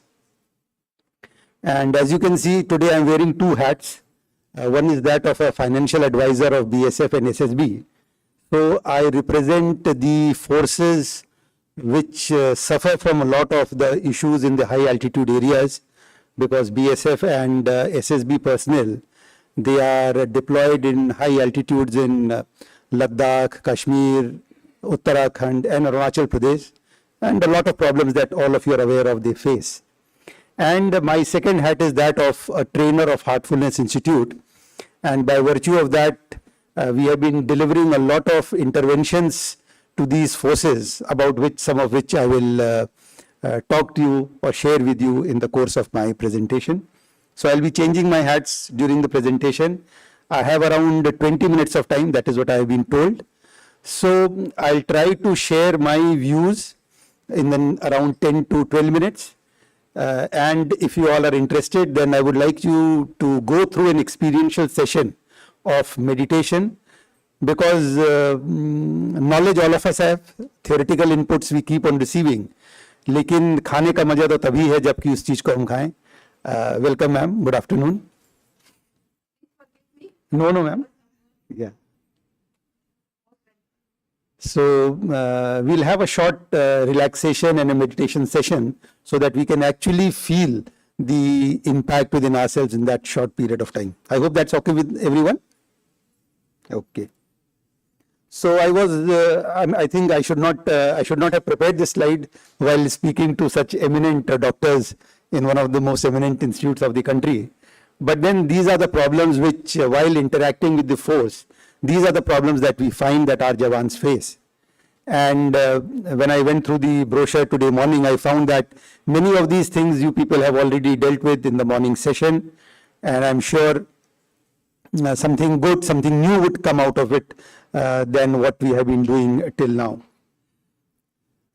And these are the second aspects. The first was the physiological aspects, and these are mostly the psychological aspects or the neurobehavioral aspects that our Jawans they face. And these are the areas in which the Heartfulness Institute has its expertise. These are the areas in which we have intervened, and we have found a lot of benefit. The people who have gone through these sessions, they found a lot of benefit out of it. One thing which I think I have not mentioned is about the sleep disorder that people face through. And I am very happy to tell you that people who have undergone even just a short session of 2 or 3 days, they have found improved sleeping patterns in their life. So that is how heartfulness meditation has been positively impacting the people who have participated in this program. So a lot of interventions are there, the medical interventions of which you all are more aware of. But these days, the paradigm is shifting from just medicine to a more holistic approach, and that is what the today's workshop plus cum symposium is also about. And keeping in view the demographic profile of our country, the affordability aspect or the simplicity aspect or the natural aspect becomes very important when we talk about a holistic approach. And it is in keeping in these things in view that the meditation or the relaxation services that the Heartfulness Institute offers, they cover more or less all the aspects of this new paradigm that we are talking about. It's a very simple process. It doesn't require any apparatuses or in fact, it doesn't require a trainer also after some time when you have learned the practices. Affordability agar bole, so it is absolutely free of cost. We do not charge any money for our services. It's a natural system. That is why in earlier days, it was also known as Sahaj Marg. Sahaj means simple as well as natural. So and prevention, of course, if it's not necessary that you start doing these practices when the symptoms start surfacing. And to take care of that, we have a lot of programs at the school and college level, so that people who are just entering into the world and have to face all the challenges that we already have faced, so they are ready with these tools even before they have to face the challenges of the world. So it takes care of the prevention aspect also. So all in all, a very holistic approach that we talk about. Now, the mainstream media in the world, the Western world that which we normally look up to, has been talking about meditation, researching about it, and it has been in the mainstream publication for a very long time. And as you can see, these are the publication which was, 2 of these were published nearly 20 years ago, and the other one in Scientific American around 9 years ago. So the interest, research-based interest and the impact which it has been there in the Western media for quite some time. Unfortunately, though these practices, the core practices, they are of Indian origin, but somehow we have lost touch with them, and we have not been able to practice what the Western world has taken up very scientific manner. And if I talk about some of the books, which these are the books which I have read, so I have written it here. Otherwise, a large number of books are there. And for the doctors, eminent doctors here, I would suggest The Biology of Belief and The Heart's Code. It is a book for general reading, but with medical doctors, what they have seen and found out in their research. Anyone who has read these books? The Biology of Belief or The Heart's Code? Okay, so no one, so that's very good. I'm sure this input would be used by you all, and maybe the Ames Library can purchase some of these books for the benefit of you all. These are easily available in Amazon also. So they primarily talk about the things which we have heard from our parents, from our grandparents, but we have not given value to it. We have not given importance to it, or we have not researched on it. We have not published papers on it. So the scientific world doesn't know about it. But when you see these things, तब लगता है अरे ये तो हमको लोग बताते ही थे, अरे ये तो हमको पता ही है. So this is a sense, like a sense of deja vu when you read these books. And then we find that, okay, such a wonderful, things that we have in our own country, which people had seen or observed and documented, which we are not aware of. When we talk about meditation or yoga, this is what easily comes to our mind. And in the common folklore, it is the yoga or a yoga asan, which is the most popular which comes to mind. तो जब बोलते हैं कि योग करते हो, हम आसन करते हैं. But yoga is not just asan. In fact, if I remember correctly, Patanjali's Yoga Sutras, which is, you can say, the Bible of the yoga, it begins with the definition of yoga, and it says, Yogas Chitta Vritta Nirodha. Yoga is that which stops the vrittis in the chit. Chit is our inner being or consciousness or whatever one may call it. So the beginning of Patanjali's Yoga Sutras is with the mind, with the turmoils in the mind, and the methods through which the cessations and these turmoils in the mind can be stopped. And then he goes into great detail about what are the various kinds of vrittis, how they impact our consciousness, how they impact our mental balance, how it can be controlled. And towards the fag end, after around more than 100 or 120 shlokas, then he talks about the other 7 aspects, that is yam, niyam, asana, pranayama, pratyahara, etc. So everything begins from the mind, even in the Yoga Sutras, and the importance of that comes from that. So the rich heritage that we have, which subsequently now in the current medical field that we are seeing. Once again, if I take you back to the heritage that we have, all of us, we talk about these things. Now this classification of the body is very ancient. So when we talk about me, it's not just the physical body that we see, but it is a sum total of my thoughts, my emotions, my behavior, so many things which are apart from the physical body. But if we talk about yoga or medicine or health, mostly we talk about the physical aspect.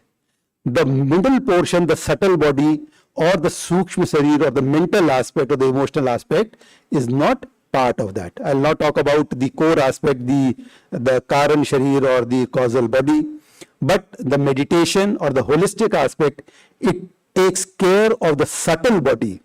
And from that subtle body, the changes which occur, they impact our physical body. And that is how, when we talk about meditation, relaxation, or other holistic health aspects, when the subtle body is impacted upon, its influence is there on the physical body, and then we can see the impact on the physical body.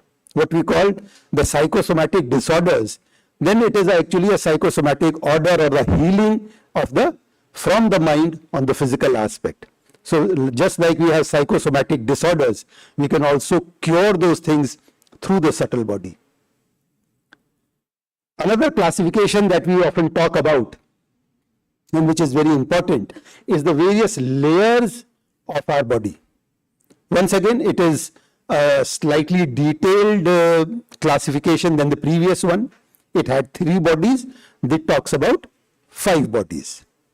So once again here, when we talk about health, when we talk about the physical aspect, it is the Annamaya Kosh, the treasure of the food, which is the physical body. But what about our mental bodies, our energy bodies, our emotional bodies? Those are the things which somehow get neglected, whereas those are which occupy the most important aspect of our existence. So when we talk about holistic medicine or heartfulness interventions, we do in the field of the Manomaya Kosh and the Pranmaya and the Vigyanmaya Kosh. These are the 3 bodies, or these are the 3 aspects of our existence which we deal about. A brief about the institute from which we come. This was established in 1945, and in 2020 we celebrated 75th year of our formation. The world headquarters is at Kanha Shantivanam in Hyderabad. As you can see in the pictures, the upper picture is where the then President Kovindji, he unveiled the plaque on the 75th anniversary, and the picture below is a bird's eye view of the Kanha Shantivanam. The red structure that you see, these are the meditation halls which at one time can accommodate 1 lakh people. This is the world's largest meditation hall, and we have assemblies twice a year here, where more than 1 lakh people assemble and meditate together. Apart from that, we have training centers throughout the world. More than 40 lakh people are practicing these practices, and we have trainers in more than 14,000 trainers. We are actively collaborating with the forces. As I said, I personally have conducted more than 50 to 60 sessions with ITBP, SSB, BSF, CISF, CRPF, and throughout the world. I mean, throughout the country, not myself, throughout the world, throughout the country. And I'm happy to tell that if I talk about high altitudes, I have conducted sessions at Pengyong Lake in Leh. In Leh itself, then there is a place called Niru at a height of 11,000 feet. There's a place called Tragbal in Kashmir at 9,000 feet. So these are the locations which we have already conducted these courses, sessions, and people have benefited out of that.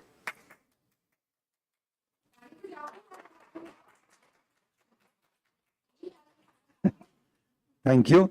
And hopefully, once we get integrated with such prestigious institute like yours, then we'll be able to give greater service in greater numbers also. These are some of the organizations which have either applauded, just like you did right now, for the work that we have done, or with whom we have been associated, giving trainer to their employees. So you can see a wide variety of people. This is the crowning glory recently. The head of our institute, Shri Kamlesh Patel ji, who's fondly known as Daji, was conferred with the Padma Bhushan on 22nd of March this year. And that is really a very proud and a humbling moment for us, for the government of India to recognize the efforts that Daji has put in spreading this movement throughout the world. Coming to the science of heartfulness, we have been associated with a number of hospitals in conducting research-based studies. And what you see in the green panels, these are the studies which have already been concluded, and these are the outcomes which we have seen, where it has impacted the impact on sleep, on telomeres, in blood pressure, heart rate, variability, etc. And these have also been published in peer-reviewed journals also. And what you see in the yellow panels, these are the studies which are undergoing currently, and shift in brain waves, effect of virtual meditation. So this is something which will be very path-breaking, that you need not sit in front of a trainer to do it. It can be done virtually across time and space, which will be a very wonderful thing if this is validated. We experience it, you will also experience it shortly. But if it can be validated through studies and published in some peer-reviewed journals, that will be something really wonderful, and the acceptability increases. This is the app, free of cost, which is available on Google Play Store as well as Apple App Store. Anyone can download this thing and take the benefit of these practices. But it is advisable that first you take some sittings with a trainer, understand it, so that whatever your queries are there, doubts are there, clarifications are there, these can be resolved, and then subsequently you shift to the app, then it will be more useful to you. What is the philosophy behind it and how does it work? Now, the philosophy behind heartfulness, meditation and practices is to bring a balance between our heart and mind. What we have found is that it is the conflict between our heart and mind. दिल और दिमाग की जो लड़ाई है, जो monkey chatter होता रहता है, that is what creates the confusion. And once the confusion is there, as in Patanjali Yoga also it says, then the mind goes into various turbulences. Kshipt, vikshipt, etc. 5 stages उन्होंने mind की describe करी है. So the balance, if you are able to achieve balance between the heart and the mind, then that confusion goes away.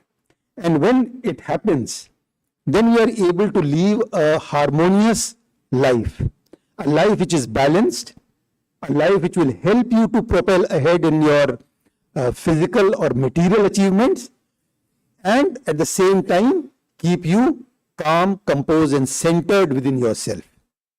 So the best example which the first guide used to give about the heartfulness meditation, its benefit is that it gives equal strength to two wings of human existence. One is the material existence and the other is spiritual existence. If any one of them is more stronger than the other, then the diversion takes place. अगर हम सिर्फ material चीजों में लिप्त हो जाएं और अपने अंदर की चीजों को, स्पिरिचुअल एस्पेक्ट को भूल जाएं, तो हम रास्ता भटक जाते हैं। या हम सिर्फ स्पिरिचुअल रास्ते पर अगर चले जाए तो जो हम इस जीवन में हमको करने के लिए जो हमारी ड्यूटीज हैं, रिस्पॉन्सिबिलिटीज हैं, वो धीरे धीरे हमारी छूटनी शुरू हो जाती हैं। Being professionals, we all would like to excel in our professional field, in our material field.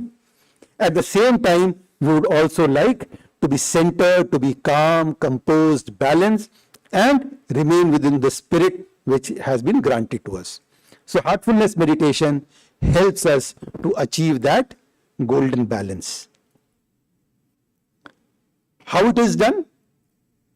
So these are two aspects of our body, the heart and the mind. We begin with implanting a very gentle thought from the mind that there is divine light in our heart. So why divine light? Because if we say any other object, divine light none of us have seen. But if I say put a picture of your god or goddess or a book or anything, then that picture takes a form in our mind, in our consciousness. But when I say divine light which none of us have seen, then it will be something which is absolutely neutral and it will emerge or it will show yourself to it as you progress. So that's why it's a divine light, that there's a divine light in our heart. So by this thought we create a link between the heart and the mind. We sit in meditation and then let the thoughts come and go. The job of the mind is to think. You can't stop the thoughts from coming. But what you can do is train the mind to focus on the thoughts that you wish to. And the first way to train is to not pay attention to any of the thoughts. बच्चे को अगर बोलो कि यहाँ पर नहीं ये नहीं करना है तो वही करेगा. Rebellious. The mind is also rebellious like that. So instead of telling that no thought should come, first we train the mind that let the thoughts come, but I will not pay attention to it. I will pay attention only to the thought that there is divine light in my heart. So slowly we train the mind. Then the mind realizes कि नहीं ये इंसान तो ढीठ है तो मानेगा नहीं, तो the mind gives up and then you take over. So once the mind which was the master, now it starts working as to what we want. So जो पतंजलि जो बोलते हैं या जो मेडिकल साइंस में जो हमारे मंकी चैटर चलता रहता है, we are able to take care of that because now with will and with my own decision I can decide to what thoughts to pay attention to and what thoughts not to pay attention to. Heartfulness meditation has large number of practices to take care of your fear, anger, sleep, other issues. A lot of practices are there, but these are three main core practices. Relaxation is for the body, and this is required to be done initially when we are just learning to meditate. The two core practices then are meditation and cleaning. So we won't have time for all these practices to share with you, but I think we can spend a couple of minutes for relaxation and meditation so that we all actually experience that what I am telling or what we know about it, it actually goes through our body. Shall we? So, should I speak? कुछ instruction मुझे देने, हिंदी ठीक रहेगा या English ठीक रहेगा? What would be more comfortable? Mixed? Mixed is okay. ठीक. तो सबसे पहले आराम से अपनी कुर्सी में बैठ जाएं.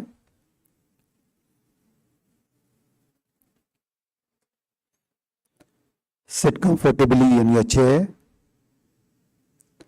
Gently close your eyes.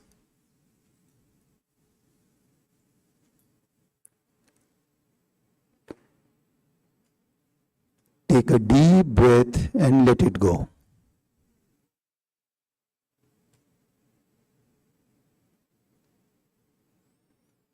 अब हल्के से सांस लेते हुए अपना ध्यान अपने पैरों की तरफ ले जाएं।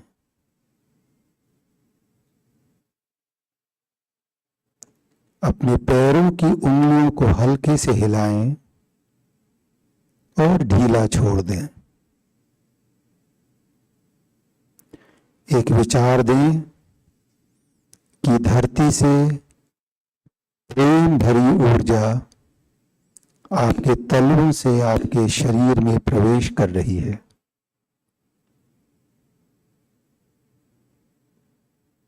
ये एनर्जी आपके soles, heels, ankles, calf muscles, नीज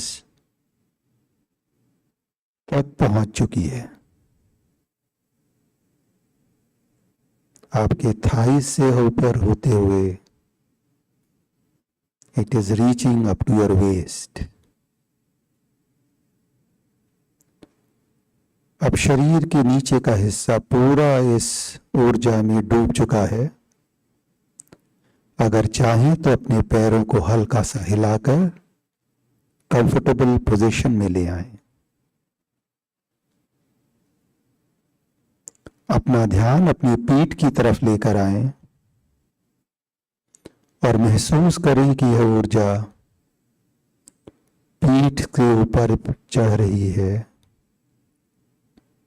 धीरे धीरे आपके कंधों तक पहुंच रही है। अपने कंधों को बिल्कुल ढीला छोड़ दें, मानो पिघल रहे हों। Just let them loose and drop. यह ऊर्जा आपके कंधों से होती हुई आपकी बाहों में जा रही है।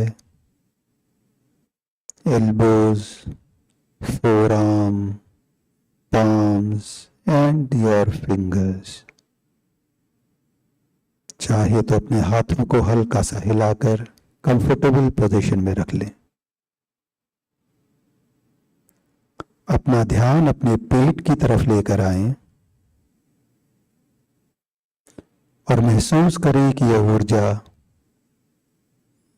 सारे अंगों से होती हुई चेस्ट की तरफ बढ़ रही है। चेस्ट को कंप्लीट एनवेलप करते हुए ऊपर गर्दन की तरफ पहुंच रही है। गर्दन को बिल्कुल ढीला छोड़ दें। यदि झुक जाती है तो उसको झुकने दें।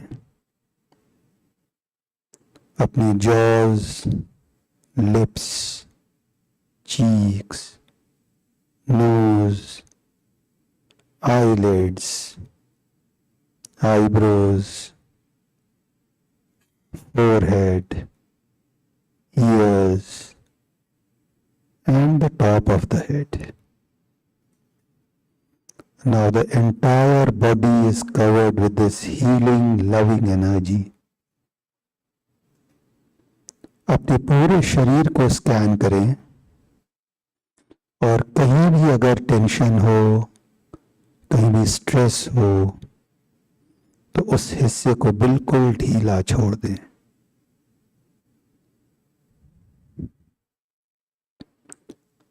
अब हल्के से अपना ध्यान अपने हृदय की तरफ लेकर आएं और एक विचार दें कि मेरे हृदय में दिव्य प्रकाश पहले से ही मौजूद है, जो मुझे अपनी ओर आकर्षित कर रहा है। The divine light is already present in my heart and is attracting me. Just hold on to this thought. If you get any other thoughts, let them come, let them go. विचारों को आने दें और जाने दें। और जब तक मैं न कहूं इसी अवस्था में थोड़ी देर बैठे रहें। Please start meditation.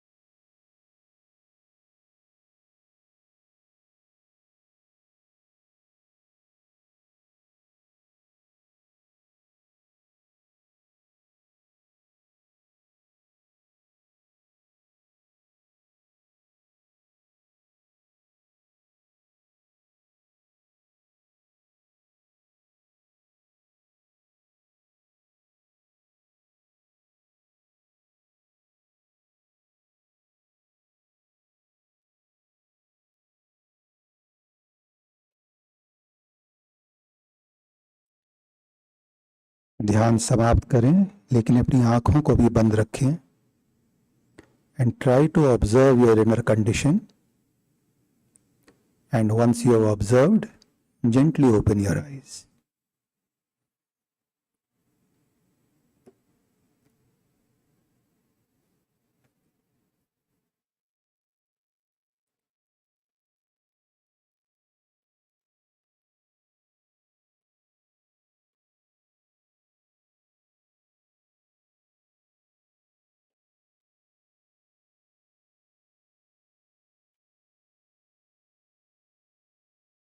So this was a very short, just a taster for the heartfulness meditation. Anyone would like to, are you feeling relaxed? Anyone who's feeling relaxed, you can just raise your hands if you're feeling relaxed.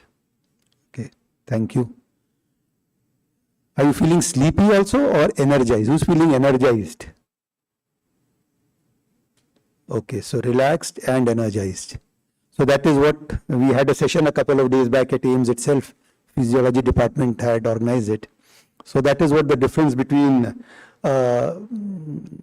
siesta and meditation is. After siesta, जब नींद खुलती है तो एक चाय cup पीने का मन करता है. But meditation अगर आप दिन में कर लें तो फिर आपको चाय भी पीने का मन नहीं करेगा. You will feel relaxed as well as energized.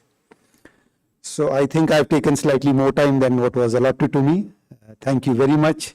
You have been patient and understanding audience, and we are there always to collaborate with AIIMS or any other organizations whom you think would get benefit from our services and from the practices that we do. Thank you very much.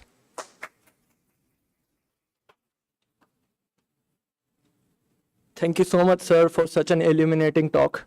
Really appreciate that what you just told us, a divine way of meditation. And now I would like to invite Dr. Chandan, Poonam Ahuja ma'am from Sevakram Naturopathy and Yoga Center, and Professor Suman Jain, and Professor Yadav, and lastly, Dr. KP Kocha ma'am. So I would like you all to come in front and felicitate Mr. Sanjay Upreti sir. And आप सबने खाना खाया? तो हमने heartfulness, we are grateful to them for sponsoring our eats today. So sir, we thank you for that also. And Heartfulness has an MOU with AIIMS.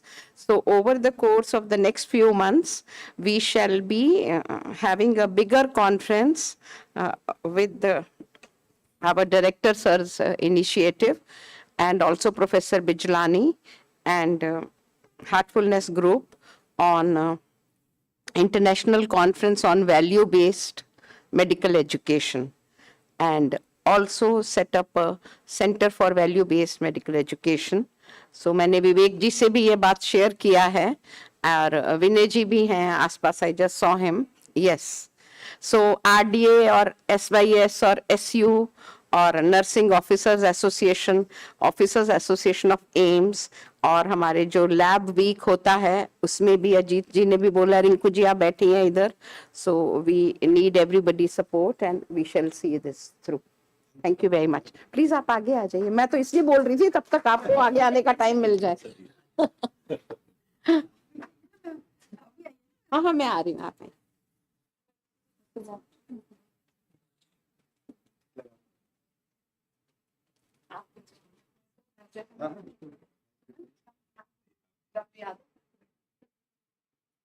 Chandan sir आज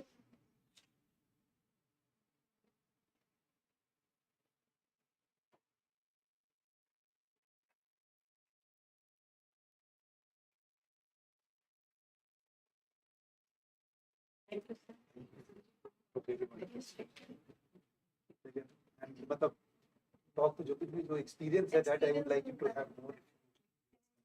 Most of the Heartfulness volunteers are very what we call पहुंचे हुए लोग, खासकर जिन्होंने America में बहुत पैसा कमाया. जेबें मेरी तरह से भर गई. Then we go back towards God and spirituality and Saraswati, नहीं तो उसके बिना कुछ है नहीं.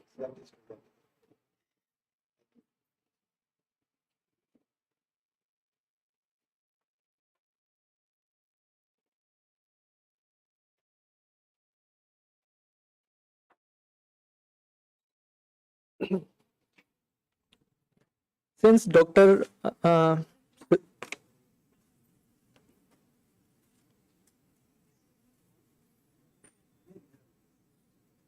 Since Dr. Sujata Satpathy couldn't make it today just because of some official reasons, so I would like you to welcome Dr. KP Kocher to come on the dais and just talk about the experiences related to the SSB Wellness Project and as well as on the topic of physiology of.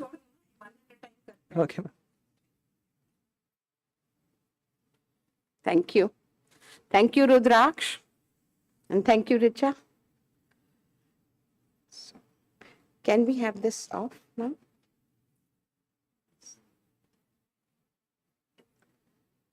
So, Dr. Sujata Satpathy is a professor in clinical psychology. And as we told in the morning while introducing our department, that we are having a number of collaborations. Dr. Yadav is having, Dr. Suman Jain is having, Dr. Ratna Sharma is having, and her whole group, including Dr. Simran and Dr. Prashant and Surya Prakash, with the Department of Psychiatry and Neurology. So one of our collaborations was when we were approached by the Shasastra Seema Bal, the forces which are posted on our Nepal and Bhutan border, that there are a lot of incidences of stress, even incidents of self-harm or incidents of aggression among brother officers in the forces.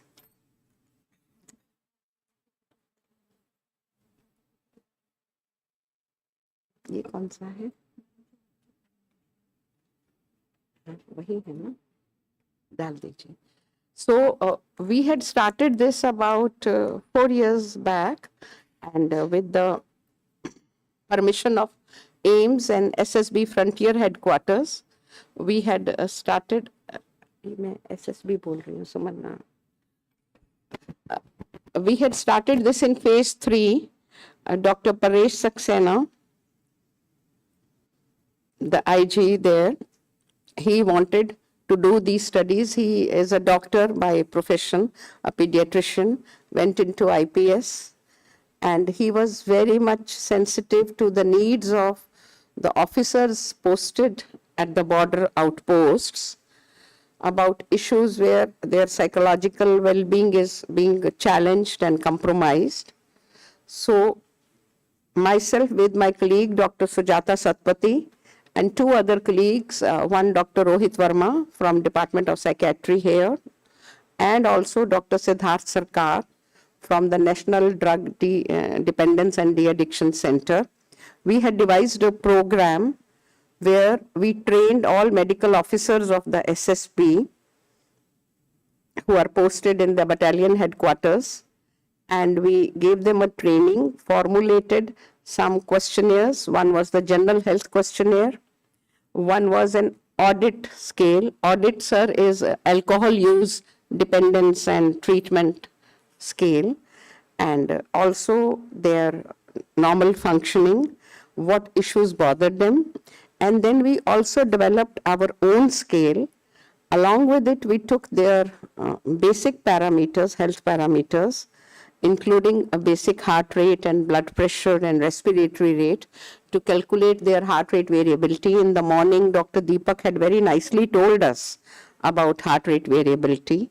And if I may say, he has been the father of heart rate variability here from our department, and Dr. Dinu Chandran is carrying the torch now. So we had done all these assessments. Some of our colleagues had gone to outposts in Pilibhit, in Lucknow, in Siliguri. I myself with Dr. Sujata Satpathy visited Srinagar, and this was just pre-COVID, and COVID was officially announced in, I think, March 2020, and just in the first few days of March, we had just gone there at Srinagar, and we had addressed the issues there, and we asked them certain questions. And what we got, which will follow in my next talk, is what were the शिकायत, उनको क्या क्या शिकायत है. तो हमने उनसे पूछा कि आपको कितनी वेतन कितना मिलता है यहाँ पर। तब उन्होंने कहा वेतन तो बड़ा अच्छा मिलता है और पहाड़ में ड्यूटी करने का तो कुछ और भी ऐड ऑन वेतन मिलता है। तो हमने कहा आप यहाँ क्यों आए, इस फोर्स में क्यों आए। So we had talked to about 24,000, 25,000 people in SSB, and we have that data with us. We are still working on analysis. So we did phase 1 and then phase 2. Phase 1 was where medical officers trained by us could recognize the soft signs and other things in these soldiers and then ask us. And then in the phase 2, we as subject matter experts taught them how to take this further so that the code of silence which exists कि अगर मैंने परेशानी बताई तो मेरा promotion नहीं होगा, that is eliminated. So we did it in a very sensitive way, and at the same time that something has to be done to prevent incidents of self-harm. And when we say self-harm, we mean for lay persons an attempt to take your own life, and fragging or fratricide in the forces, so that people can learn to communicate. So they told us many negative things, and then Dr. Sujata Satpathy, the wise woman that she is, we talked together and we flipped the narrative. अब हमने उनसे पूछा कि अच्छा क्या है SSB में, आपको क्या अच्छा लगता है। And that they said very nice thing about work environments, the buddy system. Mr. Sanjay, there's a buddy system there in the SSB, so that just like we are lab mates and we are buddies, so we also tell our students, MBBS students, that if you see any soft sign in the hostel of somebody who's distressed, just escalate to us. And we have a student wellness center here run by Professor Pratap Sharan in psychiatry and his team. So what we are doing here, both for our students and the same model we did for BSF. So in the phase 2, we could identify some people and then we talk to them individually during an online session at the Frontier headquarters here in Arkipuram.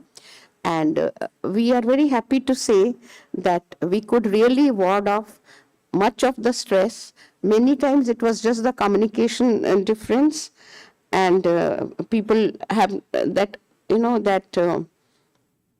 culture of being silent, not being able to talk to seniors, that we kind of wanted to make a beginning. And we did make a beginning, and people have started opening up there, and they know that things will be kept anonymous. Their confidentiality, privacy shall be kept secret, so that the ultimate goal is wellness of the individual and wellness of our armed forces. That is exactly what Mr. Opreti just now said. And along with it, we had what we call cognitive behavior therapy sessions. So any kind of sessions, practices, meditation, counseling, talking to, which we call dialectical behavior therapy, this we have done.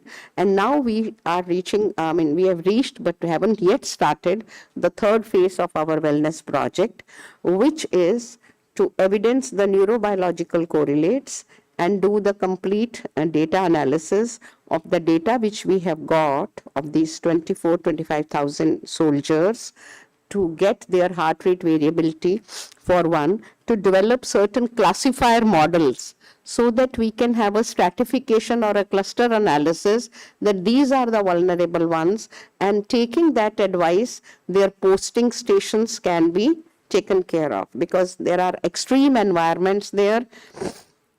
Almost sometimes there are, extreme heat or extreme cold, leeches, forests, and they have to do that recce of our manning our borders.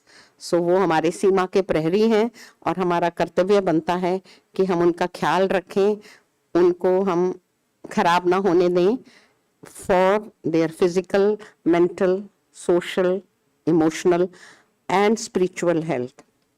Also, we learned some things that many times the family has to be sensitized, because family क्या करती है, उनकी तनख्वाह के तो मजे लेती है, अफसरी वाली बात, लेकिन family समझ नहीं पाती है कि उनको कितने कितने stresses at work हैं और मुश्किलें हैं. So we have, because both doctors and soldiers or police work at very difficult times of people's lives. So these are two very, very challenging professions where the need for such measures, as Dr. Deepak also said, countermeasures is very important. And Professor Deepak told us in the morning that the results are two-way. And recently we had given a talk, I don't want this to be too long, where we saw that stress is not just a negative thing. Stress can invoke us, provoke us, motivate us, drive us to do better for ourselves, our families, our workplace, and generally to make the world a better place. There have been reviews and literature, I can maybe share PPTs with some of you, that glucocorticoids also, sir, they work in two ways, and there is a U-shaped curve. Some of us, jinka nature or nurture paradigm, genetics और epigenetics paradigm, stress predominant है, उनको stress hormones different तरह से करते हैं, और जिनका nature और nurture paradigm थोड़ा सा सहज, that is the good word he had used. So सहज is simple, spontaneous, free flowing. No, we don't have to add any element of zabardasti or artifice in it. So that सहज अवस्था में या spirituality quotient high है या EQ high है, they work differently. And maybe today I told Deepika Mishra in the morning that we can do some AI modeling systems on this to give us more information about this. So this was what I had to share because Dr. Sujata is not here. So we, in our small way, also, Madam is running a tele center or a tele counseling center for BSF for prevention of suicides, and also Dr. Pratap Sharan. So most of our colleagues in psychiatry are doing that. What we do is psychological first aid for our students also, and then the cases which we recognize as soft signs, we take them further to the Department of Psychiatry. So thank you very much. And as Saloni said, now you can introduce me for the second part of my own talk. Thank you so much, ma'am. And now it's my pleasure or duty to invite you once again on the dais to come here and again talk about the physiology of pilgrim mountain travel.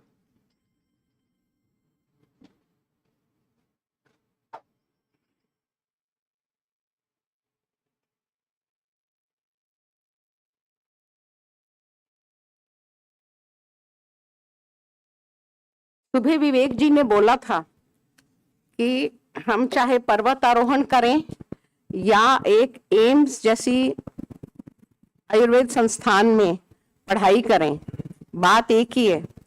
It is both a penance and a privilege. तपस्या भी है और उपलब्धि भी है.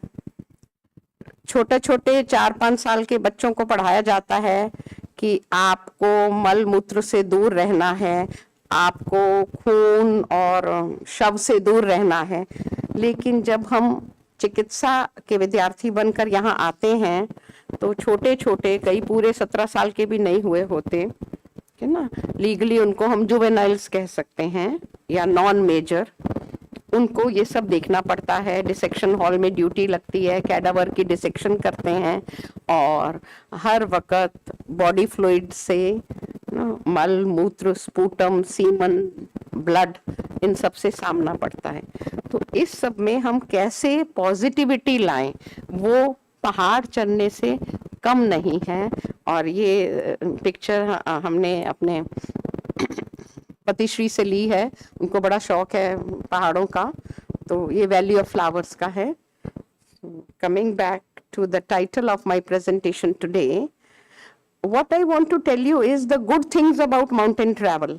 चंदन sir, हम ये सब challenges तो बता दिए, लेकिन फिर भी हम वहाँ जाते हैं तो हम क्यों, हमारे को आकर्षण है पहाड़ों से, तो वो हमारे लिए जानना ज़रूरी है कि ये जो हाई ऑल्टीट्यूड पिलग्रिमेजेस हैं ये स्पिरिचुअल फुलफिलमेंट देती हैं. हमारा एक जो ज़रूरत है, जो मैस्लोज हायरार्की ऑफ नीड्स में ये सबसे ऊपर की नीड है.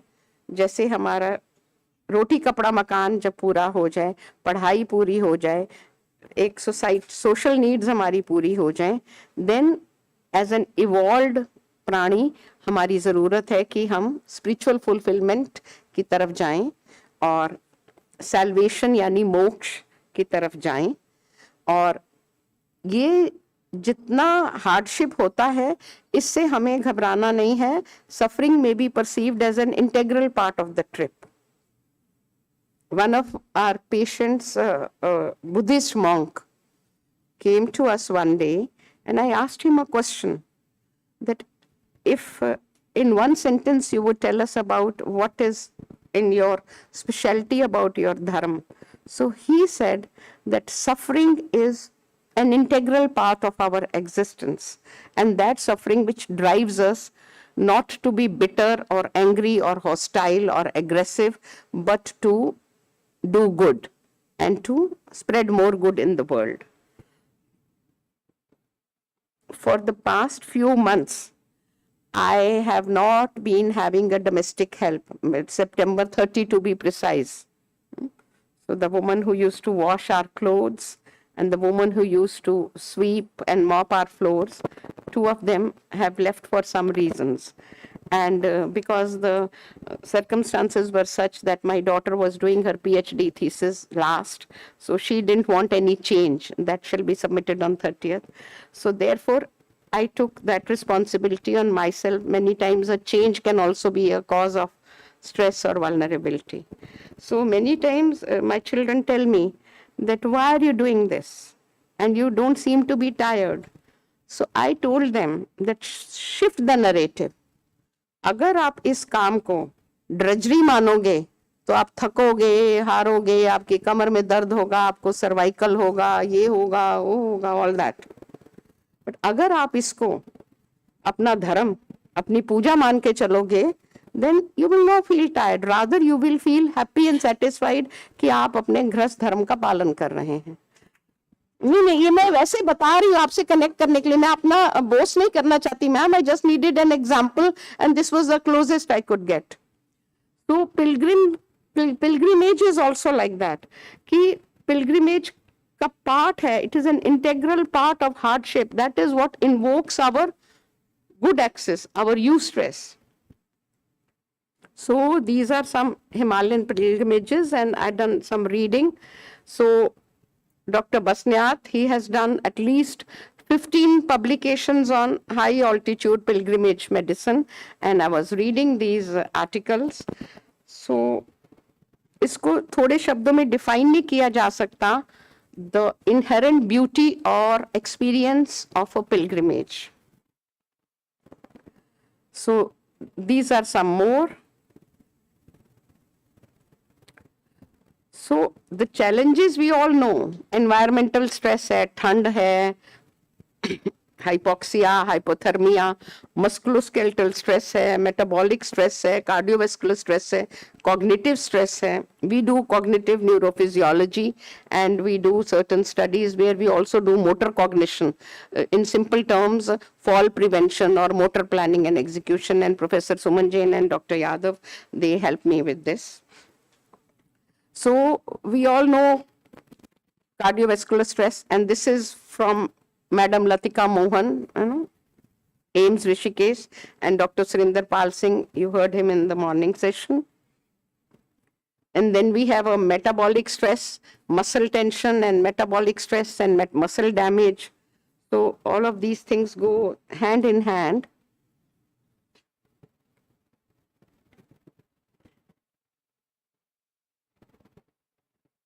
Then we have overload and adaptation and injuries. Then we have environmental stress, या hyperthermia होगा simple walking से, या hypothermia होगा. So all these things, most of them have been addressed in the morning, but yes, this is hypothermia. So I'm not spending more time. This again has been done very nicely. We have covered almost all aspects of this. So this Chandan sir ने बड़ा अच्छा बताया था कि जो भी उत्तराखंड और Pilgrim travel की गाइडलाइंस है, it is for all on the net for everybody to see. Also infection control and awareness of altitude illness in local healthcare professionals. But what I want to tell you is, what are the health benefits of pilgrim mountain travel? So I have flipped the narrative to tell it the positive things. We are getting a reconditioning or a reinforcement, and this will lower the incidence of heart disease. There are many protocols where athletes are sent to high altitude to induce hypoxia, so that hypoxia will stimulate the erythropoietin, improve the blood count. We all know the polycythemia of high altitude, कि ऊपर जाने से हमारे red blood cells को stimulus मिलता है ज़्यादा मात्रा में बनने का, और फिर हम नीचे आए after a sojourn at high altitude we can perform better. लेकिन social relationships के लिए हमारे पतिदेव हर 3 महीने ट्रैकिंग पे जाते हैं अपने दोस्तों के साथ, 72 बैच है उनका एम्स का। तो जो वो कहते हैं दिल्ली में हमें टाइम नहीं मिलता बॉन्डिंग करने के लिए, तो वो, और पिलग्रिमेज में तो ऐसी बॉन्डिंग होती है, हम सब अलग अलग जगह से आते हैं लेकिन एक परिवार की तरह हम वहाँ जो ऊंच नीच है स्पिरिचुअल भी और फिजिकल भी, उसको हम इकट्ठा भुगतते हैं। Nature gives us lot of peace and tranquility and serenity. जो ब्यूटी है पहाड़ का, the flora and fauna gives us a sense of tranquility. Believe me sir, when we went to Hemkund Sahib, just after Badrinath Dham, when we go up Gobind Ghat, it almost seems we are in heaven. I mean, इतना beauty है वहाँ, इतना अच्छा लगता है, वो उम्र भर के लिए imprinted रहता है. It builds up happiness. And then the pollution in the urban climate, the toxicity which we have, the fast pace of life, जो सहजपना है वो चला जाता है, and we are totally gone. It is like a digital detox. So these are benefits. And this I've taken from World Economic Forum, जिनका meeting Davos में होता है. तो mountains हमें क्या क्या देते हैं? They provide home for almost 1 billion people. They host 25% of the biodiversity. I use the word flora and fauna, यानी कि हमारी पौधे और हमारे जीव जंतु. They are origin of 6 of the 20 most important food crops. वहाँ का जो environment है बड़ा salutary और salubrious है. ये जो word हैं इसका मतलब हेल्थ प्रोमोटिंग बेनिफिट्स. हमारी जो साइंस है शरीर क्रिया विज्ञान, हम इसी की बात करते हैं कि हम प्रिवेंटिव हेल्थ से भी पहले हैं, हम प्रोमोटिव हेल्थ में हैं, हम प्राइमोर्डियल इंटरवेंशन करते हैं. And 28 almost 1/3 of the world's forests are hosted here, तो and they provide 60 to 80% of the world's fresh water. इसके अलावा माउंटेन्स में जो पाइन की सेंट है, वहाँ की जो खुशबू है, and we all know from physiology that olfaction is the most basic sensation, the first to have evolved. हम लोगों ने काफी सारी खो दी है. हमारे जो श्वान बंधु हैं उनमें अभी भी बहुत ज्यादा है. It is much more in the dog still, but it is a very very basic sense, you know, the smell of mother's milk for the child, the bonding, the pheromones which we have really give lot of cognitive benefit. So what is the health benefit is, आजकल हम sustainable development goals पे आ रहे हैं, तो इसमें हमको ये भी सोचना है कि अपना शहर के प्राणियों वाला या फास्ट जिंदगी के प्राणियों वाला लालच यहाँ ना लाएं. मुझे तो सचमुच लगता है सर कि थोड़ा सा rational use of mountain travel भी होना चाहिए. Just because somebody can afford it doesn't mean that every time they can keep taking pollution vehicles or fuel driven vehicles. The true nature of a pilgrimage is by walking and trekking. तो हम वहाँ से कुछ लेके आ रहे हैं बहुत कुछ, तो हम वहाँ अपना गंद बला pollution नहीं छोड़ के जाएं.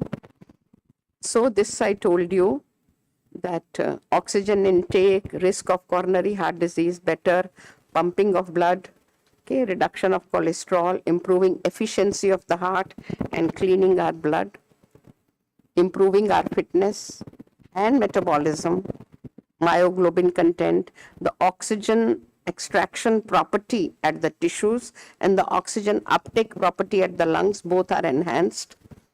And for our minds, perception of pain reduce हो जाता है, stress, anxiety, depression absorb हो जाता है वहाँ, and boost of positive hormones. All these researches have been done. My job is just to introduce you to the good effects.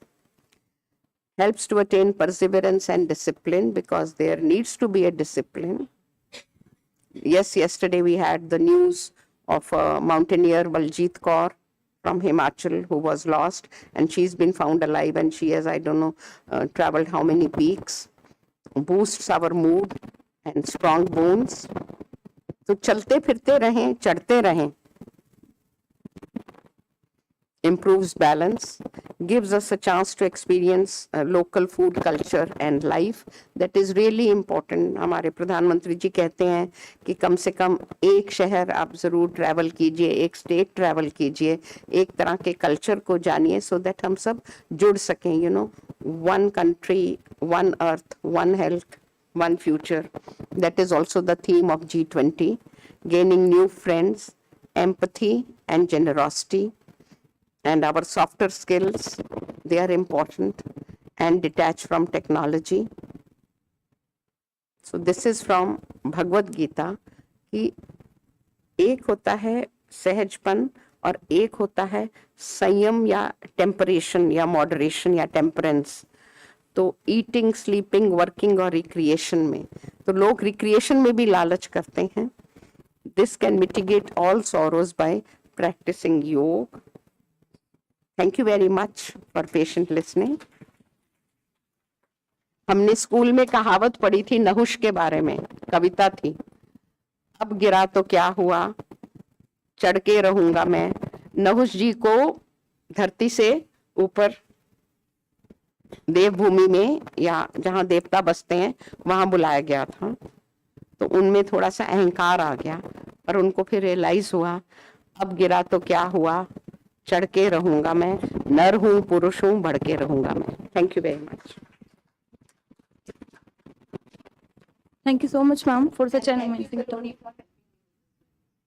Now, I would like to request Dr. Vivek Dixit. He is a senior research scientist in Department of Orthopedics. Yes, ma'am.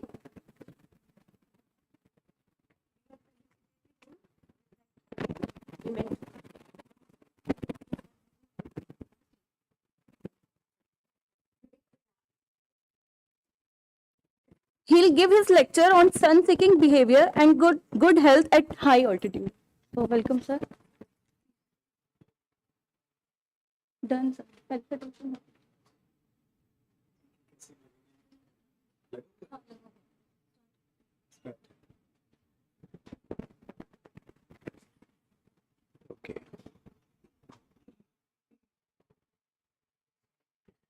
Recording रहने दीजिए. ये कैसे screen पे कैसे आएगा? अच्छा, वो वहां से. ठीक है, ठीक है.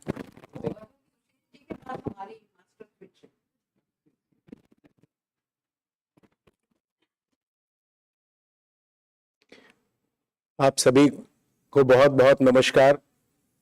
Very good afternoon. मैं सबसे पहले भगवान से, ऊपर वाले से ये प्रार्थना करता हूं कि मेरा कुछ कहने का मन बन जाए और आपका कुछ सुनने का मन बन जाए. धन्यवाद. ये टाइम बड़ा ऑड है और खाने के बाद, लंच के बाद कुछ कंसंट्रेट कर पाना थोड़ा अपने आप में एक बड़ा टिकलिश टास्क रहता है, खुद को रोक के रखने का. परंतु मुझे यह सौभाग्य मिला कि मैं आपसे कुछ बातें जो मैंने सीखी समझी हैं वो साझा कर सकूं. कुछ दिन पहले मैं बनारस में था. वहां एक चाय की दुकान पे मेरा जाना हुआ और चाय पीते पीते जब मैंने चाय की दुकान को देखा तो वहां पे दीवार पे लिखा हुआ था, यहां सभी ज्ञानी हैं, कृपया ज्ञान की बातें ना करें. तो आप सभी इतने ज्ञानी हैं, आप सभी इतने विद्वान हैं और मैं आपके बीच में क्या ऐसी बात कहूं, तो मैं ये ध्यान में आता कि जो मैंने यहां सुबह से सीखा है, आप लोगों के बीच में सीखा समझा है, उन्हीं बातों को थोड़े सरल तरीके से रखो। उसमें टेक्निकल जानकारी बड़ी कम हो क्योंकि वो सब ऑलरेडी आपके पास है। मैं कुछ वो बातें कहूं जिससे आपके चेहरों पर कुछ मुस्कुराहट आ सके, ताकि आप शाम के समय जब चाय पीने जाएं तो उससे पहले आप इक्वली फ्रेश हो जाएं। ऐसा मेरा आग्रह है। और अभी डॉक्टर संजय सर मैम की टॉक से पहले थे, उन्होंने एक बड़ी अच्छी टॉक कही और उस टॉक में उन्होंने हार्टफुलनेस के बारे में हम सब लोगों को बताया। और हार्टफुलनेस के बारे में जब बताया तो उन्होंने माइंड और हार्ट के बीच के कनेक्शन की भी बात की। मुझे याद आता है एक बार एक क्लास में मास्टर जी ने बच्चों से कहा कि बच्चों, कल पड़ोस के स्कूल के प्रिंसिपल हमारे क्लास का मॉनिटरिंग करने आ रहे हैं, हमारे स्कूल की इज्जत का सवाल है, जो मैंने तुम्हें ठीक ठीक पढ़ाया उसका ठीक ठीक जवाब देना, वो पैनल इंस्पेक्शन करने आ रहे हैं। सारे बच्चों ने कहा मास्टर जी आप चिंता मत करिए, जो आपने पढ़ाया हम ठीक ठीक जवाब दे देंगे। मास्टर जी ने जो बच्चे काफी पढ़ाई में पुअर थे उनको बोल दिया कल मत आना, जो ठीक ठीक बच्चे थे उनसे बोला तुम जरूर आना। सारे बच्चे आ गए, प्रिंसिपल साहब आए और आकर के पीछे बैठ गए। धर्म जागरण की कक्षा थी, स्पिरिचुअलिटी की। तो मास्टर जी ने क्लास ली और क्लास लेने के बाद प्रिंसिपल साहब से कहा कि आप आइए और जैसा डिसाइड हुआ था हमारे बच्चों से कुछ पूछ लीजिए। तो प्रिंसिपल साहब आए और प्रिंसिपल साहब ने पहला क्वेश्चन पूछा, बच्चों बताओ क्या भगवान है? सारे बच्चों ने अपना दाहिना हाथ उठा दिया। मास्टर जी बड़ा खुश हुए कि अरे वाह क्या उत्तर दिया है, यही तो मैंने बताया था कि जब भी पूछा जाए भगवान है तो अपना दाहिना हाथ उठा देना। दूसरा प्रश्न पूछा प्रिंसिपल ने, भगवान कहां है? Where is the god? सभी बच्चों ने दाहिना हाथ बाई छाती पर रख दिया, भगवान यहां है। मास्टर जी फिर बड़ा खुश हुए, वाह लोकेशन भी बिल्कुल ठीक बताई, मैंने तो ये बताया था कि जब भी पूछा जाए भगवान कहां है तो यहां पे हाथ रख देना। तीसरा क्वेश्चन जब प्रिंसिपल साहब ने पूछा, बच्चों हृदय कहां है? दिल कहां है? Where is the heart? सभी बच्चों ने एक स्वर में उत्तर दिया, ये तो मास्टर जी ने कभी बताया ही नहीं। तो भगवान कहां है हमें ये पता है, भगवान की लोकेशन कहां है हमें ये पता है, बट हार्ट कहां है हमें ये नहीं पता चल पाता। इस टॉक के लिए मैं डॉक्टर संजय जी का बहुत धन्यवाद करता हूं कि उन्होंने बड़ा सुंदर लेक्चर लिया, हार्ट और माइंड का कनेक्शन लिया, क्या करना है कैसे करना है, ये कैसे हम इस तरीके से अपने मन की शांति को थोड़ी देर के लिए, सही स्ट्रेस को कैसे भूल सकते हैं। कई बार होता है कि हम बहुत मेटाफिजिकल बातचीत में आ जाते हैं, बड़े टेक्निकल टर्म्स का यूज करते हैं, बहुत राउट लर्निंग फॉर्मूलाज की बात करते हैं, लेकिन इस बीच में artificial intelligence, robotics, mechanics, mechatronics जैसी कुछ टेक्निकल चीजें आती हैं और वहां पे बड़ी सिंपल चीज मिस कर जाती है। वो जो सिंप्लिसिटी है वो मैम की टॉक में हमें आज दिखी। हम आपका बहुत धन्यवाद करते हैं, इतने सरल शब्दों में आपने पहाड़ के बारे में, माउंटेन के बारे में, पिलग्रिम के बारे में बताया कि वो कैसे हमारे लिए दवाई। और मुझे एक शेर याद आ गया, चूंकि मैं लखनऊ से हूं तो मेरी आदत है कि मैं चीजों को जरा सिंप्लिसिटी में कहने की आदत है। वैसे एक प्रेजेंटेशन के बारे में भी कहा गया है, great presentation is that when your grand mother can understand. तो आपका प्रेजेंटेशन सार्थक और स्वार्थ तब होता है when A layman can understand.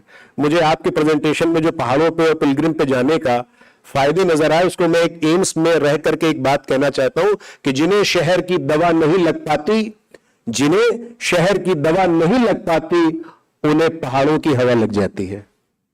अगर आपको मन करे तो ताली बजा सकते हैं,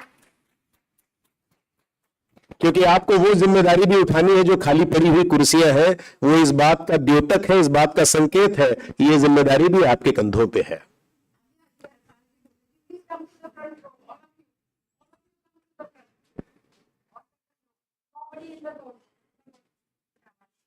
मैम ने भगवत गीता के एक बहुत सुंदर श्लोक का उद्धरण किया।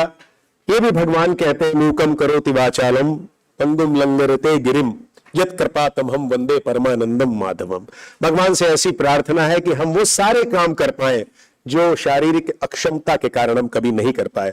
इस प्रार्थना के साथ में मैं ये भगवान के चरणों में ऊपर वाले से, वाहेगुरु से, अल्लाह से ये प्रार्थना करता हूं कि हम सभी की श्रद्धा के केंद्र जो भी हों, हमें उनकी कृपा मिले और हम अपने जीवन में हाईएस्ट पॉइंट को अटेन करें, जहां पर हम इमोशनली स्टेबल हो, फिजिकली फिट हो और मेंटली अलर्ट हो। तो ये, और जो मेरी आज की बातचीत है वो ये बातचीत घूम फिर करके इसलिए क्योंकि मैं मेटाबॉलिक बोन डिजीजेस पे काम करता हूं और पिछले विगत 12 सालों से मैं विटामिन डी इन पॉपुलेशंस बोन हेल्थ, खासतौर से ट्रांसजेंडर्स बोन हेल्थ पे मैंने काम किया। लेकिन चूंकि आज बातचीत हम लोग पहाड़ों की कर रहे हैं, माउंटेन्स की कर रहे हैं, तो ये जीवन में हमारे किस प्रकार से कुछ बदलते हुए टाइम में हम कैसे कैसे सूर्य से, सन के प्रकाश से, कुछ औद्योगिकरण से, कुछ अर्बनाइजेशन की वजह से, कुछ अपनी हैबिट्स की वजह से, या कुछ हमारा जो कार्यक्षेत्र है वो इस प्रकार से हम सूर्य से दूर हो गए हैं। हमारे बहुत सारे, चाहे वो किसी भी धर्म ग्रंथ के, पंथ के, संप्रदाय के जो होली स्क्रिप्चर्स हैं, उन सारे के बीच में सूर्य, चंद्रमा, तारों के बारे में उनका महत्व बताया गया है। और एक विटामिन ऐसा है जो कि न्यूट्रिएंट भी है, वो आप सबको पता है, जिसका नाम है विटामिन डी। उसको लोगों ने ड्रग ऑफ द डिकेड भी कहा है और वो केवल सूर्य के प्रकाश से मिलता है, ये हम सभी लोगों ने देखा है। तो धीरे धीरे बेसिकली क्या, मैं कुछ दिनों पहले एक अब्रॉड में गया था, एक प्रेजेंटेशन था, मैंने वहां देखा कि जितने भारतीय मूल के लोग हैं जर्मनी में, वो बिल्डिंग की शेड जहां पे पड़ रही है उससे क्रॉस कर रहे हैं, और जो वहां के लोकल निवासी वो बिल्कुल आराम से धूप में चल रहे हैं। तो थोड़ा सा मैं विनोद में भी कई बार कहता हूं कि हम तो उस देश के वासी हैं जहां पे प्लेंटीफुल सनशाइन हमें थ्रू आउट द ईयर मिलती है, बट हम कुछ छोटे छोटे कारणों से, वो एस्थेटिक कारण भी हो सकते हैं, हमारा कॉम्प्लेक्शंस को लेकर के हम कई बार रहते हैं। अब तो मेल्स भी, मैं इस बात को बहुत दृढ़ता से कहता हूं कि वो फेयरनेस क्रीम लगाते हैं और ये क्या अपनी सनस्क्रीन होती है इसको भी लगाते हैं। लेकिन ताज्जुब की बात देखिए कि हमारे जितने भी एक धर्म में, पंथ में, उसमें क्या कहा गया, हमारे यहाँ तो श्याम रंग को माना गया है, श्याम रंग की पूजा गई हुई है। भगवान श्री राम अगर एक धर्म में हम देखते तो वो नीले, नील वर्ण के हैं और वो श्याम वर्ण के हैं। तो इस देश में प्रधानता बहुत काले और गोरे के बीच में नहीं है, जो ग्रे है ये इसको लेकर के है। बट फिर भी बदलते दौर में चूंकि सबको एक सोशल इमेज, एक फेस वैल्यू, एक एस्थेटिक इमेज अपनी दिखाने के लिए एक चलन चला है, उसका भी बहुत स्वागत है। लेकिन उस कारण हम क्या हुए, सूर्य से धीरे धीरे हम थोड़ा सा दूर हो गए। जब हम दूर हुए तो हमारे शरीर में विटामिन डी की कमी हो गई। उस विटामिन डी की कमी को पिछले 20 वर्षों की रिसर्च में कहा गया climate related vitamin D deficiency. क्योंकि पहले के जमाने में, आज से 20 वर्ष पहले, आप सभी लोग जानते होंगे, घर इस प्रकार के नहीं होते थे, हमारा क्लॉथिंग पैटर्न इस प्रकार का नहीं होता था, हमारे साज सज्जा और मेकअप के इस प्रकार के आयाम नहीं होते थे, हमारे फल, फूल और सब्जियां इस प्रकार से बहुत अच्छी तरीके से फोटो सिंथेसाइज होकर के सूर्य के प्रकाश में आती थी। मिलावटपन भी शायद उतना नहीं था, जीवन बड़ा सहज और सरल हुआ करता था। सनबाथ का कल्चर चूंकि हमारे देश में नहीं है, ये मैं मानता हूं, पर उसके बावजूद भी बहुत तरीके से हमें सूर्य का प्रकाश, चाहे वो फोरहेड हो, हमारे आर्म्स हो या लेग्स हो, उनको पर्याप्त मात्रा में मिल जाता था। अब जब से ये अपार्टमेंट और कंपार्टमेंट का कल्चर शुरू हुआ है, हाई राइज बिल्डिंग का कंसेप्ट शुरू हुआ है, हम सभी लोग सूर्य के प्रकाश से वंचित हो गए। तो ये सूर्य का प्रकाश जो है वो बहुत अब रेयरली पाया जाता है फूड में। अभी हमने नेस्ले के साथ में एक स्टडी की है जिसमें हमने लगभग हर प्रकार के खाने वाले पदार्थों को 100-100 ग्राम लिया, उनको हमने लिक्विड क्रोमेटोग्राफी की और हमने देखा कि मछली से लेके, दाल से लेके, मीट से लेकर के, मिल्क से लेकर के ऐसा कोई पदार्थ नहीं जो आप मुझे बता सकें कि आपने ये नहीं लिया होगा। और मुझे बहुत इस बात का दुख है बताते हुए कि सिवाय एक छोटी मछली है, उसका नाम अभी अंग्रेजी में मुझे याद नहीं आ रहा, बहुत रेयरली पॉइंट्स में मिल जाती है, सिवाय उसको छोड़ करके किसी में ठीक ठाक विटामिन डी नहीं है। तो खाने में विटामिन डी आपको मशरूम से मिलता है, आलमंड से मिलता है, ब्रोकली से मिलता है।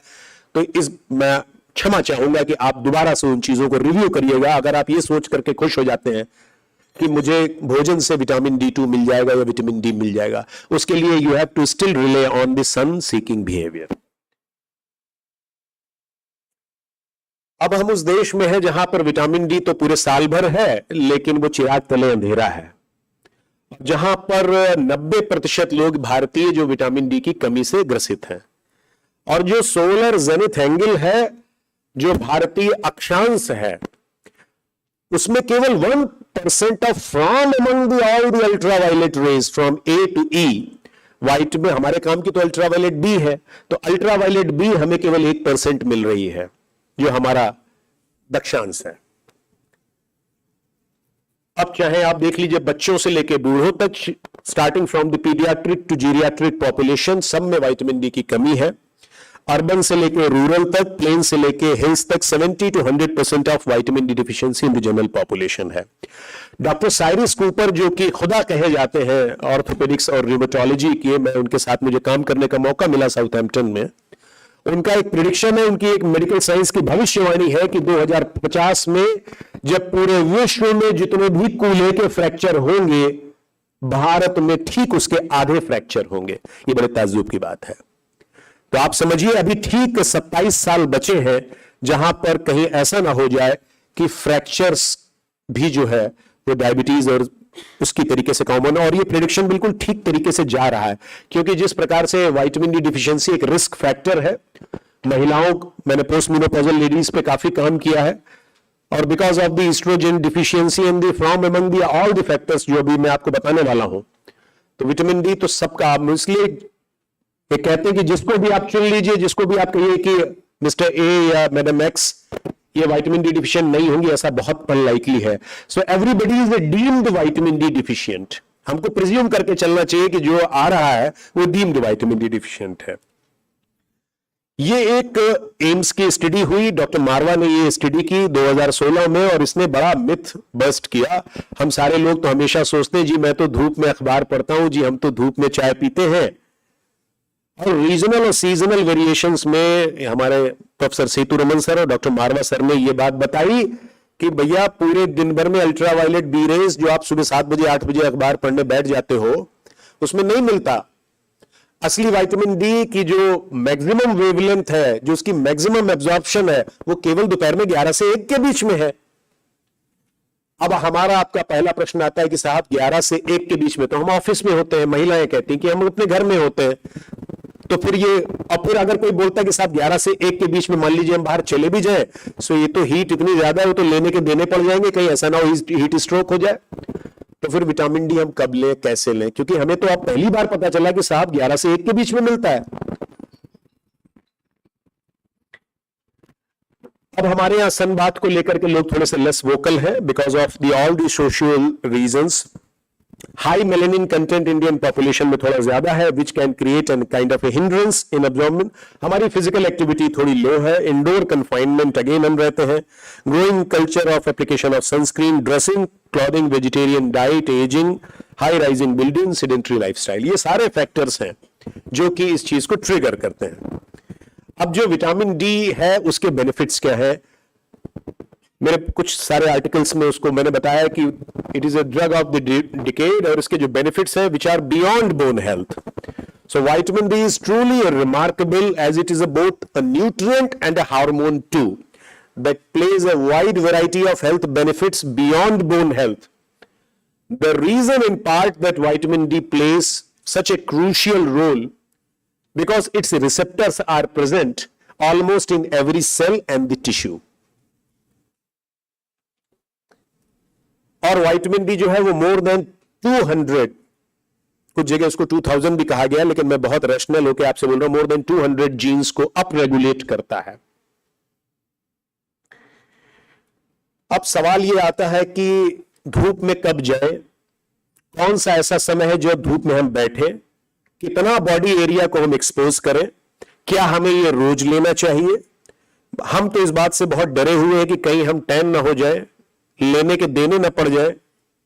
How much time will be sufficient, कितनी देर, और शहर की धूप ज्यादा अच्छी है, गांव की धूप ज्यादा अच्छी है। इसलिए भारत सरकार ने कुछ फोर्टिफिकेशन प्रोग्राम भी शुरू किया, और कुछ डालडा है, कॉफी है, दूध है, योगर्ट है, आपने देखा होगा आजकल वो प्लस करके साइन अगर आता है F+ मतलब फोर्टिफाइड है। फोर्टिफिकेशन के बीच में साथ में एक सबसे बड़ी कमी यह है कि हाउ मच टू फोर्टिफाई। दूसरी बात है, आप हर चीज को फोर्टिफाई नहीं कर सकते। अगर एक आइसक्रीम 20 रुपए की है, उसमें मैंने 200 इंटरनेशनल यूनिट विटामिन डी मिलाया, अब वो आइसक्रीम 40 रुपए की हो गई। क्या आपको लगता है एक सामान्य मानवीय 80% भारतीय जो गांव में रहते हैं वो उस आइसक्रीम को खरीद सकते हैं? क्या नहीं खरीद सकते। तो हाउ मच टू फोर्टिफाई। दूसरी बात, कनाडा एंड यूएस में भी फोर्टिफिकेशन हुआ, वहां फ्लॉप रहा because of the logistics issue. तो पैसे को लेकर के भी ये सारी बातचीत है, लॉजिस्टिक्स को भी लेकर बातचीत है। हमने दिल्ली गवर्नमेंट के साथ में भारत सरकार से कहा कि बच्चों की जो सुबह मॉर्निंग की असेंबली है, क्या वो थोड़ी शिफ्ट की जा सकती है, देर से शुरू करें। तो एक ऑपरेशन धूप करके चला, जिसको बीच की धूप का भी नाम दिया गया। प्रोजेक्ट धूप करके भी चला, वहां भी हमने ये देखा कि धूप को किस प्रकार हम शिफ्ट करें, बच्चों को हम इस बात के लिए अवेयर करें, और साथ में नून असेंबली का हम कंसेप्ट लेकर के आए। एक आर्टिकल बीच में आया कि धूप में कितनी धूप लें, कितनी देर तक लें, ये नवभारत टाइम्स का एक आर्टिकल है, और इसमें विटामिन डी में बताया गया कि 19% of the total body exposure हमारा रहना चाहिए। फोरहेड रहे कम से कम, घुटनों के नीचे थोड़ी देर तक हम इसको एक्सपोज करें, और कम से कम 20 मिनट प्रतिदिन हम धूप में बैठे। मैं आपसे कहता हूं कि धूप में जब मैं बैठने को कहता हूं तो मैं कहता हूं सेंसिबल सन एक्सपोजर, उतना जितना आप बर्दाश्त कर सकें। तो ऐसा नहीं कि केवल 11 से 1 के बीच में अल्ट्रावायलेट बी रेज है, वह सुबह 8 बजे से लेकर के दोपहर 3 बजे तक अल्ट्रावायलेट बी रेज है। लेकिन अब यहां पर रूल ये आ जाता है, higher the wavelength lesser the time higher time needed to be expose. तो आपको काफी देर तक धूप में बैठना पड़ेगा।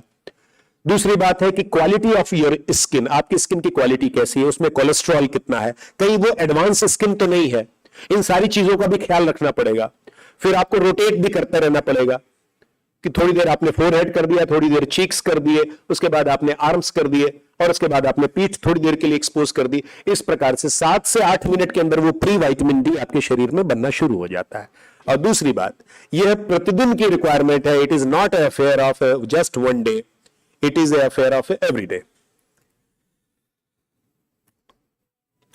एक आर्टिकल जिसको लैंसेट ने भी अभी साइट किया, और इसमें यह बताया गया कि कोविड के टाइम पर विटामिन डी का जो लेवल जिनका सफिशिएंट रहा, उनको लेस सफर करना पड़ा। इसको WHO ने भी अपने मुख्य पृष्ठ पर आज तक स्थान दिया हुआ है।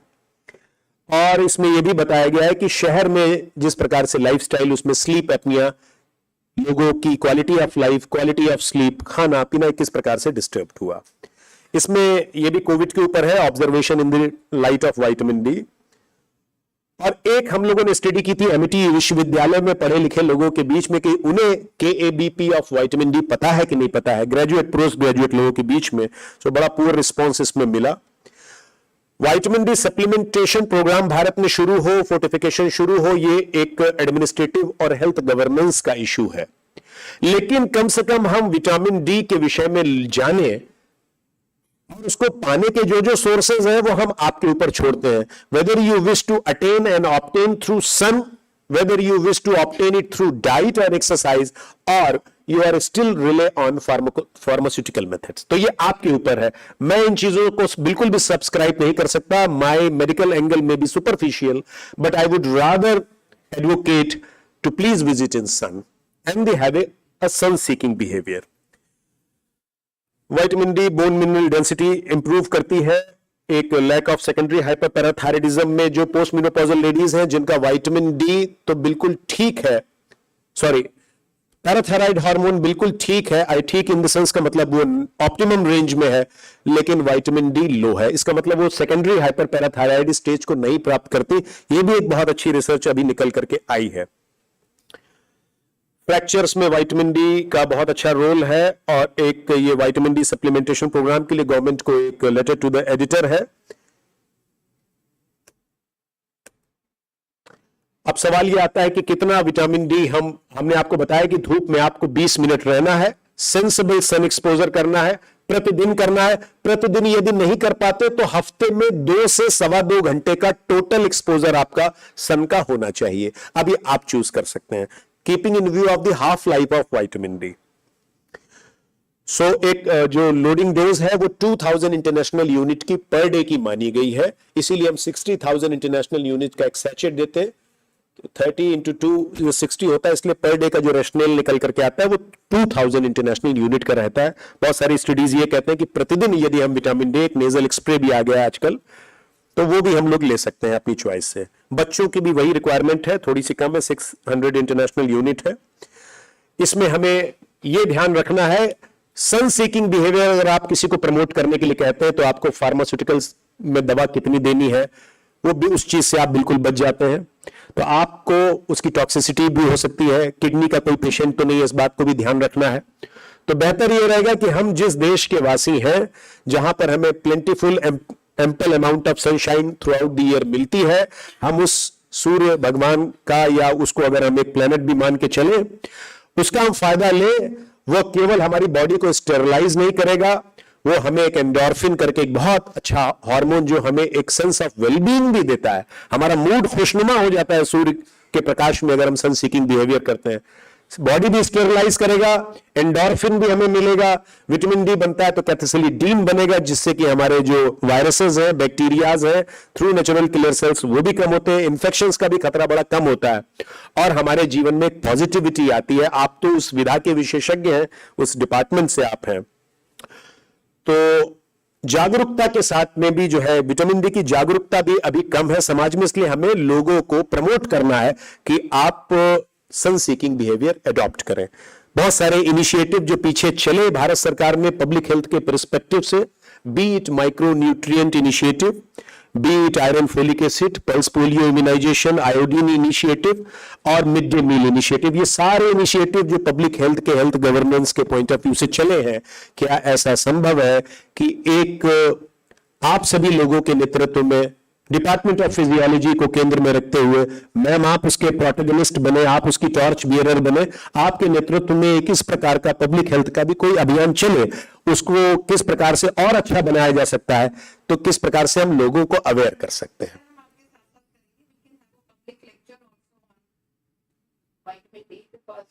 एक बच्चा हमारा कॉग्निटिव न्यूरोफिजियोलॉजी, दूसरा बच्चा न्यूट्रिशन है, दोनों में साथ। That would be wonderful. Thank you so much.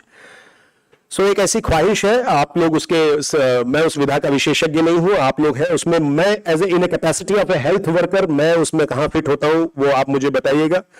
सो हमें इंकरेज करना है पीपल्स को कि सन सीकिंग बिहेवियर ले और सेंसिबल सन एक्सपोजर ले एवरीडे के लिए, वाइड पब्लिसिटी करें, लोगों को प्रमोट करें, बच्चों को जो कि कन्फाइंडेड हो जाते हैं, बिल्कुल घर पे बैठे रहते हैं, उनसे भी कहें कि आप खेलें, उससे केवल उनको रिकेट्स, न्यूट्रिशनल रिकेट्स। जी जी जी जी जी जी जी जी तो बहुत धन्यवाद। जी जी जी जी जी सो इससे कम्युनिकेबल और नॉन कम्युनिकेबल डिजीजेस का भी जो हमारा एग्जिस्टिंग बर्डन है वो भी कम होगा। तो हमारी सी प्रार्थना कि हम उच्चतम जीवन और स्वास्थ्य के लिए सूर्योन्मुखी होने का हम प्रयास करें। हमारी ऐसी प्रार्थना कि आपके मन को रिद्धि मिले, तन को सिद्धि मिले, धन में वृद्धि मिले, स्वास्थ्य में वृद्धि मिले, जीवन में खूब सारी समृद्धि मिले। और मुझे यहां आपने बोलने के लिए बुलाया, उसके लिए हृदय की सीमाओं से अनुग्रहित हूं। और एक छोटे से शेर के साथ आपके चेहरे पर मुस्कुराहट आए कि आईना गर्द गर्द क्यों है, रंग चेहरे का सर्द सर्द क्यों है, जब काम लिया नहीं कभी घुटनों से तो भला घुटनों में दर्द क्यों है।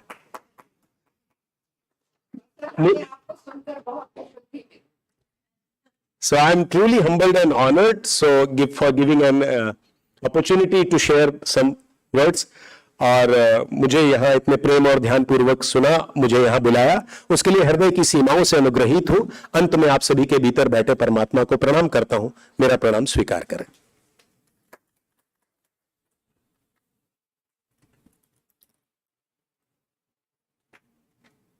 Thank you so much, sir.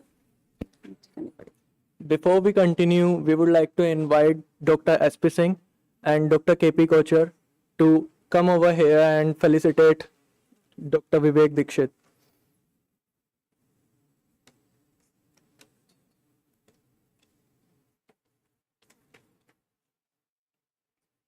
Ma'am, please. Sir, please. हाँ जी.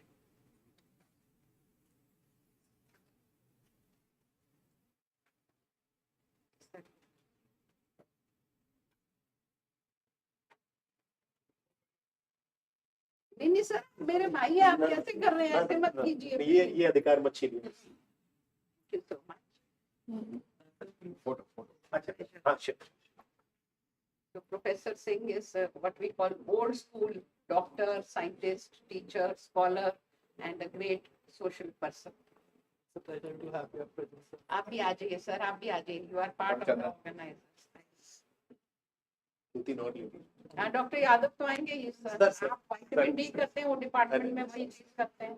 और मैडम स्पाइनल कॉर्ड इंजरीज करती हैं, तो जो भी फ्रैक्चर होगा आपसे भी बहुत कुछ सीखना है। तो सर नहीं नहीं अच्छा अच्छा आप बीच में आएंगे. हाँ जी.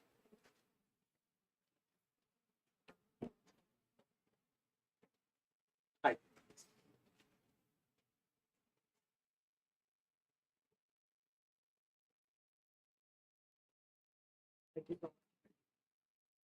रुद्राक्ष, इनका नाम भी आज बड़ा है. Now, I would like to invite Dr. Suman Jain.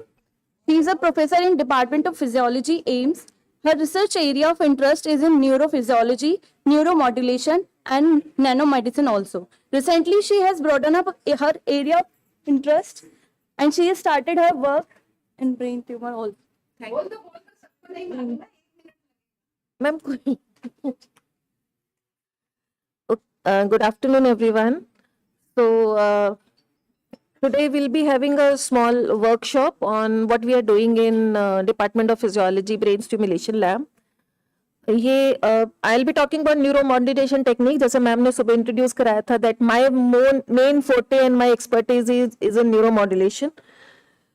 I will not go into the first slide कि कितना hypoxia, but basically since I am a hardcore neurophysiologist, so what I'll be telling you that how hypoxia is affecting the brain. So hypoxia, as we know, क्या करना?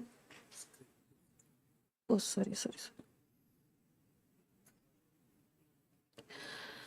So brain, as we know, is has very high oxygen demand because it is metabolically very active, and therefore whenever there is, even for a very few minutes, if there is hypoxia, then the brain is affected and the neurodegeneration or neuronal apoptosis starts. So therefore hypoxia affects drastically the neural tissue of the central nervous system, and it has been shown by number of studies that if there is a prolonged exposure to high altitude hypoxia, it can compromise the cognitive functions, basically like we say attention, memory, decision making or executive functions. And even in soldiers it has been shown and studies has been done कि जिन soldiers को हम generally what we say कि lower sea level पे train करके then you take them to the high altitude, then it has been seen that even if they have been trained, थोड़ा acclimatise भी करके उनको हम ऊपर भेज रहे हैं, then also there is a cognitive dysfunction could develop. So hypoxia does have a lot of effect on the soldiers and on the central nervous system. And if there is a chronic exposure to hypoxia, so more than 15 to 20 days, if there is a chronic exposure to hypoxia, then one may not feel कि वापस आके तो हम ठीक लग रहा है, सब ठीक ठाक है, कुछ ऐसा नहीं लगता 3 महीने बाद वापस आ रहे हैं या 6 months बाद वापस आ रहे हैं, then you feel as if everything is okay, but the degeneration has already started, the morphological changes in the brain has started, and therefore there was a study, full blown studies which has been done, which has shown that actually this can result in later in life to pathogenesis of Alzheimer's disease. And therefore number of mechanisms has been proposed, like chronic hypoxia has been shown to result in generation of A beta pathology or tau pathology, neuroinflammation, oxidative stress, autophagy, mitochondrial dysfunction, synaptic dysfunction. So some of these changes, they are initiated by chronic hypoxia, and which later in life it has been shown that the precipitation of Alzheimer's disease or the dementia is much earlier in these individuals as compared to maybe a normal healthy individual. And therefore that is a concern, because first of all, if our soldiers are living at high altitude, then if there is a cognitive dysfunction, then obviously their performances at the high altitude will be compromised. And once they are coming back, then for long term their long-term effect will be there on their lifestyle. And therefore, there is a need that we should be doing something, providing them some sort of treatment that at the very earliest stage, these cognitive dysfunctions or deficits can be taken care of, and we can at least prevent the onset or the initiation of MCI, or maybe finally, which may culminate in the Alzheimer's disease. The other aspect of high altitude, which I'll be focusing is basically the traumatic and non-traumatic injuries. So we know that we have been hearing since morning that what are the non-traumatic injuries की बहुत चलना पड़ता है, mechanical overloading हो जाती है, इसलिए muscles पे बहुत effect आ रहा है, bones पे बहुत effect आ रहा है, and the region is as such, it is not uniform. You have to walk on hills, so therefore there is a lot of wear and tear, mechanical stress is there. And it is more of lot of exertions, like everybody is talking about since morning की लगता है कि 4 दिन के लिए आई हैं pilgrims के लिए, तो 4 दिन में हम ट्रैकिंग भी कर लें, सब जगह घूम भी लें और सब तरह से हो जाए. तो एक्सर्शन जो होता है जिसमें हम बहुत जल्दी जल्दी चढ़ने के ऊपर कोशिश करते हैं, उससे हमारा physical exertion wear and tear बहुत ज्यादा होता है, तो एक्लिमेटाइजेशन का भी चांस नहीं मिल रहा होता. तो ये सारा जो ओवर यूज है, मैकेनिकल बर्डन है, वो हमारे मस्कुलोस्केलेटल सिस्टम पे भी बहुत आता है, and that can result in complications, lot of complications once the patients, or I mean the pilgrims, once you come back, then these symptoms can be seen. The other is the traumatic injuries, because जो वहाँ का environment है, जो weather है, it is constantly changing. जैसे doctor चंदन भी बता रहे थे, डॉक्टर अनुज भी बता रहे थे कि बारिश ही होती रहती है या बारिशें चलती रहती हैं, तो लैंडस्लाइड्स भी होते रहते हैं, avalanches भी हैं वहाँ पे, और हमें बहुत स्टीप जगह पे चढ़ने की शायद आदत भी नहीं होती, तो there could be number of falls also. So there are associated with number of traumatic injuries which I've written few, maybe due to vehicle collision, fall from the height, or if there is a landslides, or if for soldiers if we are talking, then in the war zone that there could be a gunshot, and therefore that can result in number of traumatic type of injuries. And today what we have been focusing and our expertise is more on traumatic injuries, that is spinal cord injury, which I'll be showing and talking about, and some of the musculoskeletal problems which are generally observed in normal daily lives also, and once the pains or the fatigue or the muscle atrophy which is being taking place after coming back from that from the high altitude. So conventionally we know that most of the times pharmacological, जैसे हम सुबह से बात ही कर रहे हैं कि क्या pharmacological treatments generally हो सकती है to avoid acute mountain sickness, that is what we are basically talking about, या muscle pain कम करने के लिए. लेकिन अगर कोई ट्रॉमेटिक इंजरीज है, स्पाइनल कॉर्ड इंजरी है, तो उसका हम मेंटेनेंस वहाँ पे कर सकते हैं, बट उसके एसोसिएटेड सेंसरी मोटर लॉसेस जो हैं, या स्पाइनल कॉर्ड इंजरी से जो डैमेज हुआ है उसको रीजेनरेट करने के लिए क्या प्रोसीजर्स हो सकते हैं, that is what we are talking about today will be is the neuromodulation technique. So what neuromodulation techniques, जैसे कि वर्ड का मतलब है न्यूरोमॉड्यूलेशन, मतलब हम सेंट्रल नर्वस सिस्टम को मॉड्यूलेट कर रहे हैं, ठीक है. तो because we know central nervous system में जो न्यूरॉन्स है, they are firing, they are continuously firing, okay. तो उनकी जो एक्टिविटीज है उनको हम चेंज कर रहे हैं, उनकी जो साइनेप्टिक प्लास्टिसिटी है, उनके जो साइनेप्सिस है, उनको हम चेंज करना चाह रहे हैं. तो these are modulation techniques of the central nervous system. So they can be non invasive और invasive. What we are talking and we are focusing in the brain stimulation lab in the Department of Physiology is transcranial magnetic stimulation. So transcranial magnetic stimulation, briefly I'll be just talking about. Later on my students will be showing you how it is being done and how actually easy it is, but at the same time obviously we have to follow the guidelines. So it is a non-invasive technique. So सबसे advantage अच्छा इस चीज का यही है, significance ये है that it is non-invasive and it is quite safe.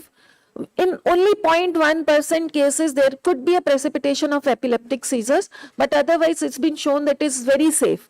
And if we compare it with the transcranial direct current stimulation, then generally because current अगर हम दे रहे हैं तो हम electrodes लगाते हैं, तो which can result in muscle contraction and therefore lot of headaches and muscle pain. Whereas in this case, there could be some very mild irritation, but generally once you remove the coil, it is gone. And most of the cases that is also not seen. So it is quite non-invasive and safe. And what is being done is that we pass the current through the coil, and from we know the electromagnetic induction a concept was given by the Faraday which says that if you pass the current through the coil, magnetic fields will be generated. And these magnetic fields will then induce eddy currents in the brain. तो currents induce हो रहे हैं तो activity change हो जाएगी. So that is what is modulation, that is how we are achieving modulation. So by giving, by altering the frequency of the currents which we are giving or the into the coil, we can either enhance the activity or we can decrease the activity. So for the, it was first discovered in 1985. Since then, now for the last 20 years, it has been used extensively. It has been FDA approved for various psychiatric conditions and painful conditions, but for number of neurological conditions and other disorders is still in the clinical trials. It can be used for research trials also. And now what we have proposed to DRDO also, and that's why I'll show you that we got a project that this can be, it can be used for treatment of spinal cord injuries in soldiers or maybe for ameliorating the cognitive deficits. So we have done extensively lot of work in animal models, and we have shown, provided evidence that this TMS is actually very beneficial to ameliorate the cognitive deficits, to improve the sensory motor functions and in spinal cord injuries. So that's why recently in March I have got this project from DRDO, and they have given us for the first time in India to study that in high altitude, if animal models, they have asked us to start with animal models, that if they are exposed to high altitude and therefore the hypobaric hypoxia, and if there is a cognitive dysfunction, then how, if that can be ameliorated by providing the transcranial magnetic stimulation therapy for a certain duration. So we'll be conducting trials on hypobaric hypoxia-induced rat models. We have already shown in spinal cord injury animal models, and we have already started the clinical trials with the data which my students will be presenting, that spinal cord injury, if you're giving transcranial magnetic stimulation alone, and we have also shown with nanomedicine that they're very effective in ameliorating the spinal cord injury induced paraplegias or the sensory motor deficits. So this we have already done. So this work which we are doing is done in 2 labs. So we have a patient-based lab, which is a brain stimulation and neuromodulation lab. And then we have neurophysiology and nanomedicine lab, where we are studying on neurotraumatic, that is spinal cord injury, neurodegenerative, we are doing Parkinson's, we are doing Alzheimer's, we have done some work on stroke, neurodevelopmental disorders, we are doing on cerebral palsy, we are doing on epilepsy. And we also started with ALS and post-polio syndrome also, we have started giving TMS. We'll be starting that because in post-polio syndrome also we have shown, we know that there is fatigue, there is a lot of new weakness, and therefore if TMS can be given, there is only one case report of 156-year-old lady where they have shown that the fatigue is reduced and there was an improvement. So now we are going to do a systematic detailed study on that and number of psychological disorders. So the way we have planned, now I'll invite my students to show you that how this technique can be used, what is the principle of this technique, and how it can be used for spinal cord injury or other cognitive dementia cases. So now I'll invite Dr. Alia to please share the principle of the transcranial magnetic stimulation. Thank you so much, ma'am.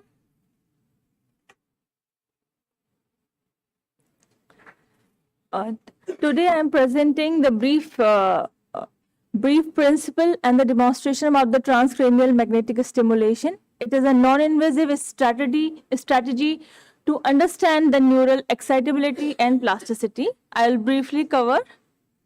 So it is a non-invasive neurophysiologic technique of brain stimulation and modulation. It is based on the principle of electromagnetic induction. When a pulse of a current passes through a coil, it becomes a magnetic field and penetrates the skull and reaches the brain painlessly. So it helps to establish a causal link between a brain and a behavior. Its principle is based on the electromagnetic induction, as rightly said by ma'am, and it passes through the skull, bone, fat, skin, and these fields induces the electrical fields in the underlying tissue, and approximately it penetrates around 5 centimeters into the brain. These are the different available coils in the market, which is using on patients. Figure of 8 coil, double cone coil, round coil, hazel coil, and recently for animal studies the rat coil is used. Following other factors which is associated or determines like the shape, size of the coil, localization, orientation of the coil, depth. Depth is which is indirectly targeting the cortical areas, which is most important and an advanced feature of this machine. A state-of-the-art area, stimulating intensity, we have to keep it in mind, frequency, number of trains and sessions, what we are giving to the patients or for the animal studies as well, trains and inter-train intervals. Following the applications of the TMS, it is basically a research tool to study the human brain physiology. It is used for the functional mapping of the cortical regions, brain lesions, chronometry. You can also use it for the neural networking or the plasticity, whereas these therapeutic applications are the FDA approved for the neurological and psychiatric disorders. This is the TMS workstation at Brain Stimulation Lab and Neuromodulation Lab at Department of Physiology, AIIMS, Delhi. And a brief video how we do it on patient. During the first visit of the patient, firstly we take the informed consent and from the patient and explain the whole procedure. Metals should be removed from the patients and from the therapist as well. And brief screening questionnaires and history of medication and allergies should be taken. For avoiding any interference during the magnetic stimulations, metals should be removed by both. The patient should wear the earplugs. And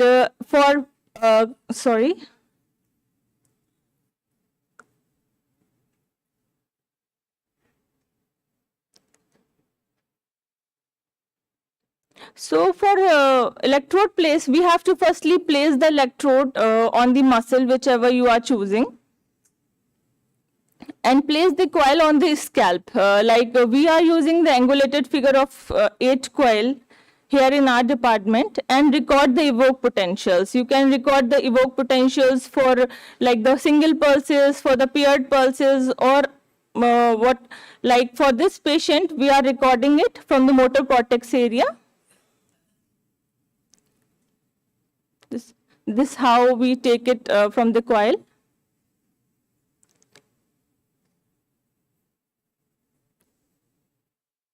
Muscle twitches are coming, beautiful.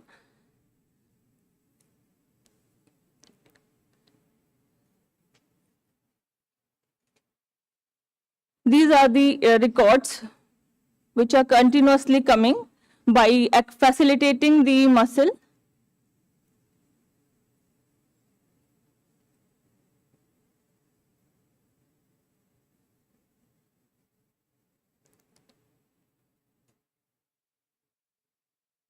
And this is a very simple procedure. One can learn it easily, and I have briefly explained. And that's all. Thank you so much. Now I would like to invite Diksha. She will further explain about an SCI patient. Good afternoon, everyone. So I will explain the transcranial magnetic stimulation in traumatic spinal cord injury patient. As we all know, the spinal cord injury is a devastating process.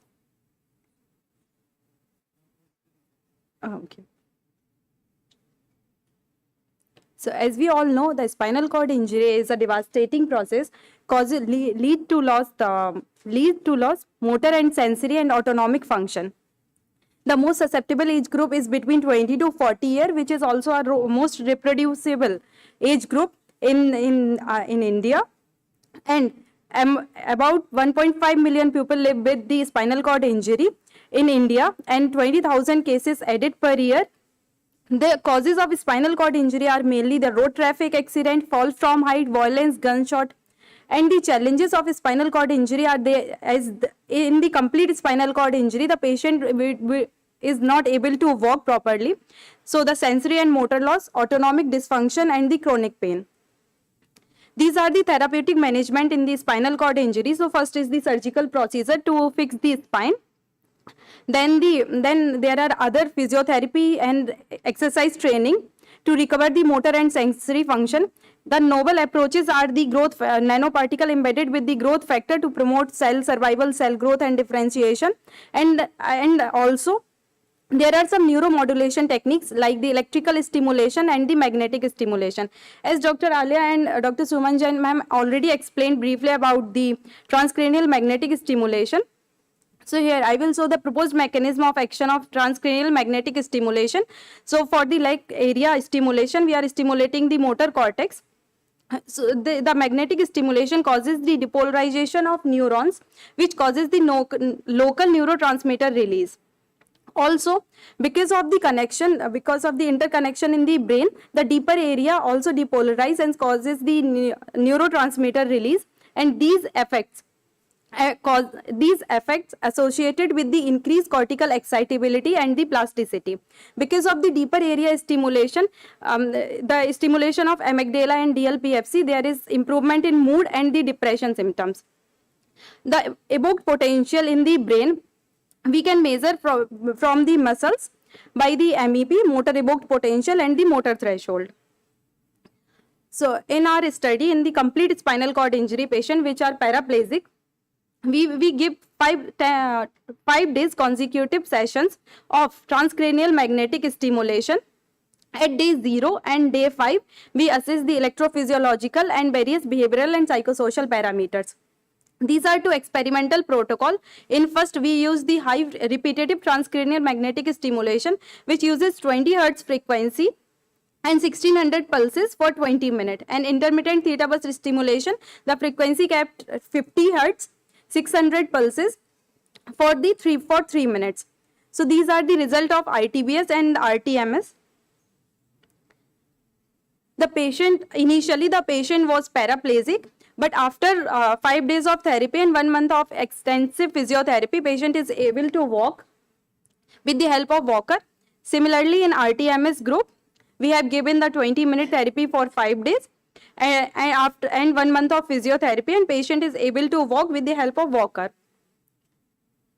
So these results suggest that both RTMS and ITBS is equally effective, but ITBS is more patient friendly because it takes only 3 minutes, whereas RTMS took about 20 minutes. These are other parameters like ASIA score. So all the patients were initially ASIA A, that is paraplegic, and after the 5 days of transcranial magnetic stimulation intervention, the score has changed from A to B and C. Similarly, in spinal cord independence measure, which is a questionnaire, there are 3 domains: self-care, which include the grooming, eating and bathing behavior, then the respiration and sphincter management, and mobility indoor, outdoor, from bed to wheelchair to car. So after in the intervention group, in the RTMS and ITBS group, after the intervention, the score has increased in self-care domain, and mobility, which was initially 0, has increased after the intervention. Coming to the pain, the visual analog scale. So pain has, because in the spinal cord injury survivor, they have chronic pain. So pain intensity has also decreased in the interventional group.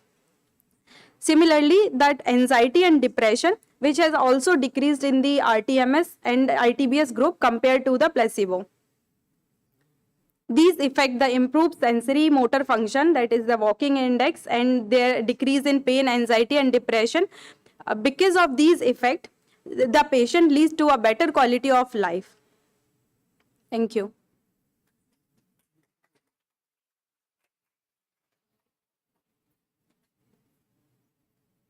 Now I would like to invite Dr. Reena Chittora to explain the various animal model used in our lab and their molecular basis.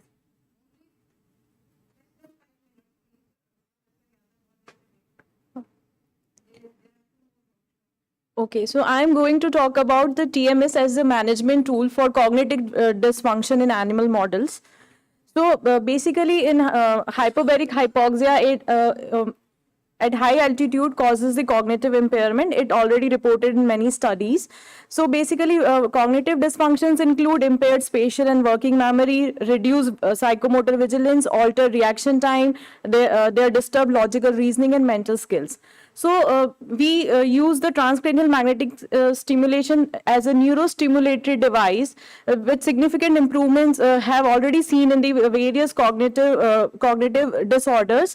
In patients with MCI, there is high frequency repetitive TMS on the left dorsolateral prefrontal cortex improves the memory. So basically in our lab, we use the animal models of spinal cord injury, Parkinson disease, 6 OHDA model, STZ model of Alzheimer's disease, and stroke model. So there are various species used for the animal models. We basically use the rats for our studies. So we induce the dementia by using the toxin streptozotocin. This is the basic stereotaxic instrument to induce the any disease like Alzheimer's, Parkinson's, and we also assess if the disease is induced or not by using the Chicago blue dye and other behavioral assessments.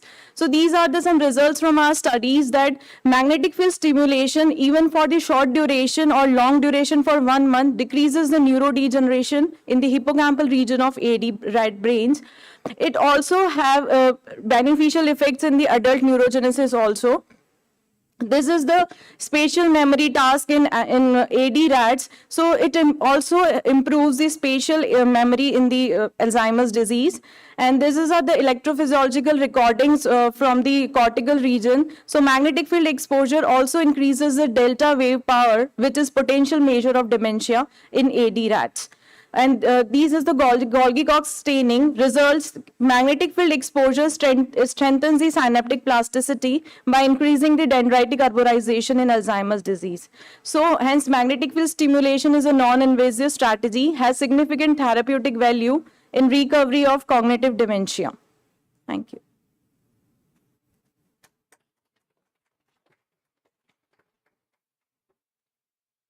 So our lab has been extensively working on transcranial magnetic stimulation, and what we propose is that it is a very effective neuromodulation therapy, but it is an adjunct therapy. So it is facilitating recovery, and with the recovery can be sustained. At least we have done follow-ups on earlier studies. They have done follow-ups to 9 months to 1 year, and they have shown that there is a recovery which is being sustained. So otherwise, if you are like in spinal cord injury patients, as the surgeons, when we tried to collaborate with them, they said recovery तो अपने आप ही हो जाती है, incomplete injury है तो थोड़े दिन में 6 महीने में 8 साल में हो जाएगी. But there are two major issues is that the recovery is not complete, definitely, and then it takes really long time. And even if you're suffering for 6 months to 1 year, and if that can be reduced to 1 month or 2 months, then that is an advantage. So that is why, so we convinced them, and now they're fully convinced. We have done 15 patients, more than 15 patients in spinal cord injury. That their patients were really very happy. One actually lady, she came from Nepal, and she was actually living at a height, and there was a fall from height. So there was a vehicle accident, and therefore there was a spinal cord injury. And because she was young, she was just 18-year-old girl, so she recovered very fast. So within 1 month of her given intervention, she was able to walk with the help of calipers and with the help of support system. But later on, when she came at 3 months also, the recovery was much improved, and she was able to walk even, I think, not without the support also. Only with walker she was able to walk. So it is facilitating recovery and therefore improving lot the quality of life.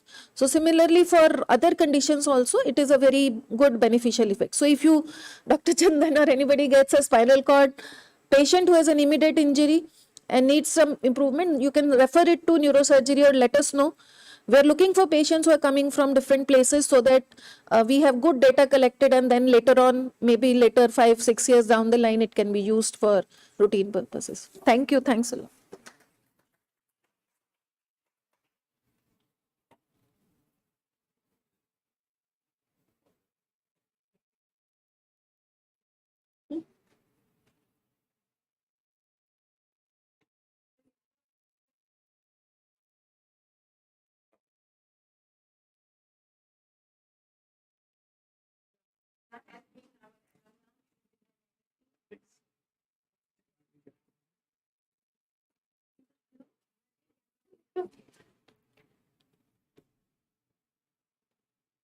And she was also my first student.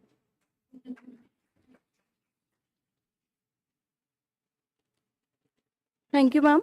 Now I would request Dr. Rajkumar Yadav sir to present a talk on mind-body medicine at high altitude.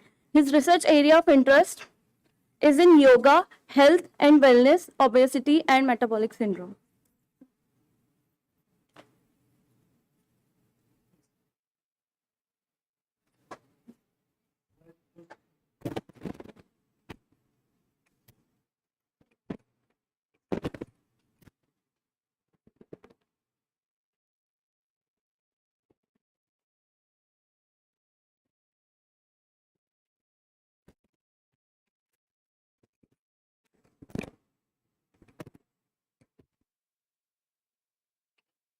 Namaskar.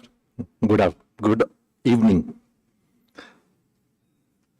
So my title of talk is Mind-Body Medicine at the High Altitude, and basically it's a part of workshop. So my talk will be restricted to just 5 to 10 minutes, and in the next 10 minutes we will do some activity, some workshop activities, something. As far as I am concerned, my research area is yoga, and primarily focused area is the obesity, metabolic syndrome, and we have done a lot of different studies, which includes the yoga-based intervention in different diseases as well as in healthy participants. And we have shown different biomarkers. We have shown we have done in fact brain mapping, how the meditation, how it influences the different parts of the brain. So we have done the brain mapping.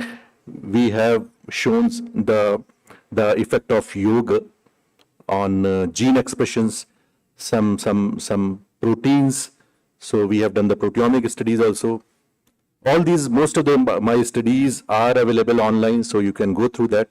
And in today's talk, because I personally till today, I have not done any studies in relation to the high altitude. So I will not show any of my studies today.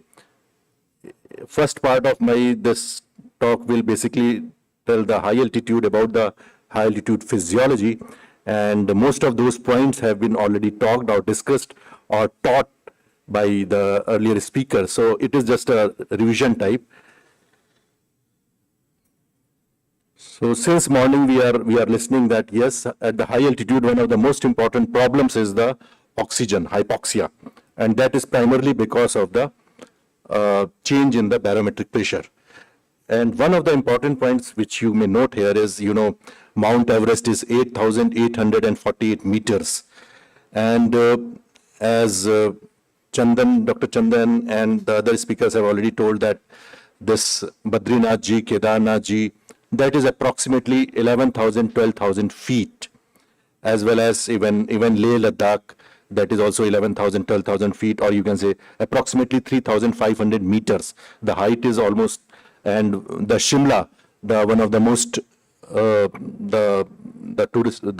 of the greatest tourist spots, is around 2,000 meters, the height.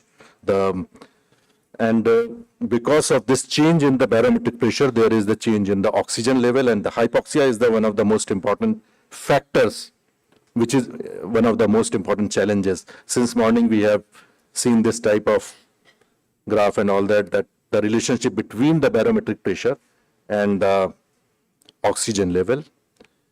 So what Professor S.P. Singh was telling, after hearing that, I thought that this is really important to understand the challenges at high altitude in relation to the soldiers versus the pilgrims, or simply if we go there, and in compare to the soldiers.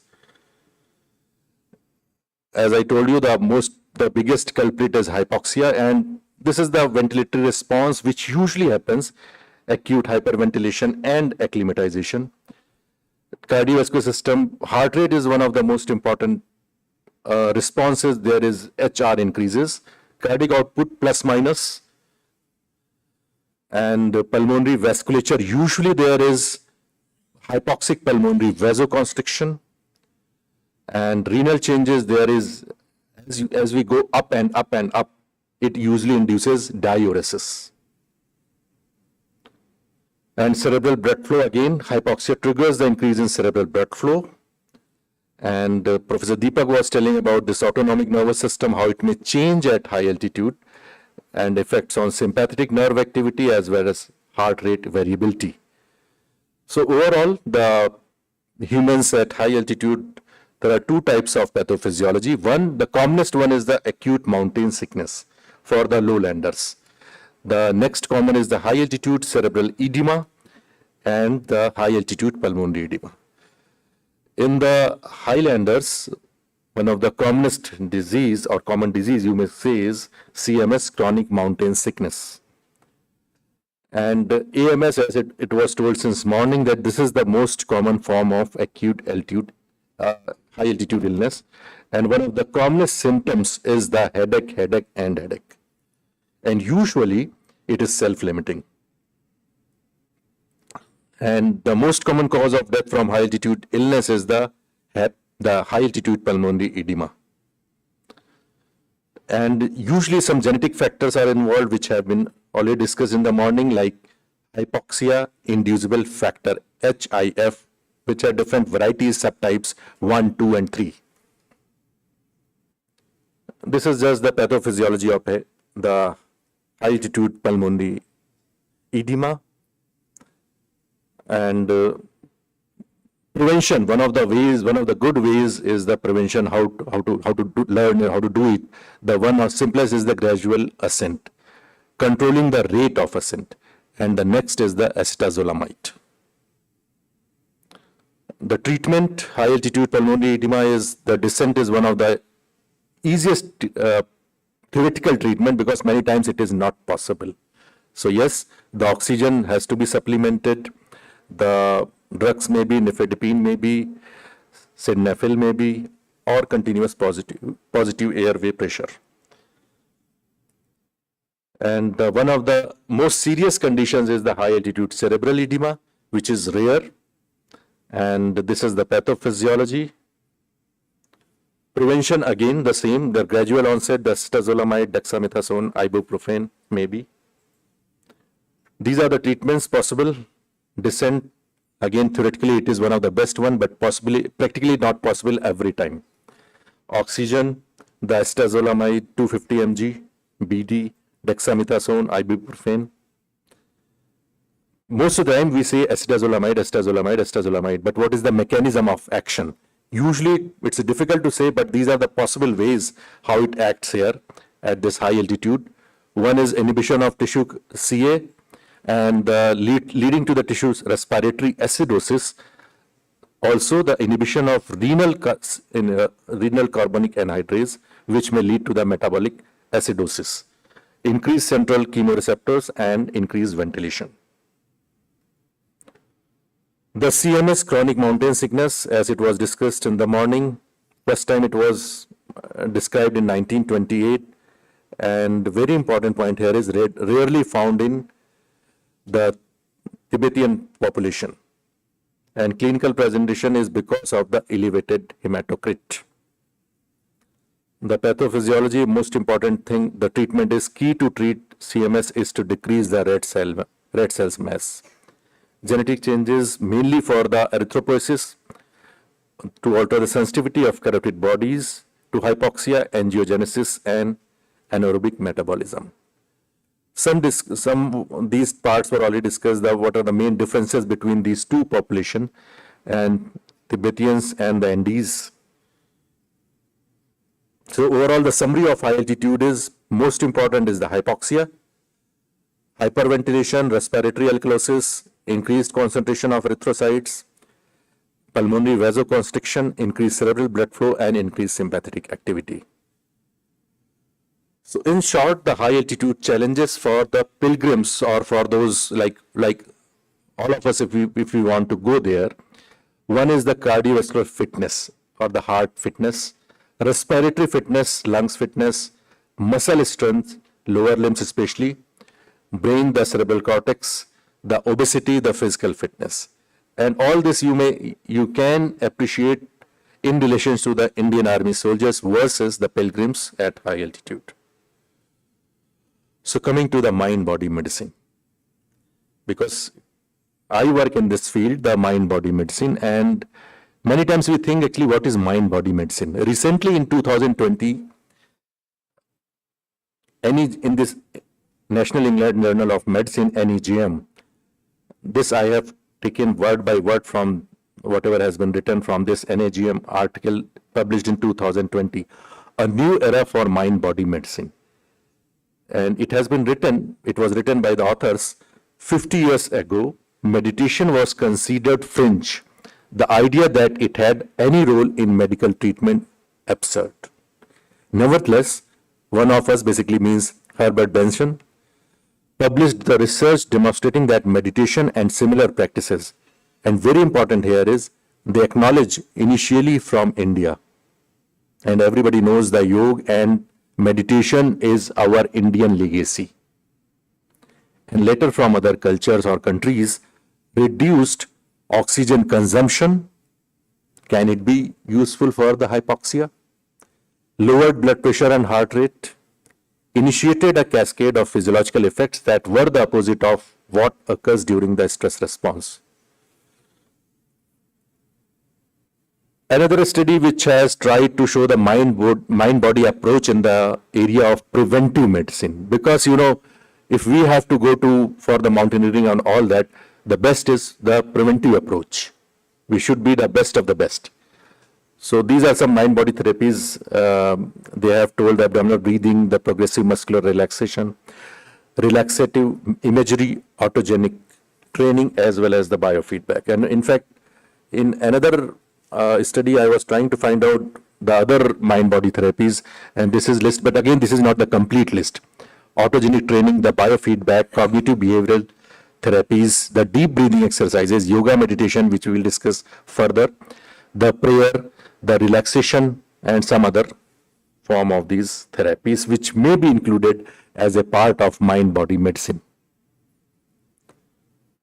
So coming to the yoga or yoga meditation, I am sure everybody knows what is yoga, what is the definition of yoga, and everybody has some or other forms of this. And because, this is the yoga is our Indian legacy.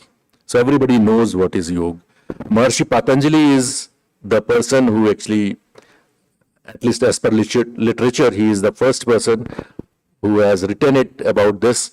He is the author of Yoga Sutra, which has 195, 196 sutras, and he has given the Ashtanga Yoga. Ashtanga Yoga basically means 8-limbed yoga like Yam, Niyam, Asan, Pranayam, Pratyahar, Dharana, Dhyan, Samadhi. Here we have the yoga gurus. They are important, one of very important yoga gurus who have spread this yoga across the globe. Since morning, we are listening about Swami Vivekananda mission. They have established almost 11 or 12 hospitals across the Uttarakhand, and I think one at Delhi also. And Swami Vivekananda was the pioneer. And he perhaps was the first person who started spreading the yoga across the globe. So what we have done a lot of research using this yoga-based intervention, and we have shown the positive impacts on the heart rate, the respiratory rate, ventilation, the muscle tone, the brain activities. As I told you, we have done the brain mapping, and we have shown how the brain is influenced by the meditation. The obesity, the stress management, metabolic syndrome, changes in gene expression. But the bigger question is, as far as today's Symposium cum workshop is concerned, can this may be useful, this yoga meditation, training practice, can it may be useful, or can it handle this hypoxic situation in much better way, which may deal with in much better way this acute mountain sickness, high altitude pulmonary edema, or high altitude cerebral edema. This is one of the biggest questions, and I hope our future research will tell some more results about this, and maybe more fruitful discussion I can have in future about this. So that was the part as far as I was concerned regarding this talk. Let's do some activity. Our yoga therapist Shikha is here, and let's see what Shikha is going to teach us or tell us. Thank you so much sir. Hello everyone. आज मैं आप सभी को प्राणायाम के बारे में discuss करूंगी. थोड़ी सी टेक्निक्स आपको क्लियर करूंगी. प्राणायाम में काफी टाइप्स होते हैं कि भस्त्रिका भी होता है, नाड़ी शोधन भी होता है, अनुलोम विलोम भी होता है, भ्रामरी भी होता है. पर मैं आज आपको 2 सिंपल्स, ताकि आप इजीली यहाँ से कुछ सीख के जाएं, आपको टेक्निक्स क्लियर हो जाए, तो इसलिए आपके आगे 2 प्राणायाम मैं एक्सप्लेन करूंगी. सबसे फर्स्ट है अनुलोम विलोम. तो सबसे पहले सभी कमर गर्दन सीधी करके बैठ जाइए, स्पाइन स्ट्रेट. मेक अ ज्ञान मुद्रा, पुट ऑन योर नीज.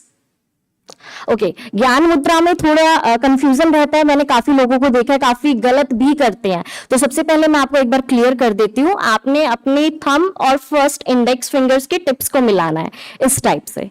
तो दोनों हाथ में ज्ञान मुद्रा बनाकर आप अपने दोनों नीज पर रखिए, बैक स्ट्रेट रखिए. चलिए, eyes close, spine straight, eyes close सभी करेंगे. आप सभी को करना है कमर गर्दन बिल्कुल सीधी करके बैठिए, दोनों हाथ ज्ञान मुद्रा में. Relax your shoulders,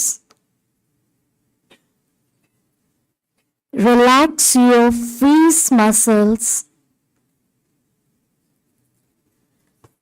relax your mind. Take deep breathing, deep inhale and deeply exhale. Eyes closed, सभी की आंखें बंद रहेंगी. Deep inhale and deeply exhale. Keep smiling face.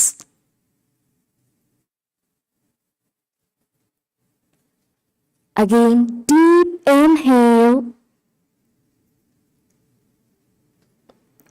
and deeply exhale. Relax your mind, relax your body. Complete relax.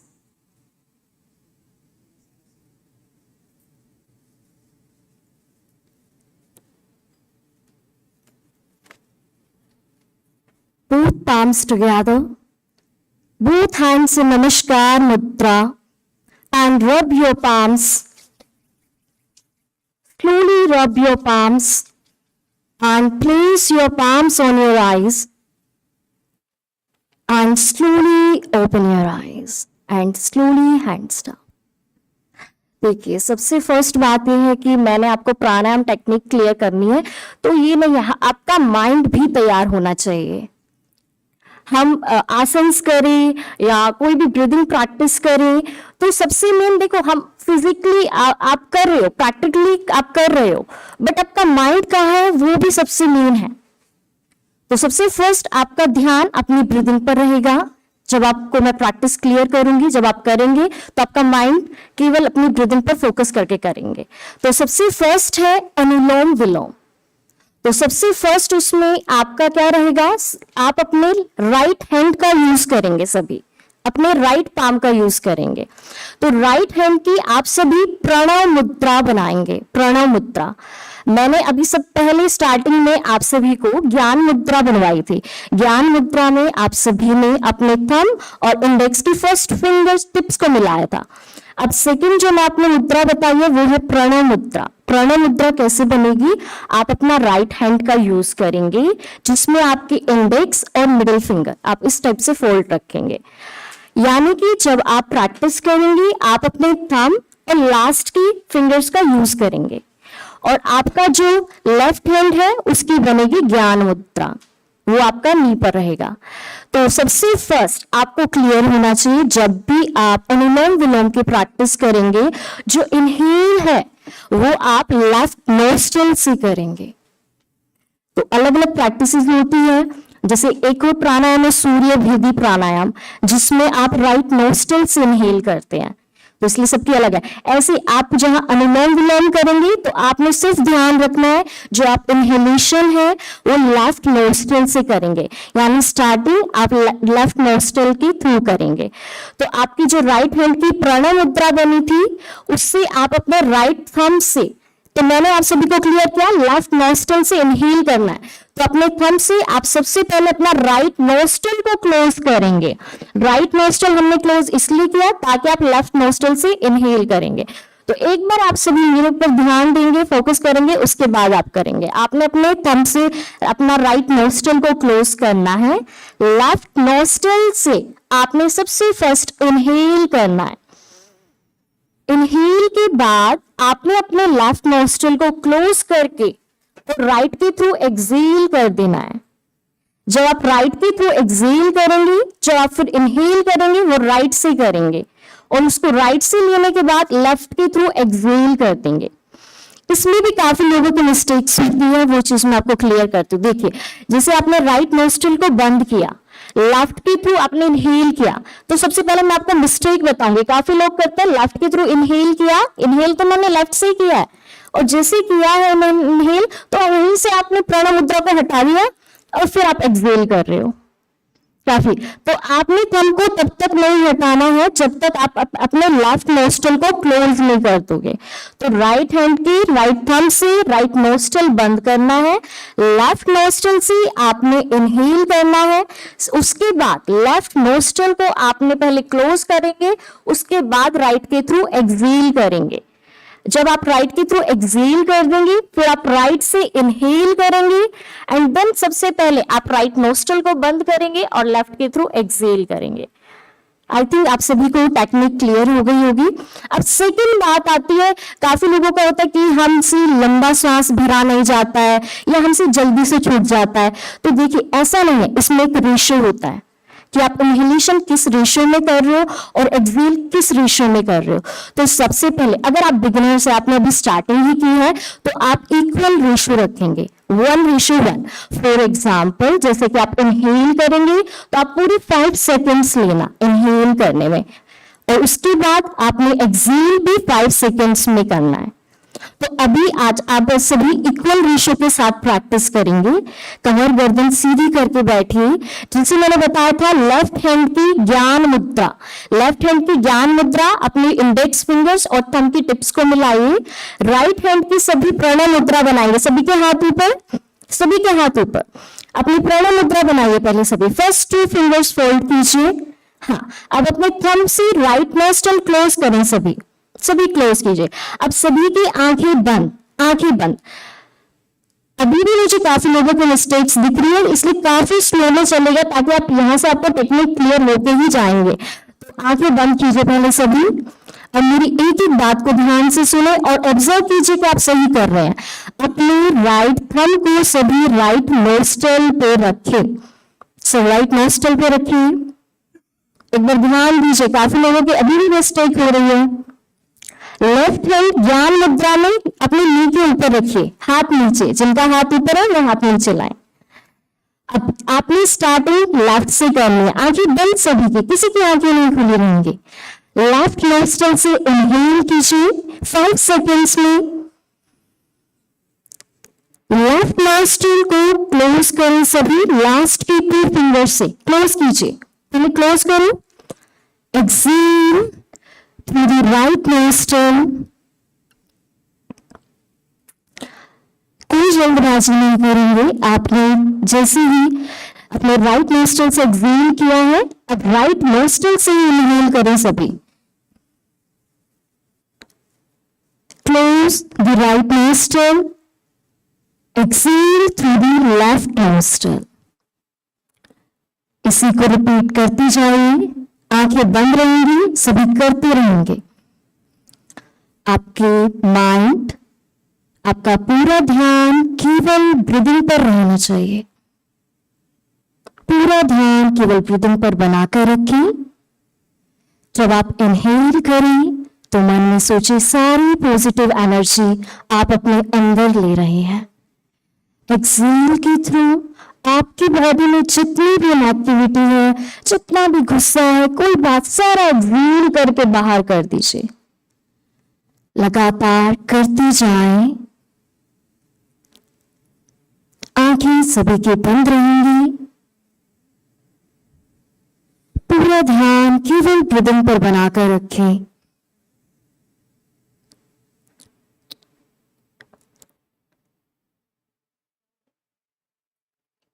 लगातार करते रहें सभी।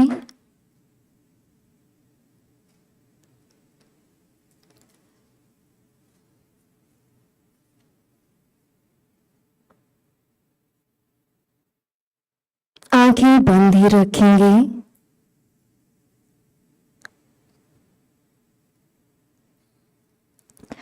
Excel through the left nostril. आंखें बंद रख के सुनिए। आप सभी लेफ्ट नोस्ट्रल से एक्सेल करके ही हाथ नीचे लाएंगे। आंखें सभी की बंद ही रहेंगी। Exhale through the left nostril and release your hand. धीरे से हाथ नीचे, आंखें बंद। धीरे से हाथ नीचे ले आइए, आंखें बंद रखें। Both palms together.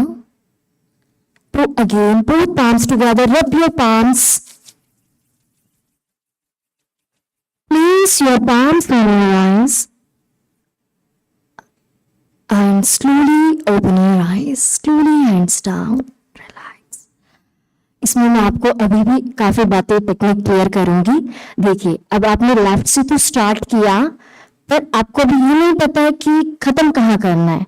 अब मैंने लेफ्ट पे, इस चीज का ध्यान रखना, अनुलोम विलोम लेफ्ट से शुरू होता है और लेफ्ट पे खत्म होता है। ये चीज आपके माइंड में क्लियर होनी चाहिए। वो जरूरी है कि आप, ये नहीं है कि आपको पूरा 1 मिनट तक करते ही रहना है या आपको 10 सेकंड्स तक करते रहना है। टाइमिंग नहीं है। आप अगर टाइम लेके स्टार्टिंग में 5 सेकंड से भी कर रहे हो तो आपको हाथ नीचे, लेफ्ट, कोई से भी आपका राउंड चल रहा है, आपने लेफ्ट से एक्सेल करके हाथ नीचे लाना है। एक बार फिर से क्लियर करते हो। लेफ्ट से आपने इनहेल किया, राइट के थ्रू आपने एक्सेल किया, फिर राइट से एक्सेल करने के बाद राइट के थ्रू इनहेल किया और लेफ्ट से एक्सेल किया, यानी लेफ्ट से शुरू किया और लेफ्ट पे खत्म किया। वहां आपका 1 राउंड कंप्लीट होता है। तो आप ये लगेंगे कि आप 10 राउंड्स करेंगे, 15 राउंड्स करेंगे, तो आपका लेफ्ट से शुरू और लेफ्ट पे खत्म वो 1 राउंड माना जाएगा। तो आई थिंक आप सभी को ये टेक्निक क्लियर है। और सेकेंड प्राणायाम मैं आपको बताने जा रही हूँ, भ्रामरी प्राणायाम।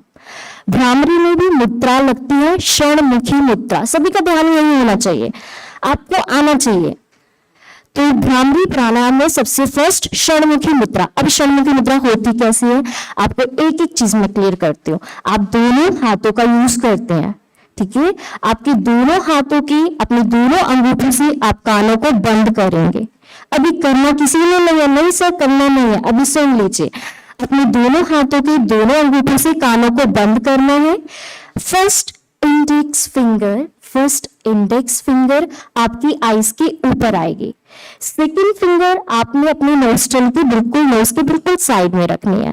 Third finger, ring finger upper lip के बिल्कुल ऊपर रखनी है। Last little finger lower lip के नीचे रखनी है।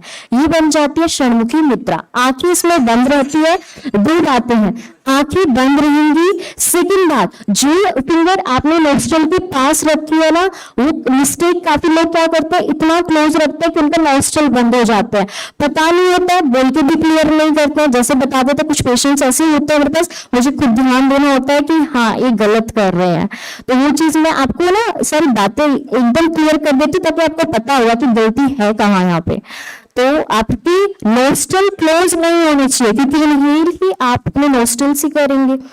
और सेकंड बात, आपके जो थंब है, आपने सिर्फ उनको प्रेस करना है। आप जो फिंगर्स रखेंगे उंगलियों को दबाना बिल्कुल नहीं है। अब सेकंड बात ये आती है, अभी षणमुखी मुद्रा हम लगा क्यों रहे हैं। देखिए, षणमुखी मुद्रा आपके कानों को बंद कर दिया, आंखों को बंद कर दिया, यानी जो आपकी सेंस है, अगर आपकी आंखें खुली रहेंगी, आपके कान खुले रहेंगे, आपका ध्यान बाहर की ओर जाएगा।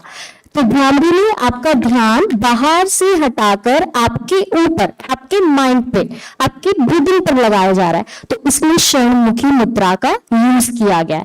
अब सेकंड बात है, षणमुखी मुद्रा लगाने के बाद आपको करना क्या है, ध्यान दीजिए, हमिंग साउंड करेंगे आप, हमिंग साउंड। तो वो कैसे करेंगी, इसमें दो बातें हैं, क्लियर करती हूँ। आपने इनहेल करना है और देन साउंड करनी है। अब आप कहोगे एक्सहेल नहीं किया हमने, एक्सहेल कब करना है, आपने एक्सहेल नहीं करना है। और जब आप इनहेल करेंगी और साउंड करेंगी तो आपका जो एक्सहेल है वो ऑटोमेटिकली इसमें होता रहेगा। Madam please. हाँ जी Shikha, my name is Dr. Pandav. I'm very excited about the initiative of Department of Physiology. Humanities was never introduced in AIMS. I've been in AIMS since 1971, before you were born. Shikha, yes sir. Sri Guru Babaji has lived for 60,000 years. Do you know that? Sri Guru Babaji is still living 60,000 years. Okay. Number one. Why should we start from the left side? Why not right? अनुलोम विलोम कह रहे हैं sir. Anulom. Why left side? Why not right? Sir right और left, एक होती है ईड़ा नाड़ी और एक होती है पिंगला नाड़ी। Yes, I know about that. Sir yes, so इसीलिए हम लेफ्ट से ले रहे हैं ताकि हम जो एक्टिवेट कर रहे हैं हम पिंगला नाड़ी को कर रहे हैं। तो हम लेफ्ट के थ्रू इनहेल करते हैं और फिर उसको राइट के थ्रू, इसलिए लेफ्ट से शुरू करते हैं और लेफ्ट पे खत्म करते हैं। सर इसमें दोनों नाड़ियों का काम होता है, ईड़ा और पिंगला, तो इसीलिए एक्टिवेशन किया जाता है, उस नाड़ी को एक्टिवेट किया जाता है। हमारी जो हमारे बॉडी में काफी कहा जाता है 72,000 नाड़ी होती है, 72,000 नाड़ी होती है। You have not answered my question. Why do you start from left side? Why not right side? Sir क्योंकि आप ईड़ा है तो Ida Why left side? Why not right? Why do you start in Lom from left side? Why from left side? Why not right side? I don't know the answer. That's why I'm asking. Doesn't have the answer. Like one करो।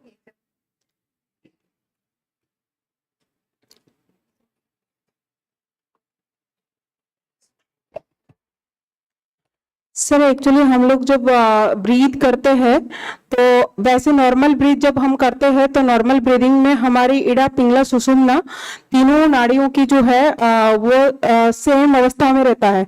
तो हमें जब योग की अभ्यास करने जाते हैं तो हमें हमारा जो मेन नाड़ी है सुषुम्ना नाड़ी है, तो सुषुम्ना नाड़ी को एक्टिव करने के लिए हमें पहले पिंगला नाड़ी को एक्टिव करना होता है, उसके बाद इड़ा नाड़ी को करना होता है। ये सर साइंटिफिक वे में देखा जाए तो हमारे राइट ब्रेन को पहले एक्टिव करते हैं, फिर लेफ्ट ब्रेन को एक्टिव करते हैं, उसके बाद हमारा जो कुंडलिनी चक्र है जो हमारे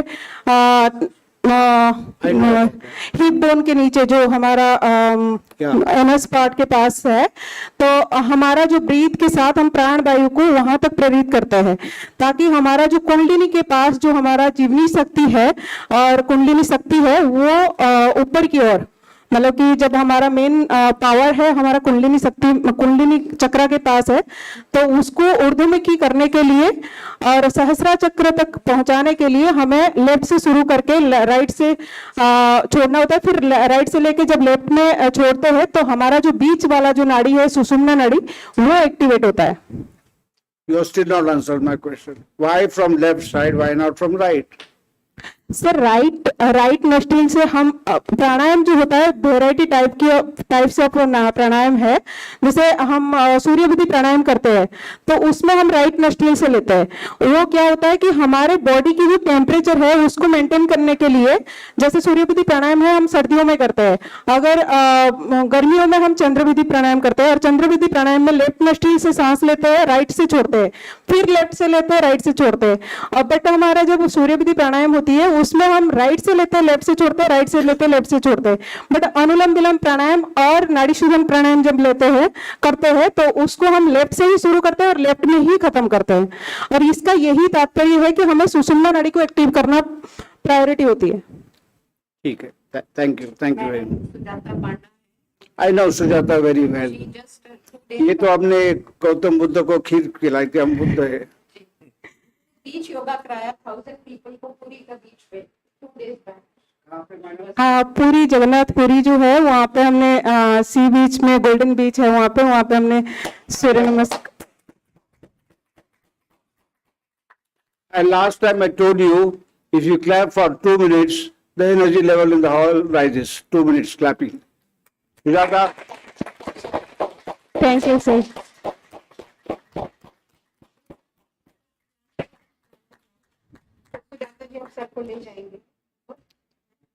I have a lecture from 5 to 6 on COVID-19, holistic health perspective. प्रकाश में करते हैं उसके सर का आज टॉक है द्राक्षिया प्लांटर में आएंगे मेरे टॉक है elicitated by sir mind body medicine में नहीं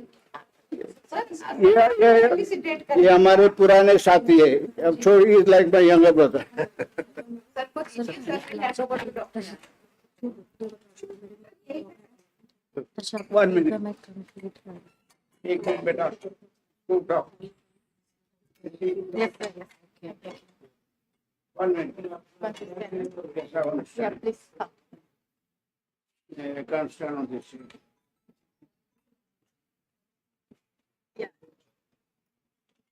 Chandan, you can watch me.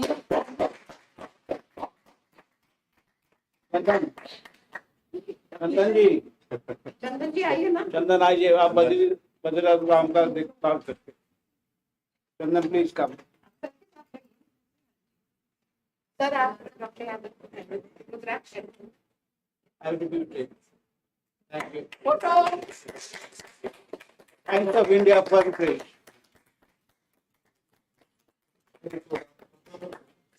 Jai Guruji Maharaj. He's also the organizing I'm very excited about Department of Physiology.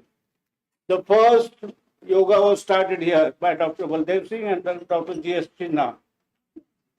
आइए आप भी आइए डॉक्टर साहब. Vivek ji please come. Doctor Chinna and doctor Baldev Singh उन्होंने हमको पढ़ाया.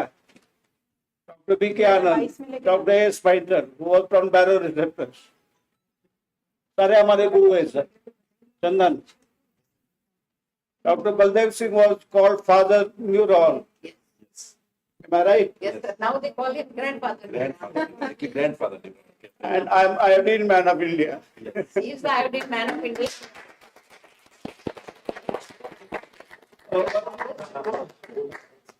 Acha beta. One more thing I want to tell you, Sujata, don't serve tea in these cups because there is plastic inside. It's dangerous. There is plastic. अंदर है ना plastic coating है. Sir सुबह हमने प्याली में किया था. I think शाम तक वो भूल गई ये वाला सब. अपना मटका है ना मिट्टी का. लालू प्रसाद ने जो शुरू किया था. कुल्हड़ शुरू करो. It's dangerous, Chandan. Doctor Suman Jain का टीम प्लीज सर को एस्कॉर्ट कर दीजिए हमारे लोग ऊपर तक. कौन जी? चिंता नाम मिलकर जाना. जल्दी में आप. Kishan. See, Kishan is Kishan and Veena and Richa are Veena and Richa. So please look. बस इनको थोड़ा सा बोलना है अभी आप लोगों को.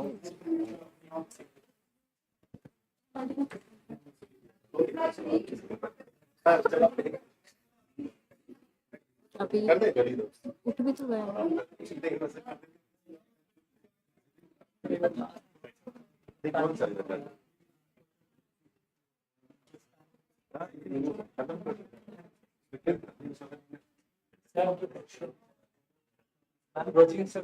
क्लोजिंग का टाइम हो गया. सर क्या करूं? Thank you.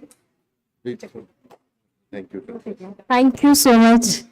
विलोम तो आपको क्लियर हो गया. भ्रामरी आप किसी इंस्ट्रक्टर क्लियर कर लेना या आगे आपको भ्रामरी आता भी होगा या आगे क्लियर कर लेना. आपको एक बार बता देती हूँ शॉर्ट में कि आधा करके छोड़ दिया एक्चुअली. देखिए षणमुखी मुद्रा लगानी है आपने. उसके बाद आपने इनहेल करना है. इस तरह आपने साउंड करना है. इसमें आपने एक्सेल नहीं करना है, बस साउंड करना है. Inhale and then sound. Thank you so much.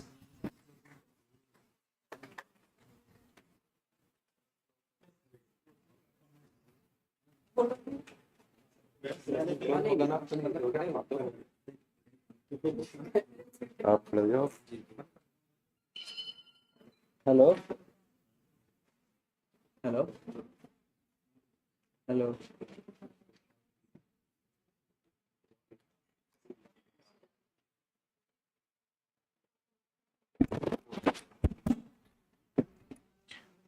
नमस्कार। और अब हम आज के इस विवेक जी, जी हमारे 2 बच्चे बड़ी उत्सुकता से और बड़े चाव से वेट कर रहे हैं। जी जी जी जी 5 मिनट दे दें। हाँ बिल्कुल।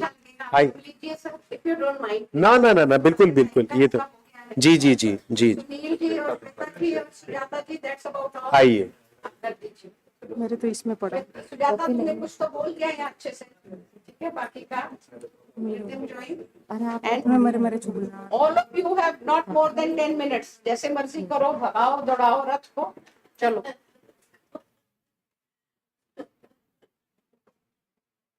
क्या है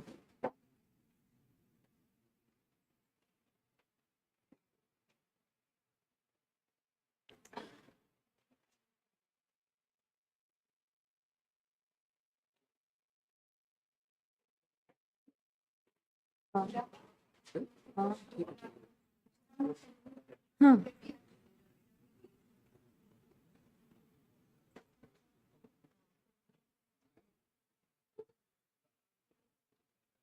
सर करें start.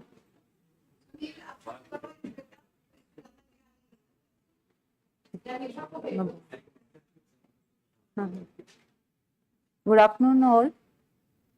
So the title of this talk will be effects of phytomedicine to prevent hypobaric hypoxia induced impairment.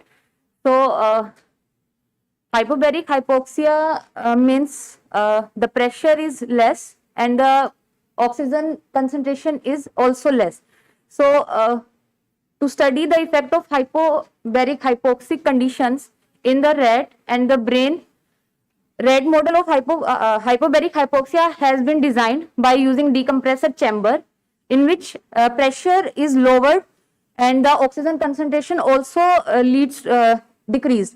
So this is a type of condition of the high altitude.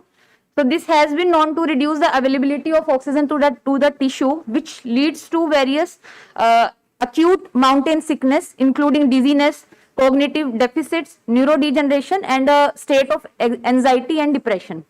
So there are many studies with hypobaric hypoxic rat model, and the effect of different phytomedicines or phytocompounds have been analyzed whether they have some beneficial effect on the neuronal part resulted by hypoxic condition. So it has been proved that hypobaric hypoxia leads to memory impairment, and the memory impairment is done via decreasing brain-derived neurotropic factor. The synaptic strengthening and the plasticity also lost due to less oxygen present in the brain, and less oxygen leads to oxidative stress, and oxidative stress leads to decreased ATP production, which ultimately resulted into neurodegeneration, and the whole condition leads to memory impairment in any individual. So in this study they checked the beneficial role of ashwagandha, and they found that ashwagandha has many beneficial effects which improved the negative impact of the hypoxic condition.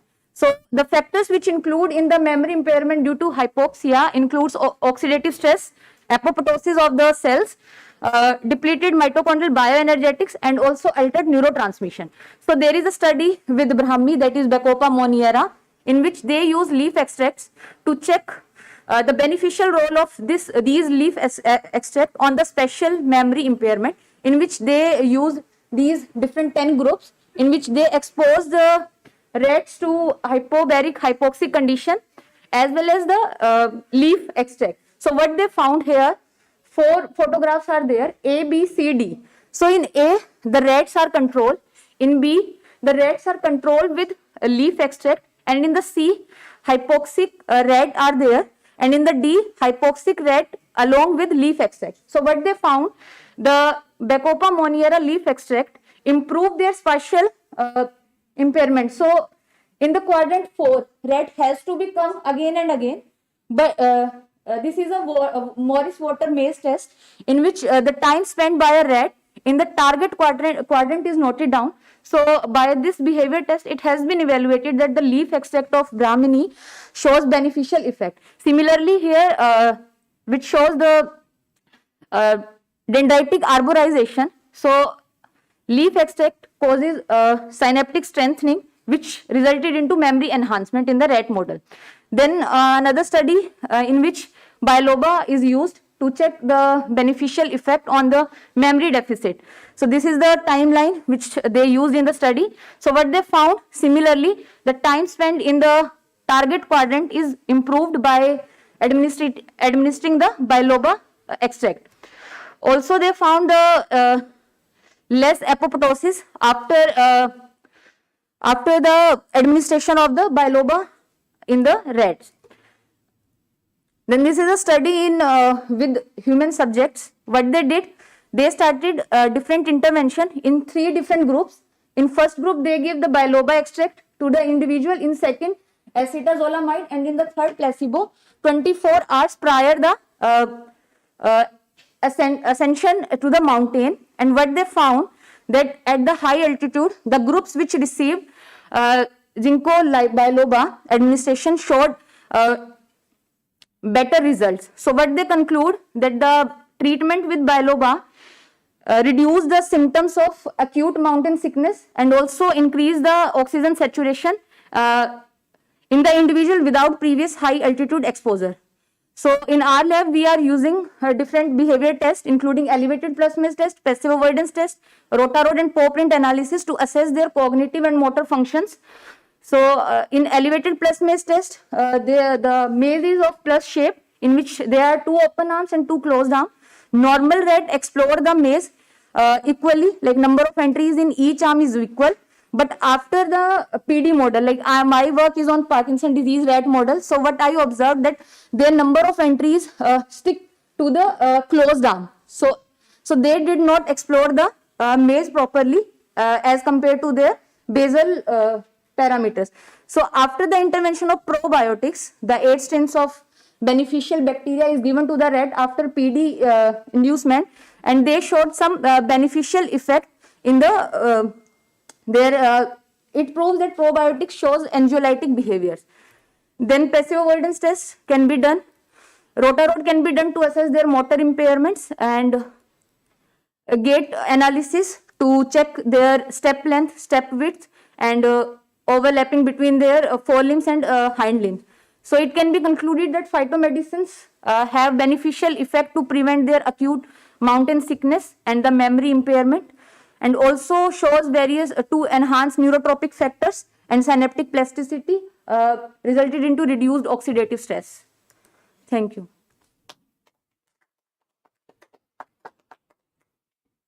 Thank you, Shweta. And DRDO has done a lot of work in making adaptogens and phytochemical based compounds for the soldiers to be prescribed like herbal powder. I think Sunil, you will be also showing that part.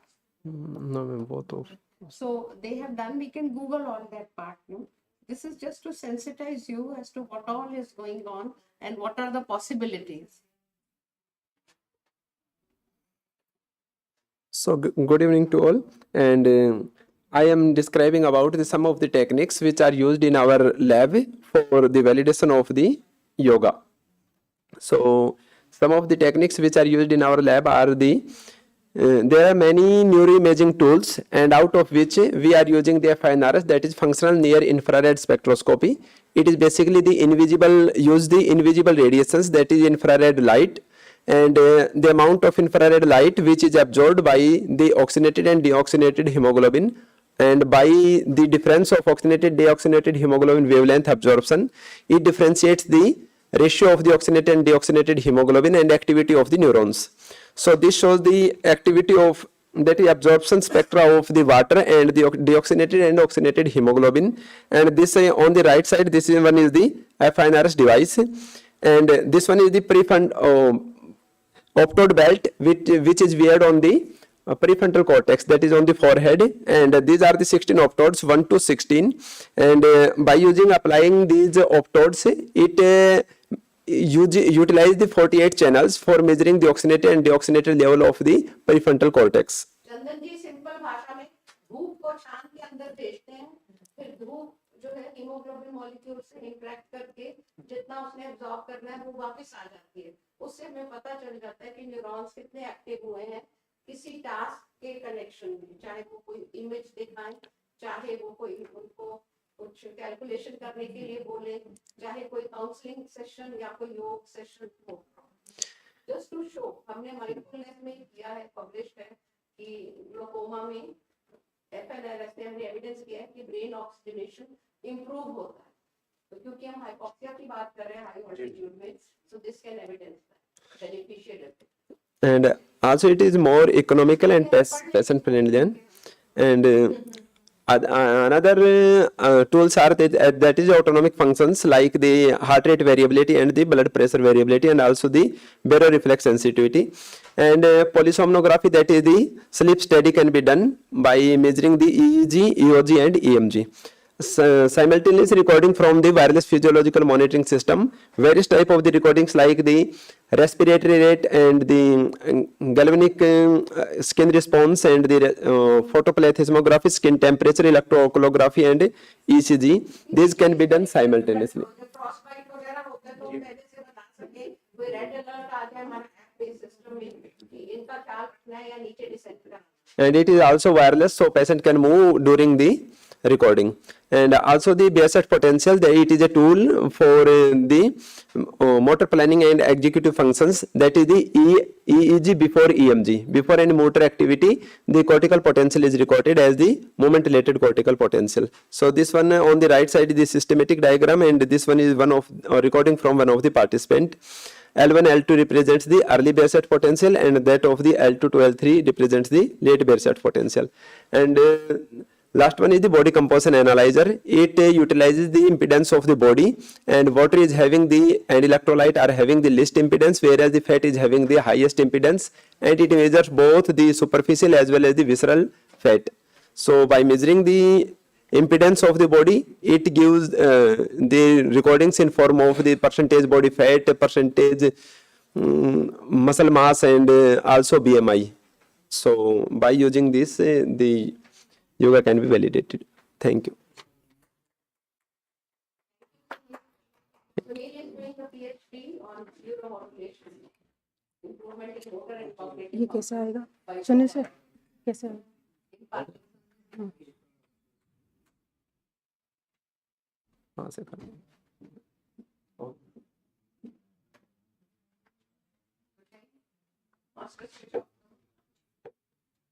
Mine topic is high altitude yoga and diet. Yoga के बारे में काफ़ी लोगों ने काफ़ी कुछ बोल दिया है, लगता है मुझे और कोई ज़्यादा बोलने की ज़रूरत नहीं। बस एक चीज़ मैं बोलूँगी कि योग, हम कोई भी हाई अल्टीट्यूड जगह पे जाते हैं तो हमें बहुत सारे मन में डर आता है कि काफ़ी लोग बोलते हैं कि हम लोग वहाँ जाएंगे तो ब्रीदिंग का प्रॉब्लम होगा, इतने ऊपर हाइट में जाएंगे, बर्फ़ में जाएंगे तो ब्रीदिंग का प्रॉब्लम होगा। तो इसलिए हम लोग यही अवेयरनेस क्रिएट करते हैं कि रेगुलरली अगर 10 मिनट ब्रीदिंग एक्सरसाइज करते हैं और योगा आसन से या प्राणायाम मेडिटेशन के अभ्यास करते हैं तो ये सारे कॉम्प्लिकेशंस, आप जब हाई अल्टीट्यूड में जाते हैं तो वो उसकी जो है पॉसिबिलिटी कम हो जाती है। हम कभी भी कोई ऐसे वेकेशन में या ट्रैकिंग में जाते हैं तो उस टाइम हमें काफ़ी सारे कॉम्प्लिकेशंस की सामना करना पड़ता है। जैसे कभी पैर में फ्रैक्चर हो जाता है, कभी ऐसे रोड पे जब हम ट्रैक करते हैं तो उसमें कभी किसी को पैर में मोच भी आ जाता है। तो जब हम योगासन की और एज ए रिट्रीट इसको अगर लेते हैं, जैसे कोई ट्रैकिंग कर रहा है या कोई वैकेशन मनाने पहाड़ में गया है तो उस टाइम अगर उसको एज ए रिट्रीट लेते हैं, मतलब कि वहाँ पे अगर आप उस काम के लिए गए हैं और उस टाइम में आप उस चीज की भी अभ्यास करें वहीं पे जाके।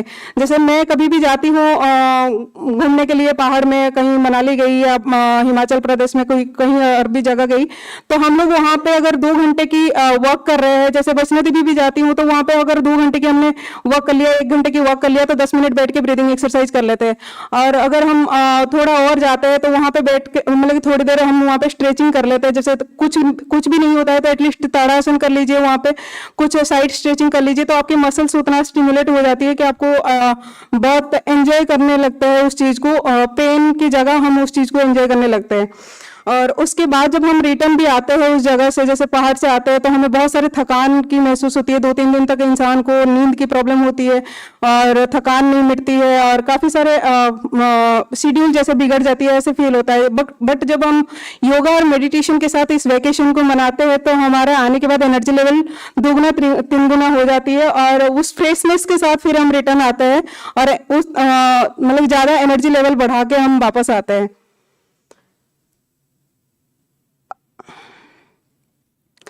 ये प्रैक्टिसिंग योगिक टेक्निक्स कुछ है जो डेली लाइफ में करने से हमें हाई एल्टीट्यूड में भी जब जाते हैं तो वो हेल्प करता है। जैसे मैंने बताया था कि योगा आसन्स और कुछ आसन्स है और कुछ प्राणायाम है जो हाई एल्टीट्यूड में जाने में हमें बहुत हेल्प करता है, क्योंकि बर्फ में आपको पता है कि काफ़ी ठंड रहता है, तो वहाँ पे उज्जाई प्राणायाम और भस्त्रिका प्राणायाम बहुत हेल्प करता है। वो बॉडी को अंदर से गर्म करने में हेल्प करता है। 5-5 मिनट की अगर हम उज्जाई प्राणायाम और भस्त्रिका प्राणायाम कोई भी बर्फ की जगह पे जाके हम करते हैं तो वहाँ पे आपको इतना ठंड की महसूस नहीं होती है और जितना आपके बॉडी टेम्परेचर एडप्ट कर सकता है वो उतने तरीके से आपको मिल जाती है और आप उस चीज को एंजॉय कर पाते हैं। अग्निसर क्रिया और कपालभाति क्रिया, ये दोनों जो क्रिया है ये आपको कोई इक्विपमेंट की जरूरत नहीं है, ये भी आप कहीं भी बैठ के कर सकते हैं और ये भी हमारे बॉडी को गर्म करता है और ऊपर से साथ साथ हमारे एनर्जी लेवल को भी गेन करने में हेल्प करता है।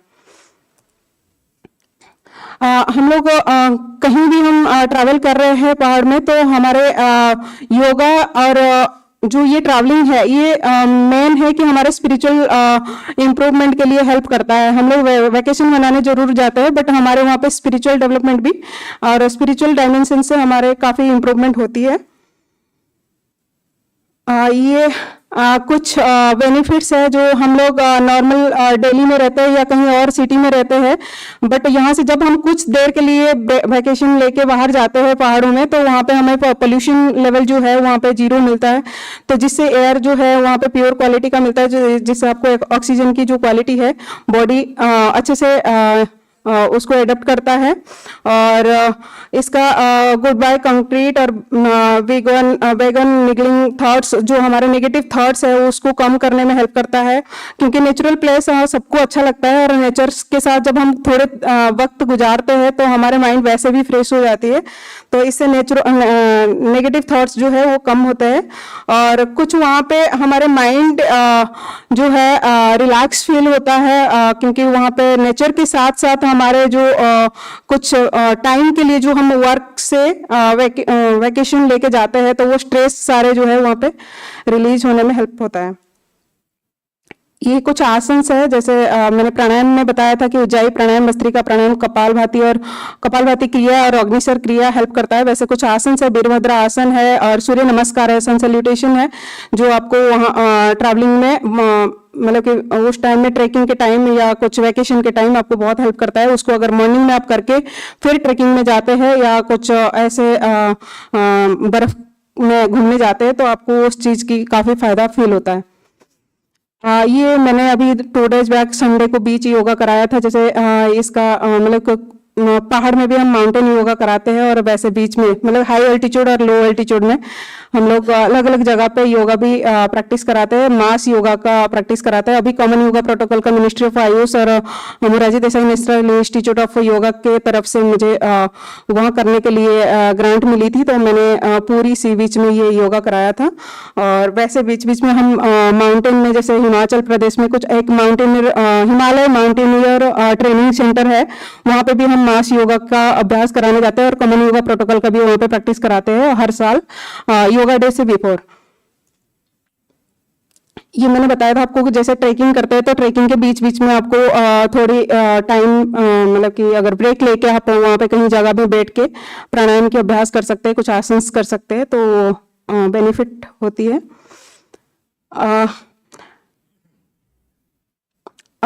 इसमें हम जैसे जैसे ऊपर में जाते हैं, जैसे कुछ 8000 फीट ऊपर गए तो वहाँ पे हमारे कुछ बॉडी में चेंजेस दिखता है। नाइट विजन, जैसे 8000 फीट ऊपर जाते हैं तो हमारे अल्टर्ड नाइट विजन होती है, और फिर 11500 फीट से वो जब ऊपर जाते हैं तो डिजीनेशन टिंगलिंग फील होती है, और 18000 फीट जब ऊपर जाते हैं हमें कॉन्शियसनेस कम होने लगते हैं, लॉस होने लगते हैं। तो इस वजह से ये प्राणायाम और योग की बहुत महत्व है, जो अगर प्रैक्टिस हम करते हैं तो जो लोग एवरेस्ट मतलब एवरेस्ट पे जाते हैं तो उन लोगों के लिए हिमालयन इंस्टीट्यूट ऑफ माउंटेनियर में ये ट्रेनिंग दिया जाता है उनको माउंटेनियर मतलब एवरेस्ट चढ़ने के लिए उनको 3 महीने की ट्रेनिंग 6 महीने की ट्रेनिंग दिया जाता है। तो उसमें उन लोगों ने योगा को भी इंक्लूड किया है, तो जिससे उनका ब्रीदिंग का और मसल्स की स्ट्रेंथनिंग के लिए ट्रेनिंग दिया जाता है। इसके साथ साथ योगा के साथ साथ हमारा डाइट भी बहुत मतलब कि उसका बहुत बड़ा रोल है। जब हम कोई माउंटेनियर की प्रैक्टिस या ट्रैकिंग वगैरह करते हैं, पहाड़ में जाते हैं, तो हमें ज़्यादातर कार्बोहाइड्रेट लेनी चाहिए, क्योंकि कार्बोहाइड्रेट से ही हमें जो एनर्जी लेवल है आपकी उस टाइम आपको ज़्यादा हेल्प करता है। और हमारे जैसे उस टाइम जब हम ट्रैवल करते हैं तो उसमें ब्लड शुगर लेवल कम ना हो, इस वजह से लो कार्बोहाइड्रेट डाइट लेने से हमारा लो ब्लड शुगर हो जाती है। तो इस वजह से हमें लो फैट डाइट और हाई कार्बोहाइड्रेट डाइट लेनी चाहिए, क्योंकि कार्बोहाइड्रेट जो है वो एनर्जी का एक बहुत बड़ा सोर्स है। और कार्बोहाइड्रेट के जो फायदे हैं वो आपको पता है, ये बॉडी को एनर्जी देता है और स्लीप के लिए हेल्प करता है, डिजीज से प्रिवेंट करता है, वेट कंट्रोल के लिए भी हेल्प करता है। बट हमारे कार्बोहाइड्रेट में क्या होना चाहिए, मतलब कि ऐसा नहीं है कि कार्बोहाइड्रेट मतलब राइस से मिल रहा है तो राइस को बहुत ज्यादा लेना है। कार्बोहाइड्रेट की क्वांटिटी और उसका जो फूड टाइप्स है उसको आपको सिलेक्ट करके लेनी होती है। हमें विटामिन्स की वैसे कोई ऐसा एविडेंस आज तक नहीं पता चला है कि जब हम ट्रैकिंग में या पहाड़ों में जाते हैं हाई एल्टीट्यूड में तो हमारे कुछ एक्स्ट्रा विटामिन्स की जरूरत नहीं होती है। वैसे कोई अभी तक स्टडी नहीं हुई है। नॉर्मल जैसे हम लोग खाने में लेते हैं विटामिन्स, मिनरल्स, ये सारी चीजें अगर हम ले रहे हैं तो वो सफिशिएंट है। बट एंटीऑक्सीडेंट जो है वो उसकी बहुत ज़्यादा ज़रूरत होती है। तो एंटीऑक्सीडेंट में विटामिन ए और सी, ई, ये तीनों की ज़्यादा हमें उस टाइम लेना चाहिए। इसलिए नींबू पानी और विटामिन ई के लिए उसके विटामिन ई सोर्सेस फूड लेनी चाहिए। और ए के लिए हम लोग एप्पल और वो आलमंड्स वगैरह भी उस टाइम लेते हैं जब हम पहाड़ के ऊपर जाते हैं। हमें क्या करनी चाहिए और क्या नहीं करनी चाहिए हाई एल्टीट्यूड में, हमें मतलब कि ज्यादा carbohydrate. Yes yes, okay ma'am, thank you.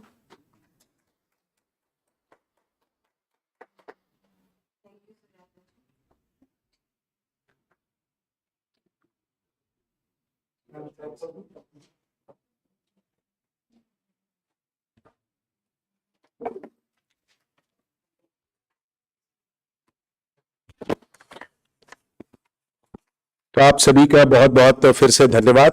अब हम कार्यक्रम के अंतिम पड़ाव की तरफ हैं और वोट ऑफ थैंक्स पर आने से पहले एक बहुत सुखद दृश्य देखने को मिला जिसका ध्यान प्रोफेसर कोचर मैम ने दिलाया। वह जो सुबह मां सरस्वती से आशीर्वाद लेकर के वह जो दीप प्रज्वलन किया गया था, वो मुझे कई कार्यक्रमों में बहुत मुख्य अतिथियों से ऐसा सुनने को मिला है। ऐसे दृश्य बहुत कम नजर आते हैं कि कार्यक्रम का शुभारंभ हो और कार्यक्रम जब अपने आगाज पर अपनी परिणति पर पहुंच रहा हो तो दीप प्रज्वलन भी उसी प्रकार जल रहा हो। ये बहुत बड़े भाग्य की बात है और हम सभी इसके साक्षी बन रहे हैं। और आप अगर बहुत ध्यान से देखेंगे तो ऐसा लगेगा कि कोई आर्टिफिशियल लैंप जल रहा है, आजकल कुछ उस तरह के आते हैं, परंतु ये इतना साइलेंटली और बिल्कुल भी बिना ब्लर करते हुए जल रहे हैं। तो ये अपने आप में बहुत बड़ा संकेत है।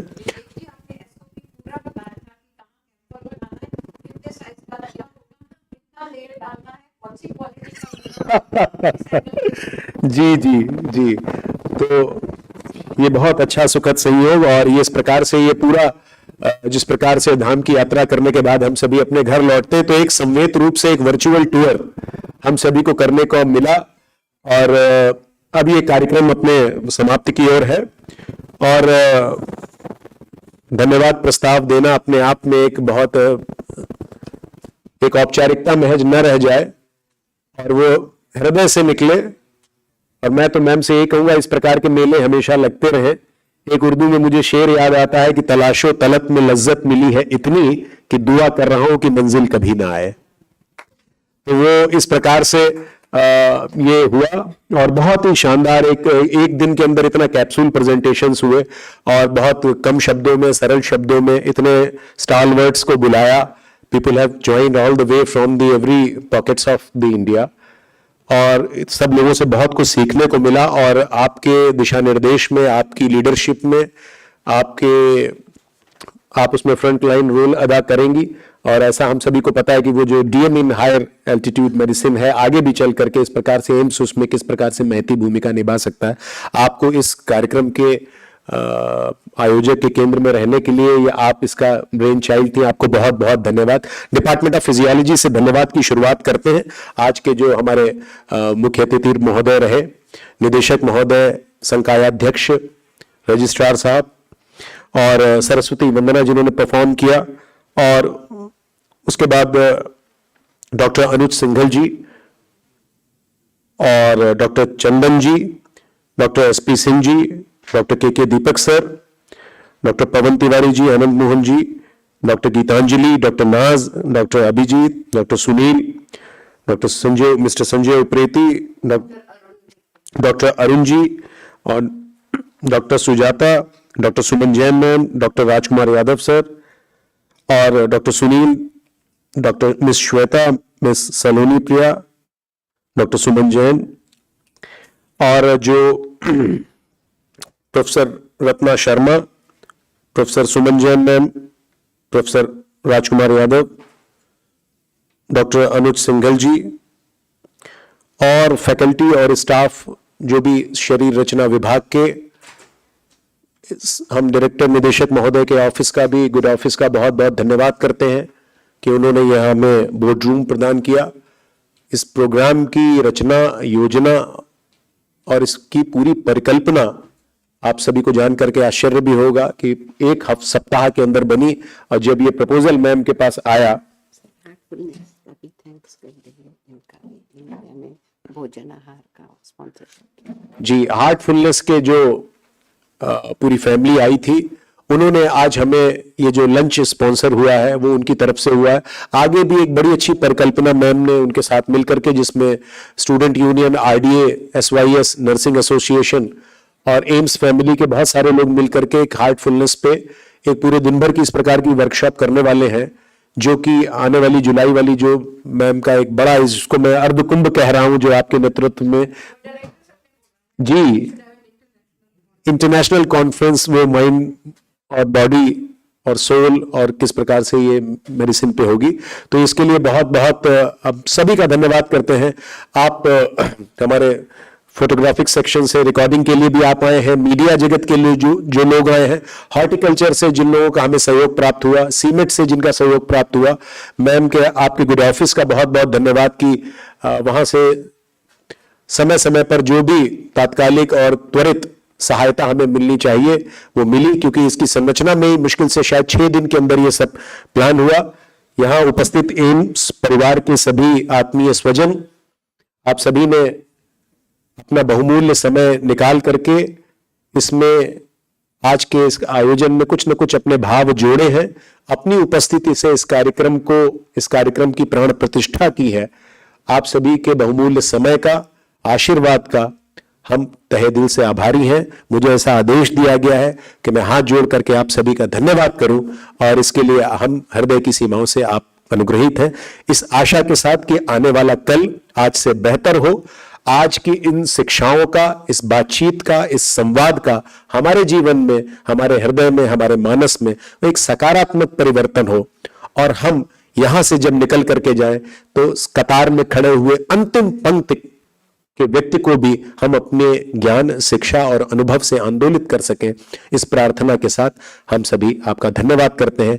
इस सभागार को छोड़ने के उपरांत आपसे निवेदन है कि एक फोटोग्राफ के लिए हम सभी यदि मंच के पास में आएंगे तो एक बहुत सुखद एक ग्रुप फोटो हो, और इस सभागार को छोड़ने के बाद एक शाम की अच्छी चाय आपके साथ हो इस खुशनुमा मौसम में, ऐसा भी आपसे आग्रह है। आप सभी का फिर से बहुत बहुत धन्यवाद।